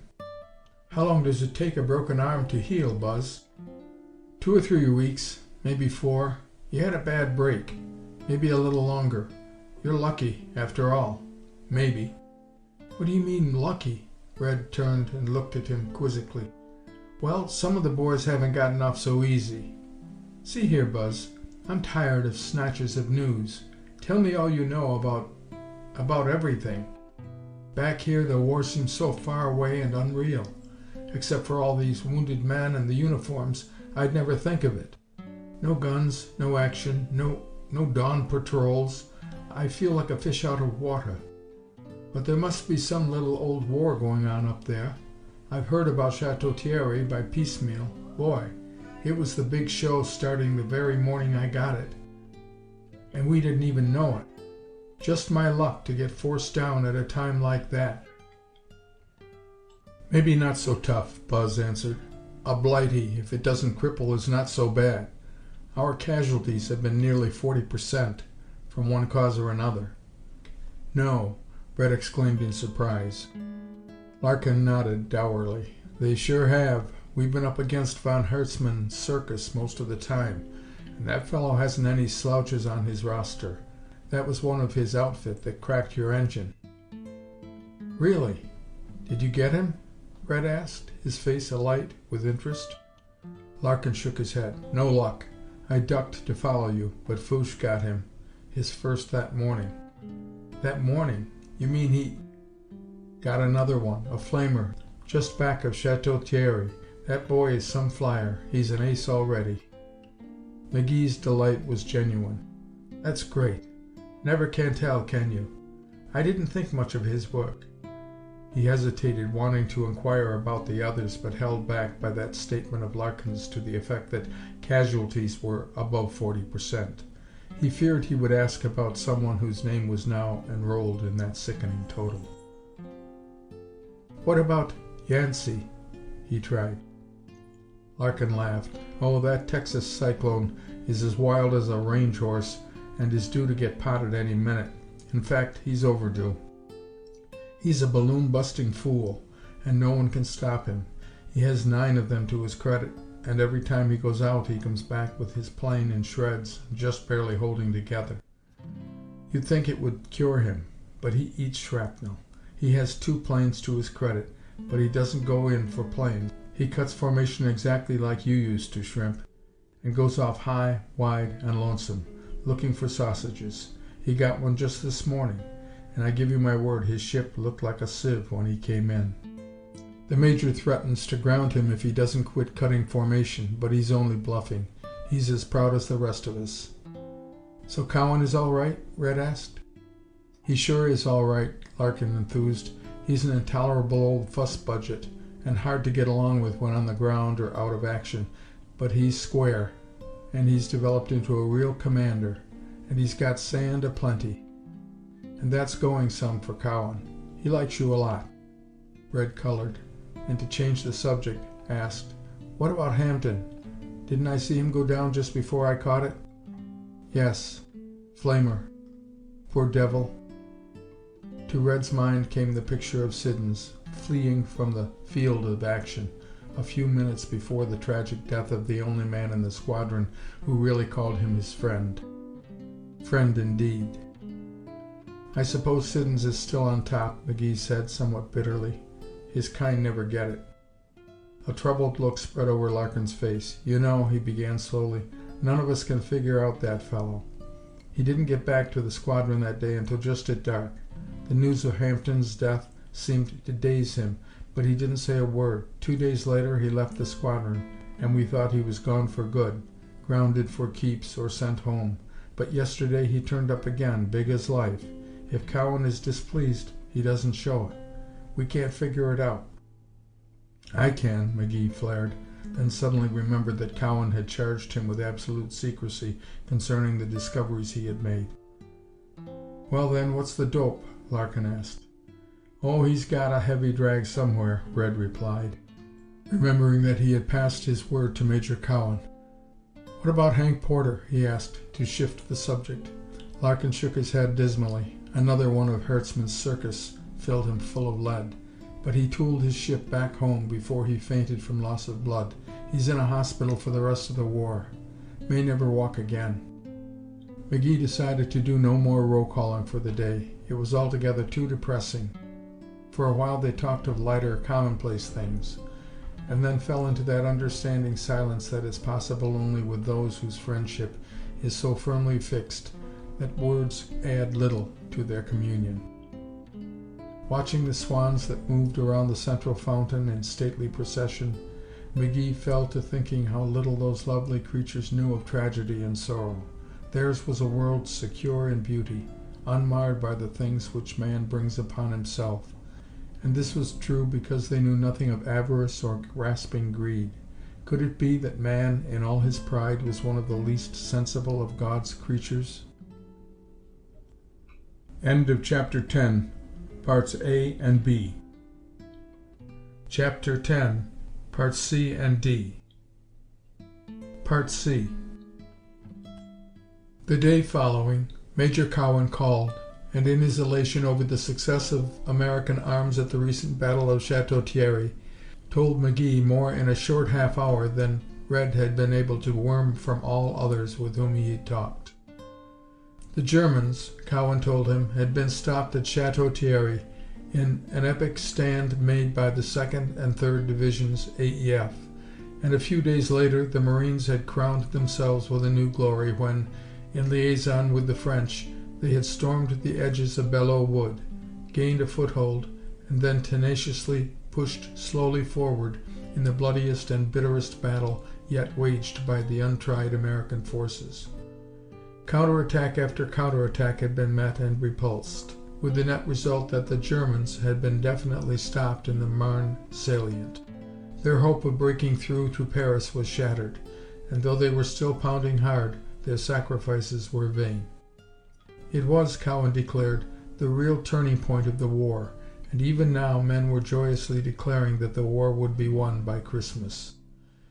As for the air forces, they had delivered beyond the fondest hopes of the High Command.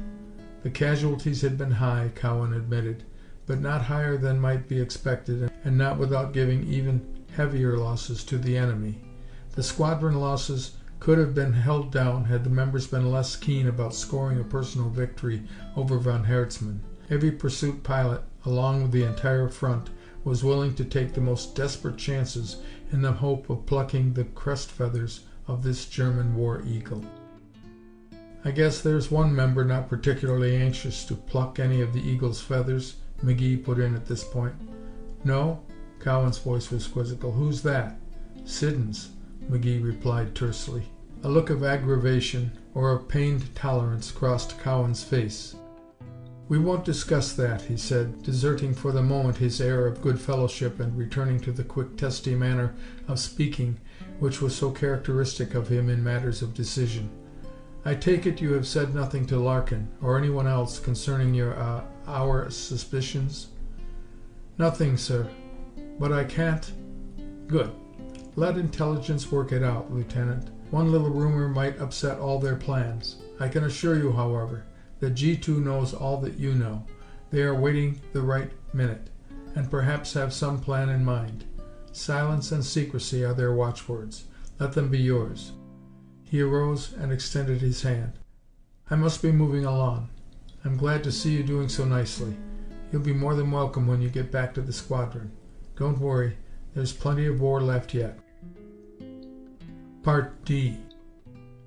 Perhaps there was plenty of war left, but McGee soon discovered that a badly broken arm and a cracked, cut head can be painfully slow in healing. Days dragged slowly by, with Larkin's visits as the only bright spot in the enforced inactivity. Then, to McGee's further distress, the squadron was moved to another front. Larkin had been unable to tell him just where they were going, but believed it was to the eastward, where it was rumored that Americans were to be given a purely American sector. This was unpleasant news to McGee. It meant that he would be left behind, and he could not drag from the hospital medicos any guess as to when he would be permitted to leave the hospital. Hospital life, with its endless waiting, sapped his enthusiasm. At night, in the wards, the men recovering from all manner of wounds would try to speed the lagging hours by telling stories, singing songs, and inventing the wildest of rumors. Occasionally, when the lights were out, some wag would begin an imitation of a machine gun, with its rat-tat-tat-tat, and another, catching the spirit of the mimic warfare, would make the whistling sound of a high-angle shell. In a few moments the ward would be a clamorous inferno of mimic battle sounds. Machine guns popping, shells screaming toward explosion, cries of gas, and the simulated agonized wails of the wounded and dying. Hit the dirt! Here comes a GI can! Look out for that flying pig! Over the top, my buckles, and give 'em the bayonet! Thus did men, wrecks in the path of war, keep alive their spirit and courage, by jesting over the grimmest tragedy that had ever entered their lives. And then they would take up rollicking marching songs, or sing dolefully, "I want to go home, I want to go home."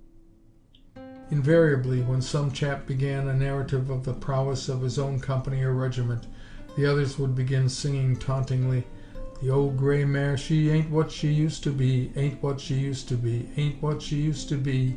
The old gray mare, she ain't what she used to be many long years ago." It wasn't really fun. It was only the pitifully weak effort to meet suffering, loneliness, homesickness, and fear with bravado. There is no one in all the world more lonely than a soldier in a hospital. Time becomes what it really is, endless and without hope of a change on the morrow. And the pay for it all was a gold wound chevron to wear on the sleeve, or a dangling, glittering medal testifying to courage and sacrifice. End of Chapter 10, Parts C and D. Chapter 11, Part A. The Ace and the Spy.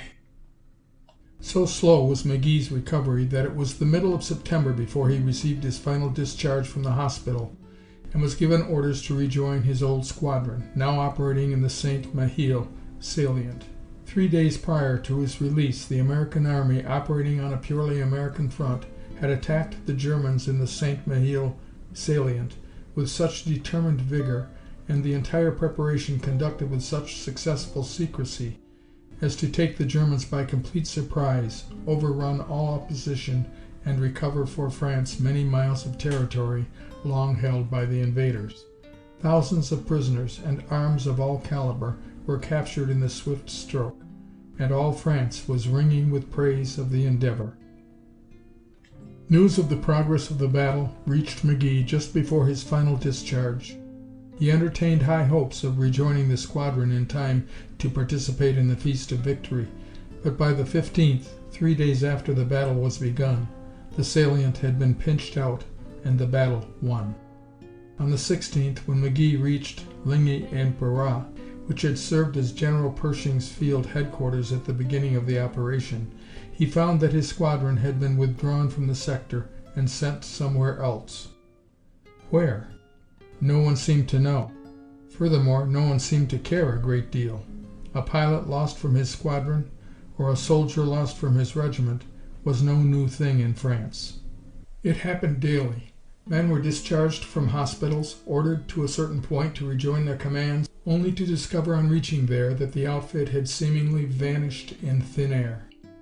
McGee spent a full day trying to find someone with the correct information as to the location of the squadron. At last, an officer on the general staff looked over McGee's papers and gave him a transportation order to a little town west and south of Verdun. "Is my squadron there, sir?" McGee asked. "They should be," the officer replied, "at least near there." And he closed the conversation as though that were quite enough for any pilot to know. But when McGee reached the town, part of the journey being by rail and part by motor lorries, he found himself as completely lost as possible. Again, no one seemed to know anything about the squadron. His search was made doubly difficult by the fact that there was an unusual air of activity. All the troops seemed to be on the move, and officers were far too busy with their own cares to listen to the troubles of a lost aviator. That night, McGee watched 2 or 3 regiments pass through the town, fully equipped for battle. It came to him suddenly that all this activity and night marching could mean only one thing: a new attack along some new front. Encouraged by the success of Saint-Mihiel, the Americans were going in again. But where? McGee put the question to a dozen officers, and not one of them had the foggiest notion of where he was going.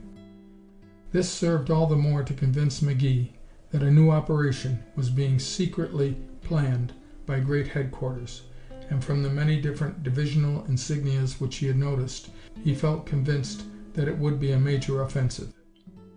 So, without displaying any lights whatsoever, the men and motors moved ever forward along the muddy road. The rain ceased as suddenly as it had come. The night was warm for September, and gray fog wraiths began rising from the ground. The sweating horses, straining at the big heavy guns at the side of the road, were blanketed in steam. The traffic on the pitch-black road was becoming increasingly heavy, and now and again halts were made until someone far ahead succeeded in working out the snarl. Then the troops would move forward again. McGee no longer had any doubts concerning what was in store for these thousands upon thousands of men, but he was beginning to question the wisdom of his own move. He made no attempt to engage anyone in conversation, fearing that it would result in some officious commander ordering him to the rear. Far ahead, against the black night sky, flashes of gunfire showed now and then, the following thunder establishing the fact that the front was within 3 or 4 hours marching time. The gunfire, however, was not heavy, being merely the spasmodic firing incident to such nights as communiques spoke of as calm. After another hour of marching, McGee noticed that they were on the edge of a shattered village. Not one single wall stood intact. As he reached the center of this stark skeleton of a once happy village, he saw that here the enemy had concentrated their fire. Here was a wall, standing gaunt and grim against the night sky, and over there, facing a little square, a shattered church still retained the strength to hold aloft its cross-capped steeple, the cross in a broken, blood-red world. McGee slowed his pace gradually and dropped from the line of march. He had considered himself fully recovered, but the last hour had sapped his small reserve of strength. He seated himself on a pile of stone in the dark corner of a protecting wall and wiped his brow. What with the long, hot march and the steam rising from the soaked earth, he was wringing wet. The experience had served to increase his respect for these plodding doughboys who considered this as only one more night like dozens of others they had experienced. Sitting there on the damp, cold stone, McGee considered his position. This town, battered by shell fire, would be forward of any position taken up by a pursuit group. To push on would be but to retrace his steps. It would also be folly, for he had no gas mask. Shells had reached this town before, and they might do so again. He was willing to take a chance with flying shrapnel, but deadly gas was something else again. He decided, therefore, to make his way to the edge of the town, find shelter if possible, and await the coming of dawn. Daylight, he reasoned, would be certain to bring him in sight of planes from some group operating on this front, and if he could locate a drome, his problem would be near solution. He made his way back along the lines of infantrymen, artillery, ambulances, and wagon trains, until he reached an old stone stable that had miraculously escaped destruction. Having no light, he groped around in the black interior, seeking a place where he might spread his coat for a bed. He stumbled against a ladder, which mounted upward into the cavernous maw of a loft. He climbed the creaking rungs, found footing on the dry floor, and stopped to sniff at the odor of the few wisps of dry, musty hay scattered thinly over the rough boards. He took a step forward, stumbled over a pair of legs, and landed head first on the stomach of another sleeper. Whoosh went the escaping breath of that truant soldier, followed by an angry outpouring of abuse. "Say, soldier, get your foot out of my face. What do you think this is, a football game?" "Pipe down," came a gruff voice from another corner. "Do you want some smart Louie to come up here and chase us out?" McGee smiled, wondering what would be their reaction should he announce that a Louie was even now in their presence. Perhaps it was his duty as an officer to rout them out and order them to rejoin their commands, but he felt no responsibility for these men of the line, and if they were as weary and sleepy as he, and doubtless they had more reason to be, then he could hardly blame them for falling out. With the morning, he knew these army-wise soldiers would go down the road until they found their outfits and there pour forth a plausible lie about becoming lost in the tangle and how they had searched all night for their company. McGee knew little enough about the American infantrymen, but he did know that for tricks that are vain, Bret Harte's famous heathen Chinese had nothing on the average soldier of the line, be he American, English, French, or a black man from Senegal. Cautiously he felt out a clear space, spread his coat over the rough timbers, and was soon sound asleep. End of Chapter 11, Part A. Chapter 11, Part B. While McGee slept soundly, blissfully removed from all scenes of conflict and completely ignorant of his exact location, a midnight conference of gravest nature was taking place in the little settlement of Landres et Saint-Georges, far behind the German lines of defense. 4 thick-necked, gray-haired German officers were seated at a long table in the front room of a chateau that had been in German hands for more than 3 years. Candles flickered uncertainly on the table, lighting the center of the large room, but leaving the corners in dim shadows. The 4 officers sat stiffly erect without comment, their eyes on the double door, as though they were awaiting someone.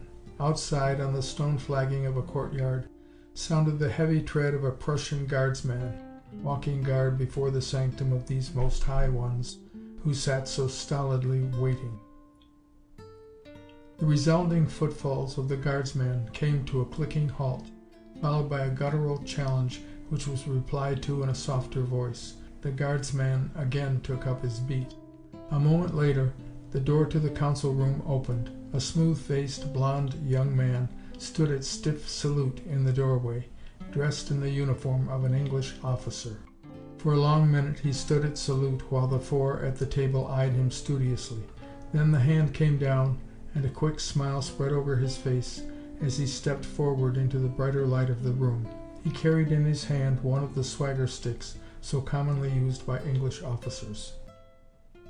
"Well, Herr Hauptmann," he addressed the officer at the head of the table, "do you find my disguise and my English sufficiently correct?" "Correct, yes," the heavy-jowled officer replied in German, "but not pleasing, Count von Herzmann. Himmel, how I hate the sight of the Englander's uniform and the sound of his thin, squeaky tongue. And I say to you again that this wild plan of yours is a fool's errand. I would forbid it had you not gained the consent of the General Staff. I do not understand it. You are too valuable to the cause for the General Staff to permit you to take such a chance. I say again, it is a fool's errand." Count von Herzmann smiled reassuringly. "Fool's errand, Herr Hauptmann," he responded in German. "Is there anything more precious to our cause than to learn just now where this next blow is to be struck? For the past 10 days, all of our secret operatives have sent us conflicting reports. The English and the French are too quiet on their fronts. It presages a storm. As for the Americans, we need not worry. They are still boasting of their victory at Saint-Mihiel. They will not be ready to strike again before late fall, perhaps not until spring." "Speak in English," interrupted one of the other officers. "Much as we hate it, we must see to it that it is perfect." "Right you are," von Herzmann replied with the perfect accent of a well-bred Englishman. "My 3 years' schooling in England was not for nothing, sir. Accent tapole, eh? What? Rather." He smiled at his own mimicry. "I was saying," he went on, "that we must discover where the English will strike next. Victory depends upon it." "Ja, das ist richtig," spoke up the stolid Oberstleutnant, who had been listening without comment as his gray eyes, deep set under stiff, bristling eyebrows, appraised the confident von Herzmann. "Ja, we must learn where the swine strike next. But must it be you to take the chance? You know the cost, should you fail." "Quite well, sir," von Herzmann replied, smiling. "A little party in front of a firing wall with myself as the center of attraction. Ah, well, what matter? I have about played out my string of luck in the air. Sooner or later, there must be an ending. I have a great fear that it will be the luck of some cub, fresh at the front, to bring me down. Ha!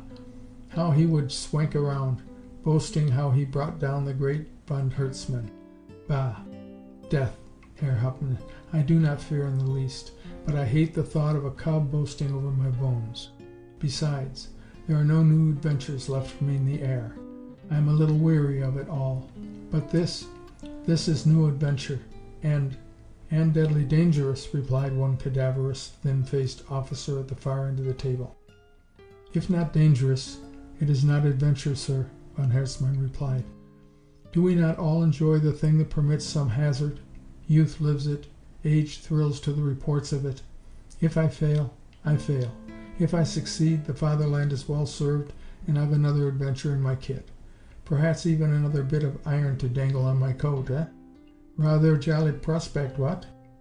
He again smiled at his own mimicry, as well he might, for the accent was perfect. But I won't fail, Herr Hauptmann. He became serious as he drew some papers from the breast pocket of his well-tailored, though well-worn, English uniform coat, which bore the marks of campaigning. See, he said, tossing down a little black fold, which the English issued to officers for identification, I am Lieutenant Richard Larkin, RFC, known to his familiars as Buzz. The picture, you will notice, is my own, placed there after we had carefully removed the one of the gentleman whose uniform and identification card I am to make use of. This, he tossed another paper on the table, is a pass to Paris, properly endorsed, and giving authority for refueling and repairing if needed. Neat enough, eh? The date, unfortunately, was originally in April, but our intelligence section has some very clever penmen, and you will note that the date now appearing there is as of September the 26th, and the period of the pass is for 5 days. The 26th, exclaimed the Oberstleutnant. So soon? That is the day after tomorrow. Yes, our operative will cross the lines tomorrow evening, just before sundown, in a 2-seater Nieuport. He will land just back of Montfaucon, and I will then recross the lines, will be set down back of Neuville, and will then begin the great adventure. I am to be back within 5 days, or... He shrugged his shoulder expressively. One of the officers banged his fist on the table. It is a fool's errand, I repeat, a fool's errand. If this operative with the Americans is back of Neuville, what is he doing there? Perhaps the Americans are there in force preparing to strike here. Impossible, the senior officer snorted. Attack the Hindenburg line? The Americans are stupid, but not so stupid as that. We know that a few Americans are in the sector south of Vauquois Hill. They are relieving the French there. And for what reason? So that the French may be moved up in the Champagne, east of the Meuse. That is where the blow will be struck. But even so, I have not the faith in this operative number 81, which the High Command seems to place in him. He has brought us much information, one of the others reminded. Yes, erroneous and tardy information. Not one thing have we learned from him but what was too late to be of value, and much of it inaccurate. Not always, von Hertzmann replied. He brought correct and timely information concerning the movement of that new American pursuit squadron, you will recall. And but for the accursed luck that brought those French spads down upon us at the wrong time, my circus would have potted half of them. Luck, the senior officer retorted heatedly. You call it luck. It was luck that we did not lose you and that you got your crippled plane back across the line. But can you be sure that those spads came upon the scene at the right moment, by chance? Count von Hertzmann shook his head. No, Herr Hauptmann. In this war we can be sure of only one thing: death, if the war continues. It must be brought to a speedy close. Daily now we lose ground. It is because of this that I made the urgent request to be permitted to undertake this mission. But, he smiled expansively, be not too fearful or alarmed. If I fail, if there be trickery in it, you shall have the privilege of avenging me. How do you mean, avenge you? Herr Hauptmann, war is a world-old game, with modern applications. You have read, doubtless, how in the olden times hostages were held. Yes, but it is not always effective. But it furnishes the crumb of revenge and retaliation. I am not without some fear for my safety, and because of that I will provide a hostage. You talk in riddles. Perhaps. But I give you the answer. Operative number 81 will come for me in a two-seater just at dark. But he will not be the one to take me back. Ach, Himmel. Das ist ziemlich gescheit. Count von Herzmann shrugged his shoulders at the exclamatory surprise and compliment. Clever? No. Merely an old custom borrowed from old wars. Operative number 81 will be held at the headquarters at Montfaucon, pending my return. If I do not return in 5 days, then he too will hold the stage a brief minute before a firing squad. Then perhaps we will meet beyond the Great Line, where there are no wars or rumors of wars. Is there anything else you have to take up with me now, Herr Hauptmann? Ach, yes.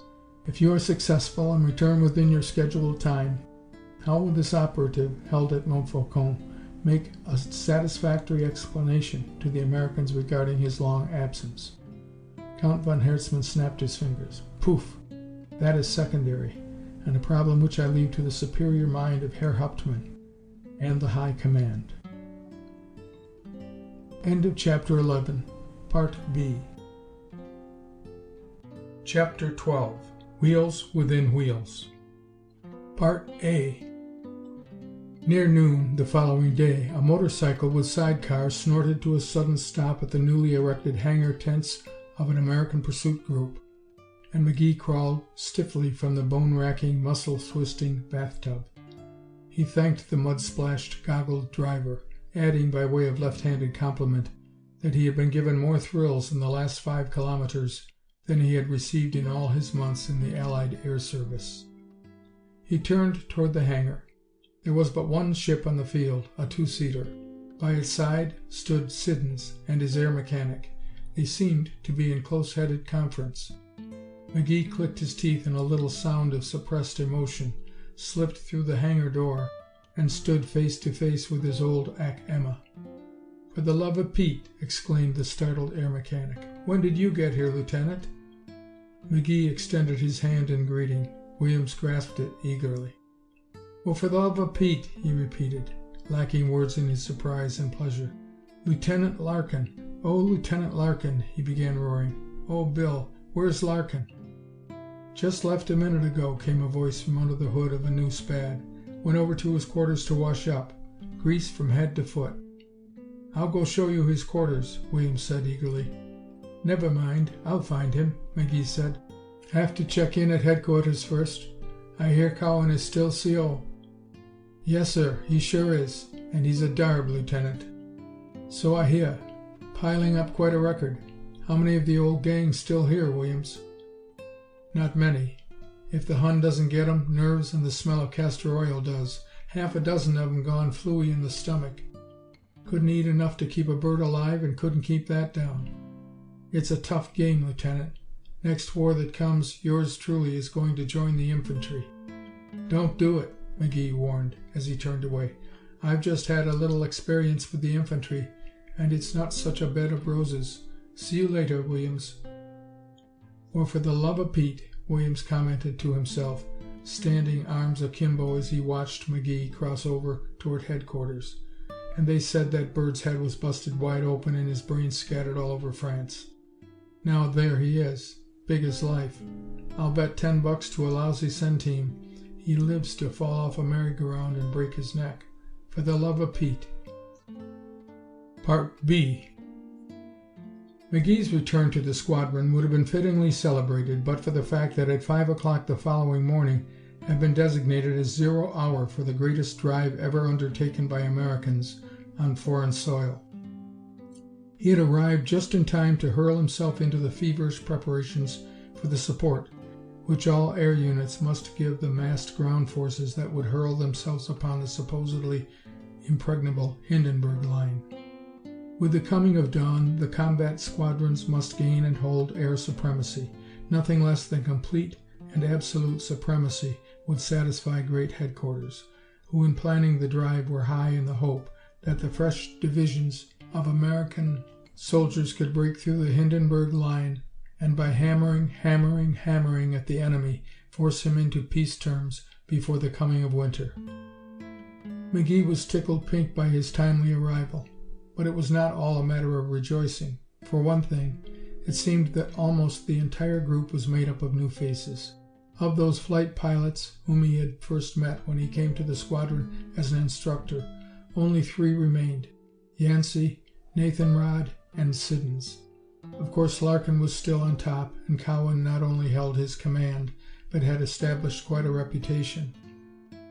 Yancey had earned the right to a nickname more appropriately fitting than the Flying Fool, for he was anything but a fool, and his mounting victories proved that he had something more than luck. Nathanrod, his nerve unshattered by his first unfortunate encounter with the enemy, was still as taciturn as ever, preferring to let his deeds speak for him. As for Siddons, McGee could get no information out of Larkin, save that everyone thought that Siddons had some pull. A good flyer, yes, Larkin admitted, but forever cutting formation, flying off where he pleased, absenting himself for 2 or 3 days, and returning with the thinnest of excuses. But he got by somehow, and Cowan was the only one who appeared friendly toward him. For the past 24 hours, Larkin told McGee, Siddons had been working on a 2-seater and had made 2 test flights. No one seemed to know what was back of it, but rather believed Siddons was to be transferred to observation, at least during the coming battle. To this information McGee made no reply, but secretly hoped that Siddons was in fact being transferred to observation, where his activities would be more easily accounted for due to the fact that he would be carrying an observer. Part C. Late that afternoon rain began falling, and at mess time the mess hall became the stage for exceptionally spirited banter and wild conjecture as to what would happen on the morrow. Confidential battle orders carried the information that artillery preparation would begin at midnight, continuing with great concentration until 5:30 a.m., 0 hour, when the attacking forces of 9 American divisions would storm over the top in the beginning of a titanic struggle to carry the famous Hindenburg Line and sweep the Germans back through the Argonne and beyond the Meuse. Every fighting unit had been given comprehensive plans of the objectives and of the ground over which they were to advance. The air units were especially drilled in the battle plans, for great headquarters would look to the observation section and to the pursuit planes for a full measure of information as to how the battle went. Major Cowan's pursuit group was only one of the many ready to begin operations on this new front, but none could have shown more enthusiasm and eager expectancy than did this group of young men, who wolfed down their evening meal and jested in a strained, light-hearted manner that betrayed the nerve tension under which they were laboring. Tomorrow morning was the start of the big show. All the pilots were present at this meal save Siddons, who had taken off alone in a 2-seater a few minutes before sundown. He had let it be known that he was reporting to observation for special duty, and no one seemed sorry to see him go. The evening meal was scarcely finished when McGee and Larkin were forced to withdraw from the good-natured kidding match by a summons to report to Major Cowan. They obeyed, grumbling, and with heated, spirited contention that they were beyond doubt the most command-ridden lieutenants in the entire AEF. He wants to spend half the night with those maps all of us have been getting goggle-eyed over for the past 2 days, Larkin complained as they approached Cowan's hut. He's a map hound, if there ever was one. I think that bird knows every trench line, strong point, pillbox, and artillery PC between here and Sedan, and so do I. He's pounded it into my head. I wish I knew as much. McGee quickly resigned himself. This drive is all so sudden and unexpected to me that I hardly know where I am right now. I've an idea the old man is going to tell me I can't go along. Don't worry, fellow, Larkin told him, pausing at the Major's door. Every guy with 2 arms, 2 legs, and 2 eyes will be along on this little fracas. Believe me, this is to be some show. As they entered, they noticed that Cowan stood with his back to the door, bending over a large map spread out on the table. What did I tell you? Larkin whispered to McGee. We're in for a session of night map flying. McGee did not hear him. His interest was upon a sergeant and 4 privates who were seated on a bench against the wall, just to the right of the door. He noted that they wore sidearms only, and that on their sleeves were the blue and white brassards of the military police. MP, eh? Then something was up. Cowan turned from his map. "Ah, you are here, Sergeant," he addressed the non-com in charge of the detail. "Post your detail just outside the door and wait. If anyone approaches with a prisoner, admit them." "Yes, sir," the detail filed out. Cowan saw the look of question on the faces of the two pilots. "You are wondering why they are here, huh? Well, they have been sent down from Corps headquarters to take charge of a prisoner. We hope to hold a little reception here within a short time, possibly any minute now." "Who is to be honored, Major?" Larkin asked. "A rather well-known gentleman," Cowan replied tantalizingly. "Both of you are quite well acquainted with Lieutenant Siddons, I believe?" Larkin looked at McGee in astonishment. "No, sir," McGee replied to Cowan. "No one in this outfit knows that fellow very well." "Quite right," Cowan agreed.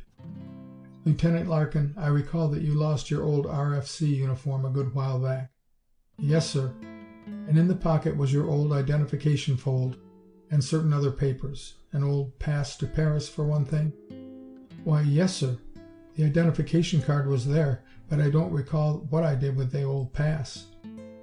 "It was there," Cowan told him, "and it grieves me to inform you that the uniform, and all that the pockets contained, was stolen by Lieutenant Siddons." "What? Are you sure?" "There is no doubt about it. Furthermore, he delivered them into the hands of the enemy." Larkin was too dumbfounded for words, but McGee displayed little surprise. "So you have at last found out what I knew all along, Major?" Red asked. "Not at last," Cowan replied with meaning emphasis. "Your uniform, Lieutenant Larkin, will be returned to you soon, we hope." "Oh." McGee jerked his head toward the door. "So that's the reason for the MPs. You are going to nab him?" "Not exactly that." Cowan was enjoying the curiosity provoked by the suspense he was creating. "I believe both of you have heard of a certain German ace, Count von Herzmann?" "Have we?" Larkin replied. McGee ran his fingers along a white scar still showing through the hair which had not yet grown out long enough to be the flaming red mop of old. "Seems I've heard of him," he said. "And I seem to recall that one of his flyers left me this little souvenir on top of my head. I'd like to pay the Count back, in person." "You'll never get the chance," Cowan replied. "But if all our plans work out, you will meet him in person soon, in this very room." "What?" It was a duet of surprise. "Yes, here, Count von Herzmann in person, and in Lieutenant Larkin's long-lost uniform." Both McGee and Larkin sank weakly into two convenient chairs, the expression on their faces disclosing that they were trying to select the proper order of the first of 1,000 questions. "Well, what's that got to do with Siddons?" McGee at last found stammering tongue. "Where does he come in?" "He comes in a few minutes after the Count. He will land the Count in a field near here, let him alight, and then take off again and proceed to this drome. The Count, left alone, will doubtless make his way into the woods bordering the field, where he will be promptly nabbed. That little drama should be taking place now. For your information, the credit for this coup goes to Lieutenant Siddons." McGee and Larkin stared at each other, scarce believing their ears. "Well, what do you know about that?" McGee's half-audible remark was the trite expression so commonly used by those who are staggered by a sudden revelation. "I know all about it," Cowan said, actually laughing. The first time either of the others had ever heard him even so much as chuckle. "I know all about it, and I've called you here for two reasons.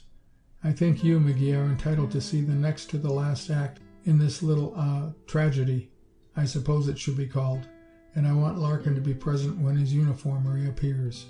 I might need him for purposes of identification." "But," Cowan lifted a protesting hand, "don't ask questions. Better let me tell it. The story will have to be brief and a bit sketchy, for time flies. The things you don't know about all this would fill a book. Perhaps I had better start at the beginning. In 1914, when the war first broke out, the man you know as Siddons was living in Germany with his father and mother, and was in his second year in a Berlin university. He was born in America, of German-American parents, For your information, his right name is Schwartz, not Siddons." "I always thought he looked like a German," McGee said. Cowan merely nodded. "Naturally, he does. His father, who had come to America in his youth to escape 4 years in military service with the colors, developed into an exceedingly shrewd businessman and had been sent back to Germany as the Berlin representative of one of our large exporters. Though he had become an American citizen, he was, quite naturally, genuinely sympathetic with Germany as against England and France. But when it began to be almost a certainty that America would be drawn into the war, the Schwartz family held a family conference, and the old man declared himself as being loyal to America, his adopted country, if war actually came. During the months of strained relationship between our country and Germany, the Schwartz family had to keep their mouths shut and saw wood. Then, suddenly, America declared war. Many Americans and German Americans were caught in Germany. This was the case of the Schwartz family. The old gentleman was arrested, in fact, and the military authorities claimed that since he had never served with the colors, he was subject to their orders. Then young Schwartz, the man you know as Siddons, saw a chance to relieve the pressure and at the same time serve America in a most unusual way, a way not possible with one man in a million. "Serve America? You mean Germany?" Larkin interjected. "I said America," Cowan replied testily. He did not like to be interrupted. "You'd better let me tell it my way. As I was saying, Siddons, claiming to be in complete sympathy with the German cause, offered his services to them as a secret agent, unfolding a plan which they, in their alarm and need, swallowed, hook, line, and sinker. The plan was this. He proposed that he be given instruction in Secret Service work and then be returned to America, where he would pose as a loyal American, get in the Army, and serve as an undercover man for Germany. They fell for it like a ton of brick, following the stupid reasoning that because of his German blood he must by nature be truly German. It may sound funny to you, but they preach that very thing, and they truly believe it. Well, certainly young Schwartz was cast perfectly for the role. He was widely traveled, spoke German fluently, and his English was flawless. They were quick to see the advantages. His proposition was accepted. He was given a brief schooling in their spy system, and then for show he was ordered out of Germany under the fictitious name of Siddons. The rest was easy. We had a very poor spy system at the beginning of the war. There was no such branch of service as we now call G2, but it was forming, and to them Schwartz made his way, unfolded his plan, and after a careful checking up on his story, they decided to take a chance. A spy within a spy. Wheels within wheels. It was a great idea. Do you see it? His two auditors made no sign other than a staring, amazed look. G2 was at first suspicious, Cowan went on, but he gave them so much information concerning actual conditions in Germany that they could no longer doubt him. They sent him to an aviation training school, telling him to guard his neck at all times and not run any undue risks. You know the rest, or most of it. He has been invaluable to us, and tonight he will pull his greatest job. And since I have made free to tell you all this, you may be certain it is his last trip across the lines. He reports that the German High Command is getting a bit suspicious, and he dare not trust his luck much further. McGee, who had been listening with intense interest, exhaled audibly as Cowan finished his narration. "Well," he exclaimed, "I'll never jump to conclusions again. Now I know why that fellow has always acted like he was answerable to no one but himself. And I thought him yellow. And next I thought he was a spy. Well, I was right about that, but the wrong way around. I take my hat off to him. It takes nerve to fill his job." "It does indeed," Cowan agreed fervently. "Perhaps you recall how I bawled him out for cutting formation over Vitry that day when we were on our way up for our first action, and how I sent him over the lines on a mission to locate von Herzmann's circus?" McGee nodded. "I certainly do remember it. You sure said plenty." "Hokum. All hokum," Cowan said. "Actually, he was going over on a daylight mission of an entirely different nature. and what I said in your presence was merely to mislead you. Unfortunately, you happened to see him running the Archie fire and saw the signals which he had used again and again in crossing over. When you reported to me, we feared the cat was out of the bag. There seemed to be only one way out, to pledge you to secrecy and lead you to believe that we were simply waiting for the proper time to bag him. I knew you would keep your word, and that is another reason why you are here, as a sort of reward. You are the only one who has ever had any such suspicions." Larkin laughed mirthlessly. "That makes a lot of chuckleheads out of the rest of us, doesn't it?" "Oh, I wouldn't say that, Lieutenant, but you did make life rather hard for Siddons. He was afraid to form close friendships. Poor Hampden was the only one he was ever very close to, and Hampden was as ignorant of the facts as any of you. Siddons had to be careful. He knows that the Germans also have spies. Should they get proof of his duplicity, he would be a doomed man." "Well," McGee sighed again, "he can have my share of that kind of service. I prefer to meet mine without any blindfold over my eyes. I'll make my apologies to him, and admit to his face that he has more nerve than most men I know. But there is one thing I can't get through my head, Major. How could he keep fooling them if he never took them any information?"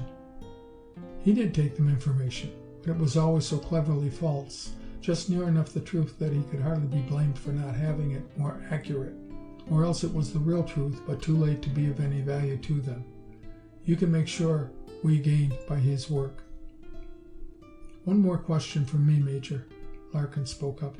"What makes you so sure that Count von Herzmann—" The door was thrown open by a helmeted, muddy doughboy sergeant from the lines. Then into the room, followed by the mud-spattered doughboy and the MP detail, walked a smiling, confident, blond young man, attired in the uniform of a member of the British Air Forces. The suddenness and surprise of the movement started the ends of Cowan's mustache to twitching. "Sir," spoke up the muddy infantryman, "here's that bozo we all been looking for." Major Cowan arose. "Count von Herzmann, I believe," he said as calmly as though it were a social meeting. The prisoner lifted his eyebrows in well-feigned surprise. "There is some dreadful mistake here, Major," he said with a calm assurance as he took from his pocket a small identification fold, bound in black leather. "I am—" "Just a moment," the Major interrupted. "Permit me first to introduce one of these gentlemen, Count von Herzmann. This is Lieutenant Richard Larkin, whose uniform you are now wearing and whose identification card you hold in your hand. I am sure you are glad to meet him." For the briefest moment von Herzmann's mouth dropped open. He knew the jig was up. Almost immediately, however, he regained the debonair, easy grace of a splendidly poised loser. He bowed to Larkin, who stood with mouth agape and eyes popping out. "I am indebted to Lieutenant Larkin for the use of his uniform," von Herzmann said. "I regret that it will probably be returned to him with bullet holes in it. Oh well, such is war, eh? Perhaps he can find some satisfaction in keeping it as a souvenir. He can point to the holes and say, 'Count von Herzmann, the German ace and spy, was just behind these holes.'" Every man in the room felt awed and a trifle uneasy. Here was a man whose cool courage they could envy. Not every man can face death with so grim a jest. "However," von Herzmann turned to Cowan, "it gives me pleasure to report that I foresaw the possibility of this very thing, and so arranged matters that a certain Mr. Schwartz, whom you call Siddons, will be shot 5 days from now." "What?" Cowan stormed. He wheeled to the sergeant. "Sergeant, where did this man—" "The sergeant doesn't know," von Herzmann put in. "He is the third man in whose charge I have been placed. Perhaps you had better let me tell you, Major. Your planes are quite wretched and inferior, sir, and when the engine of the one I was making use of died suddenly, we were forced to land quickly and take what the fates had in store. We struck an old shell hole, turned over, and my pilot was killed, poor fellow. Too bad it wasn't the other way around. He wore his own uniform and could hardly have been shot as a spy." Cowan sank into a chair, rather heavily. His poise was no match for von Herzmann's, who seemed to be getting a keen delight out of the Major's discomfiture. "I was not at the controls," von Herzmann continued, "but the engine sputtered as though it were out of fuel. Major Cowan nodded his head sadly. It was. Poor Siddons was right, he mused, seemingly unconscious for the moment of the presence of the others. Only half right, von Herzmann corrected, smiling. No, Cowan replied with spirit, all right. He feared you might become suspicious and double-cross him. And with that in mind, he put just enough gas in the tank to carry the plane there and part way back. He made rather careful tests, but he installed another tank with a feed line that he could cut in case he were flying the plane. If not, well, you see what happened. Count von Herzmann merely shrugged his shoulders at this piece of news, which must have been irritating in the extreme. Ah, well, he said easily, one cannot think of everything. In our haste to get away, neither I nor my pilot thought of that possibility. Very clever fellow, this man Schwartz. We both made good guesses, and we both lose. Kismet, we both serve our country, and we both get shot. So be it. Wars are very old, Major. Death quite as common as life, and the old Hebraic law still operative, an eye for an eye and a tooth for a tooth. In this case, an ace for an ace and a spy for a spy. Even up, and the war rolls on. I wonder, Major, just when it will close. Seemingly, as an answer to his question, from toward the front came the sudden roaring of thousands of guns. Doors rattled, the ground quivered, and through the window the sky was alight with a pulsating red-white glare. For a few minutes every man in the room stood listening. What is that? Count von Herzmann asked at last. The beginning of the end, Cowan answered. You wondered when it would come. Soon now. Nearly 5,000 heavy caliber guns are blowing your trenches to bits and will continue until we go over in the morning. So? The German's face was a picture of pained surprise. So the attack comes here? Gott. Had I known. Had we known. He paused, obviously pained, then again resumed his jesting poise. You can be sure, Major, that I regret I am not on the receiving end of your artillery preparation, and that I shall be unable to meet your squadron with my circus tomorrow morning over the lines. I dare say, was Cowan's reply as he turned to the sergeant in charge of the military police detail. Sergeant, take charge of the prisoner and deliver him to 1st Corps headquarters, and make sure that he does not escape. The sergeant saluted, grinning expansively. He's got a fat chance to get away from me, sir, he said. I'm the spy-buttonist baby in this man's army. You will treat him with courtesy, Cowan ordered. He's a brave man. Yes, sir, the sergeant replied. So was Nathan Hale, sir, but he got shot just the same. End of Chapter 12. Chapter 13, Parts A and B. The last of the big shows. The following morning had no dawning.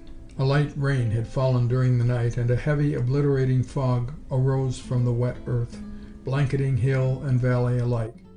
So dense was it that troops in the front lines, peeping over the top in anxious nervousness as they awaited the 0 hour, saw nothing but a wall of white that made the shell-tortured land before them more mysterious than any dream of battle ever fancied.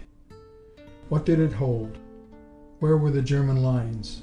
And just what had been the effect of this 5-hour tornado of screaming shells?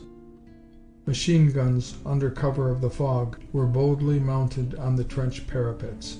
They danced and chattered on their tripods as they pounded forth streams of lead upon the unseen enemy positions. 0 hour at last. Along the line, officers blew shrill whistles, or some, calmer than the others, gave the signal with a confidently shouted, "Let's go!" Over the trench tops poured thousands of khaki-clad warriors, sallying forth in the most resolute endeavor ever attempted by American troops. They had not advanced 10 feet from the trenches before the fog swallowed them magically, and many were never to retrace their steps. The big show they had so long waited for was here with an ear-splitting, nerve-wracking tempest of thundering guns. The big parade. Part B. At any other time, the Air Forces would have stayed safely at home, not daring to take wing on such a day when the ceiling was scarcely higher than a man's head. But now they must go out, at any cost, blindly flying and vainly seeking some view of the advancing troops. But they went out singly, for to attempt formation flight on such a morning would be to court disaster and death. McGee and Larkin were the first of the squadron to take off for the front, the interval between their time of departure being sufficient to avoid any meeting as they climbed. The fog bank was much thicker than McGee had anticipated. At 100 feet he could not see a thing above, below, or on either side. He headed his new ship, a swift Spad, in the direction of Vauquois Hill, intending to cross the line there and hoping that the crest of the hill might loom up out of the fog. Vain hope. It was impossible to see a thing. Any minute he might go plowing into some hillside or foul his landing gear in the tops of trees. It was eerie business, this flying by instinct and facing the dreaded possibility of coming a cropper. Several times he cut his motor, and at such times could hear the din of battle below, and it was not any too far below either. Added to the fear of crashing was the thought that at any second he might cross the path of a high-angle shell which had been directed at some enemy strong point. It was not a pleasant thought, but he could not shake it off. Certainly the air was full of them, and if he was to get any information as to the progress of the battle, he must keep low and accept all hazards. Then, too, there was the chance that he might meet up with some other plane drilling through the fog. Well, he thought aloud, I'm a poor prune if I lose my nerve now. I expressed my opinion of Siddons, and gee, how he'd like to be facing no more than this. It was a depressing, angering thought. 5 days, von Hertzmann had said, then Siddons would face a firing squad. In the meantime, there was no human agency on the Allied side of the line that could stop the inexorable march of time and the certain death which this man must meet. It was this latter fact, the feeling of helpless impotency, that fired McGee's brain with reckless daring and sent him boring through the fog like an angry hornet. He soon found that this was of no avail, and at last, seeking something that might be of value, he climbed out of the earth-blanketing fog into the clear sunlight, encountering clear blue sky at some 1,500 feet. Below him now was a billowing sea of fog banks, tinted by the sun which had climbed about it. A short distance ahead he sighted an enemy triplane Fokker, but before he could give chase it had dived into the fog. Over to the right, in what he thought must be the general direction of Montfaucon, he saw a single-seater Nieuport cruising around. He headed for it, and soon identified it as Yancey's plane. The wild Texan was sitting above the fog, patiently waiting, as a cat waits for a mouse, for some observation sausage to come nosing out of the fog. Tex knew that the sun would eventually burn up the fog. The enemy, also knowing this, would be sending up their sausages so as to have them in position when the fog passed. Certainly the enemy had reason to see all that could be seen, for by this time they must be hard-pressed indeed. Directly in McGee's path, about halfway between his plane and Yancey's, a black, formless bulk loomed out of the fog. A sausage. McGee drove hard for it and noted that he was in a race with Yancey, whose quick eye had sighted it. The black bag was hardly out of the fog bank when tracers from McGee's and Yancey's guns began streaming into it. It exploded with amazing suddenness, the flaming cloth sinking back into enveloping billows of fog. Yancey banked sharply, flew alongside McGee, and shook his fist, as though to say, "Go and find a rat hole of your own. This is my territory." McGee chuckled. The Texan, instead of trying to catch some view of the far-flung battle lines, was out to increase his score. McGee dived back down into the fog, hoping that it might be lifting. Down below, he knew, a mighty struggle was on. Lines of communication would be shot all to pieces in the rain of heavy shells. Great headquarters would be waiting anxiously for some news of the real status and progress of the battle.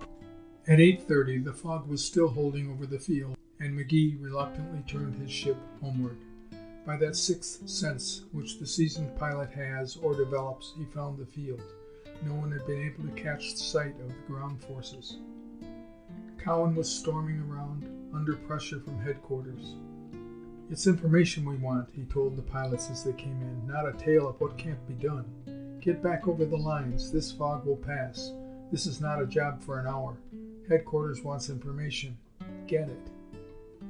To McGee, he said, with something of a sting in his voice, "Considering the chances Siddons used to take, I think this squadron, his own group, would be equal to this task." It was a lash. Furious, yet realizing the justice of the taunt, McGee again took off, determined not to come back until he could bring some real news of the battle's progress. End of Chapter 13, Parts A and B.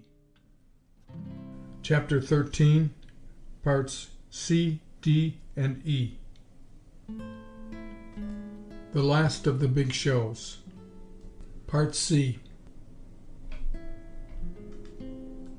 That was the longest, hardest day ever put in by American aviators.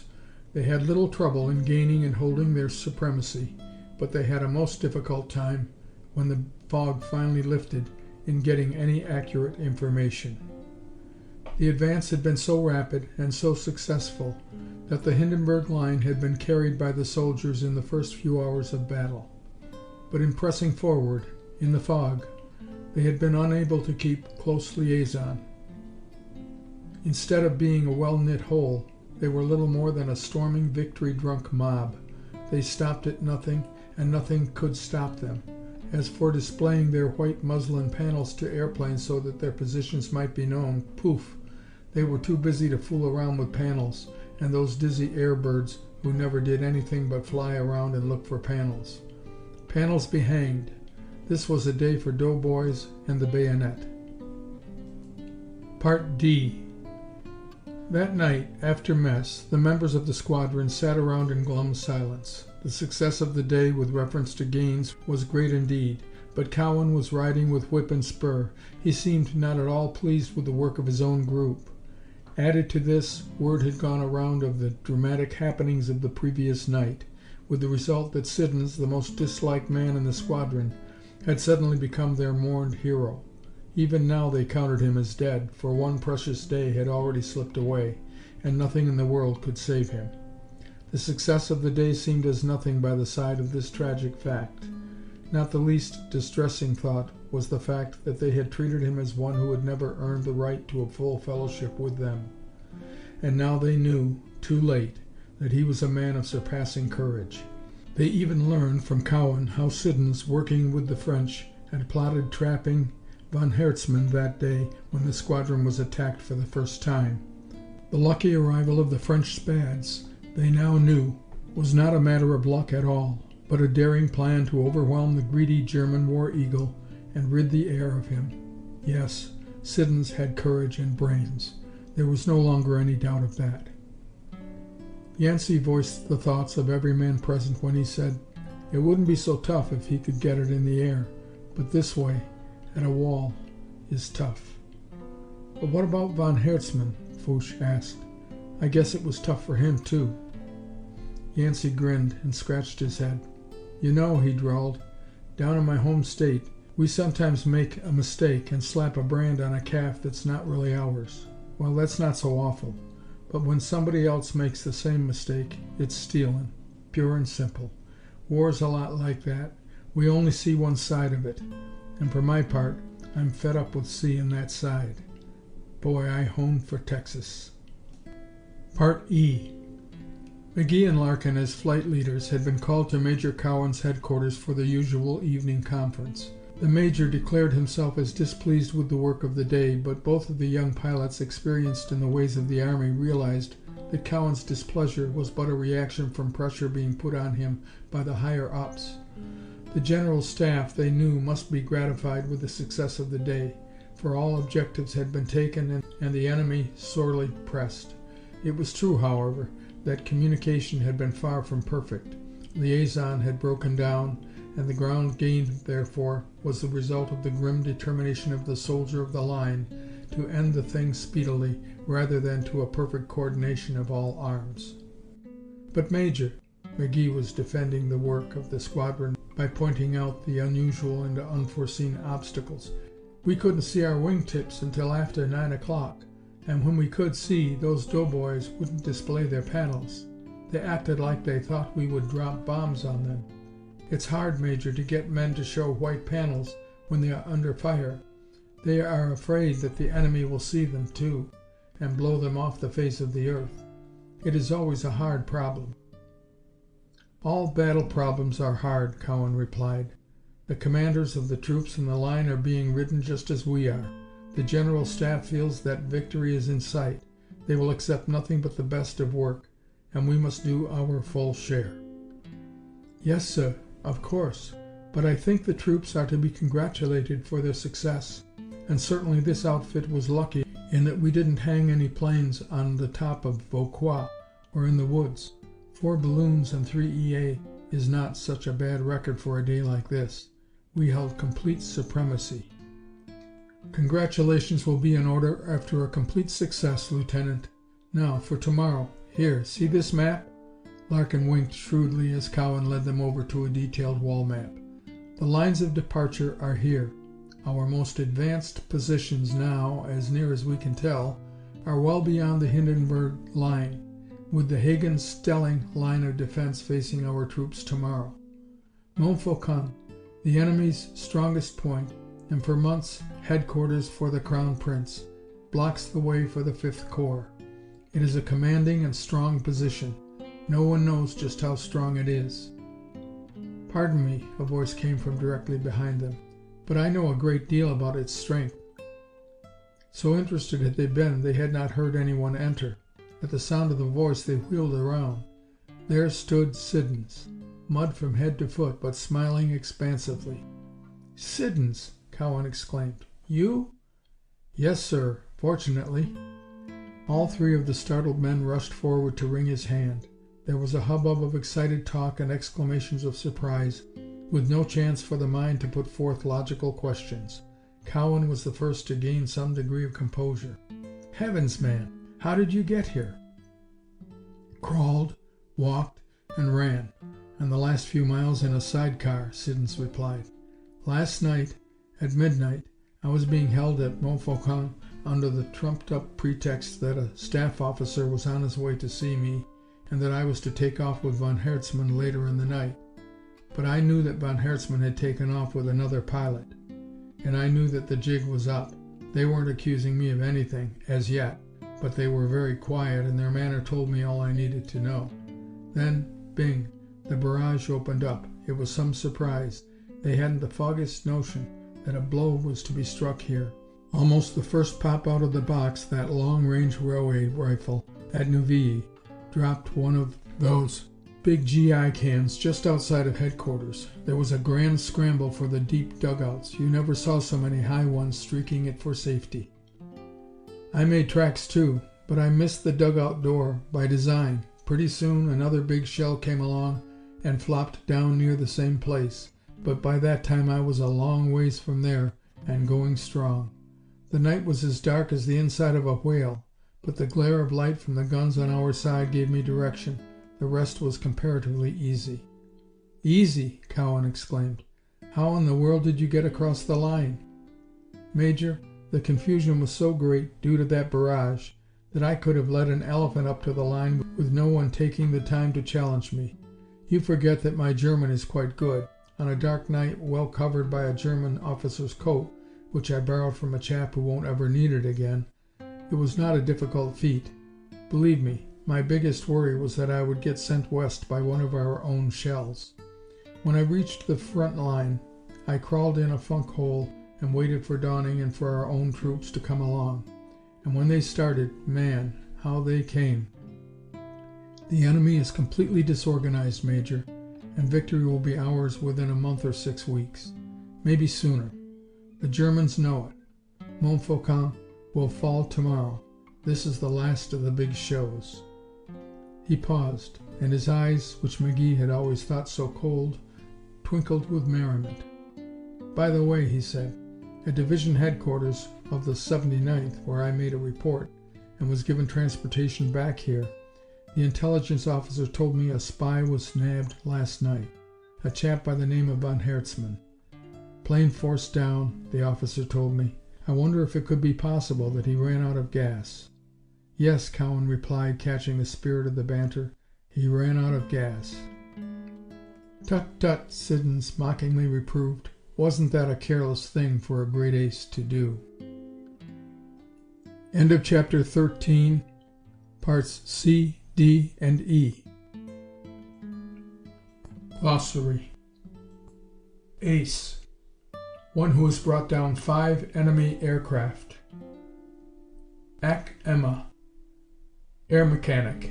In military service, certain letters are given distinguishing sounds such as A is Ac, D is Don, M to distinguish it from N becomes Emma. Aileron. Movable segments of planes, which, though of small surface, control the lateral balance. Albatross. German combat plane. Archie. Anti-aircraft artillery fire, probably so called because of arc of the projectile's flight. Backwash. The wind wash caused by the propeller. Barrel roll. A wing over acrobatic maneuver. Black roses. Puffs of black smoke appearing suddenly as shell explodes high in the air. Blighty. English slang for a wound, generally applied to a wound serious enough to cause removal to England. Blipped his motor. Raced. Rapid advancement of throttle.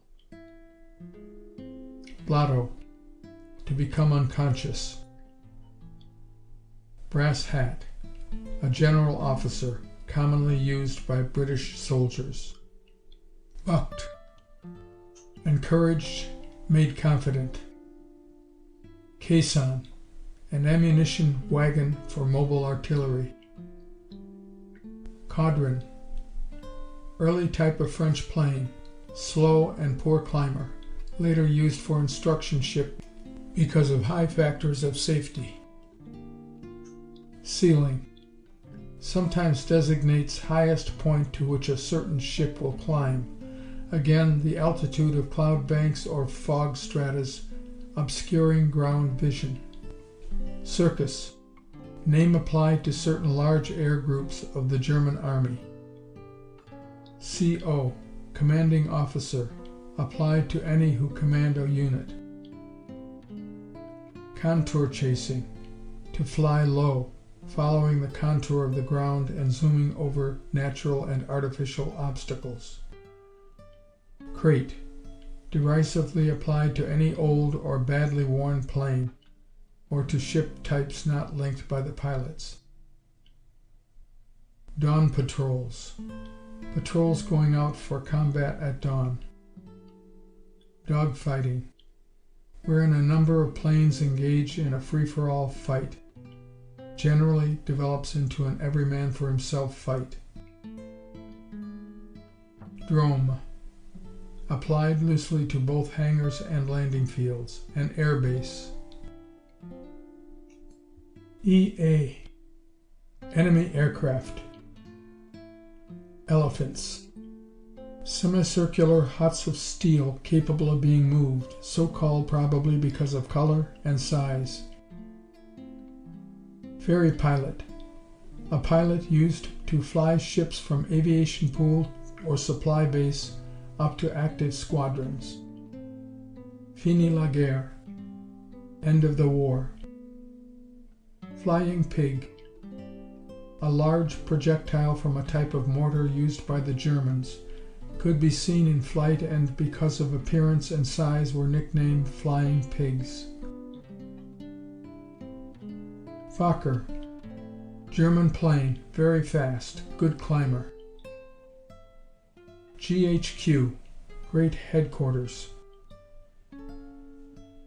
G2. Intelligence Department of Great Headquarters. Great Headquarters was divided into several groups designated for convenience by lettered numerals, such as G1, G2, and G3, etc. GI cans. A large shell, Because of size and usual coat of gray paint, soldiers declared they resembled the galvanized iron cans used for garbage, hence GI can. GO, General Order. Hedge hopping. Another name for contour chasing, flying dangerously low and zooming over obstacles. Hightail. A plane, when at highest speed possible straight ahead, carries its tail high. To hightail means to go at highest rate of speed. Immelmann.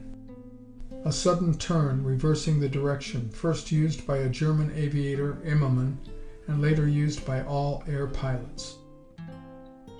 Intelligence. That section of Great Headquarters devoted to the handling of all spies and the collection of information concerning the enemy. The activities of the department are too great to be outlined in a brief definition.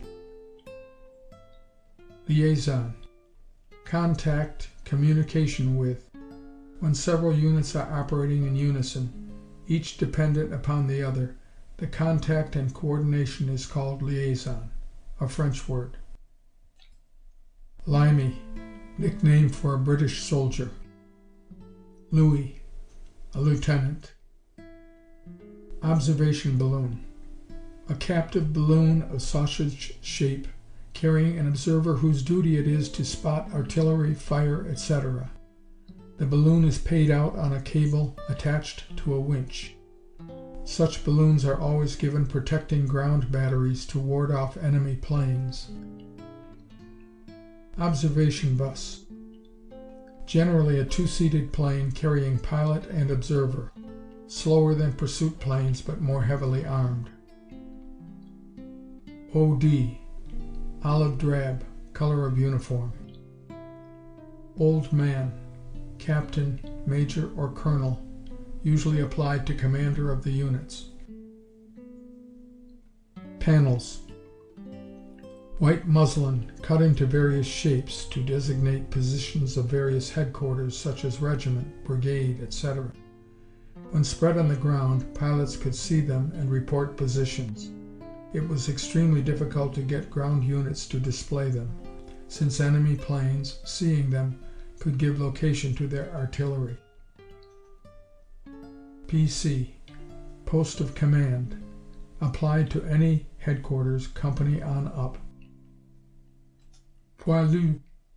French private soldier. Prop. Propeller. Pursuit pilot. Pilot of combat plane. Put the wind up. To frighten, to cause to lose courage or morale. Revving. To accelerate motor rapidly. Ring sights. Type of sight designed to make it possible to get on a rapidly moving target. Much time was spent in training pilots in gunnery and proper understanding of ring sights. RFC. British Royal Flying Corps. Sawbones. Army surgeon. Sent west, going west. To be killed, to die. Side slipping. To slip off the wing. Solo. First flight student pilot makes alone. Spandau. German machine guns used on combat planes, twin guns frequently with single control. Stall. To climb so rapidly as to stall the motor, putting upon it a load heavier than it can continue to pull. If care is not taken to ease off, plane will go into a spin. Tarmac. The line of departure on the field, often applied to the entire field. Tout de suite. Tout de suite. French phrase adopted by Americans. Quickly, hurry up, at once. Triplane. German planes, especially Fokker, had short fin-like projections under the usual planes, and while quite short and not a true plane, gave the ship the name of triplane. Were quite fast, good climbers, and maneuvered easily. Upstairs. Generally applied to high altitude flights, sometimes applied to any flight, regardless of altitude. Very light pistol, a type of pistol used to fire a shell somewhat larger than a 12-gauge shotgun shell, and which contained luminous star signals, such as red stars, green stars, white stars, etc. The meaning of the signal depended upon the color and number of these floating stars. Washout, to destroy or badly damage a plane, variously applied, sometimes applied to planes obsoleted by the Air Service. White roses. Allied anti-aircraft artillery used high explosive, which showed white on bursting. Germans used black powder, which showed black. Windsock, a conical strip of cloth on a staff atop the hangars to give pilots wind direction. Wipers, nickname soldiers gave to Belgian town of Ypres. Yaw off, to slip off desired direction due to lack of speed or wind resistance. Zoom, to pull the nose up sharply and climb at an angle too great to be long sustained. End of glossary and end of Aces Up by Covington Clarke.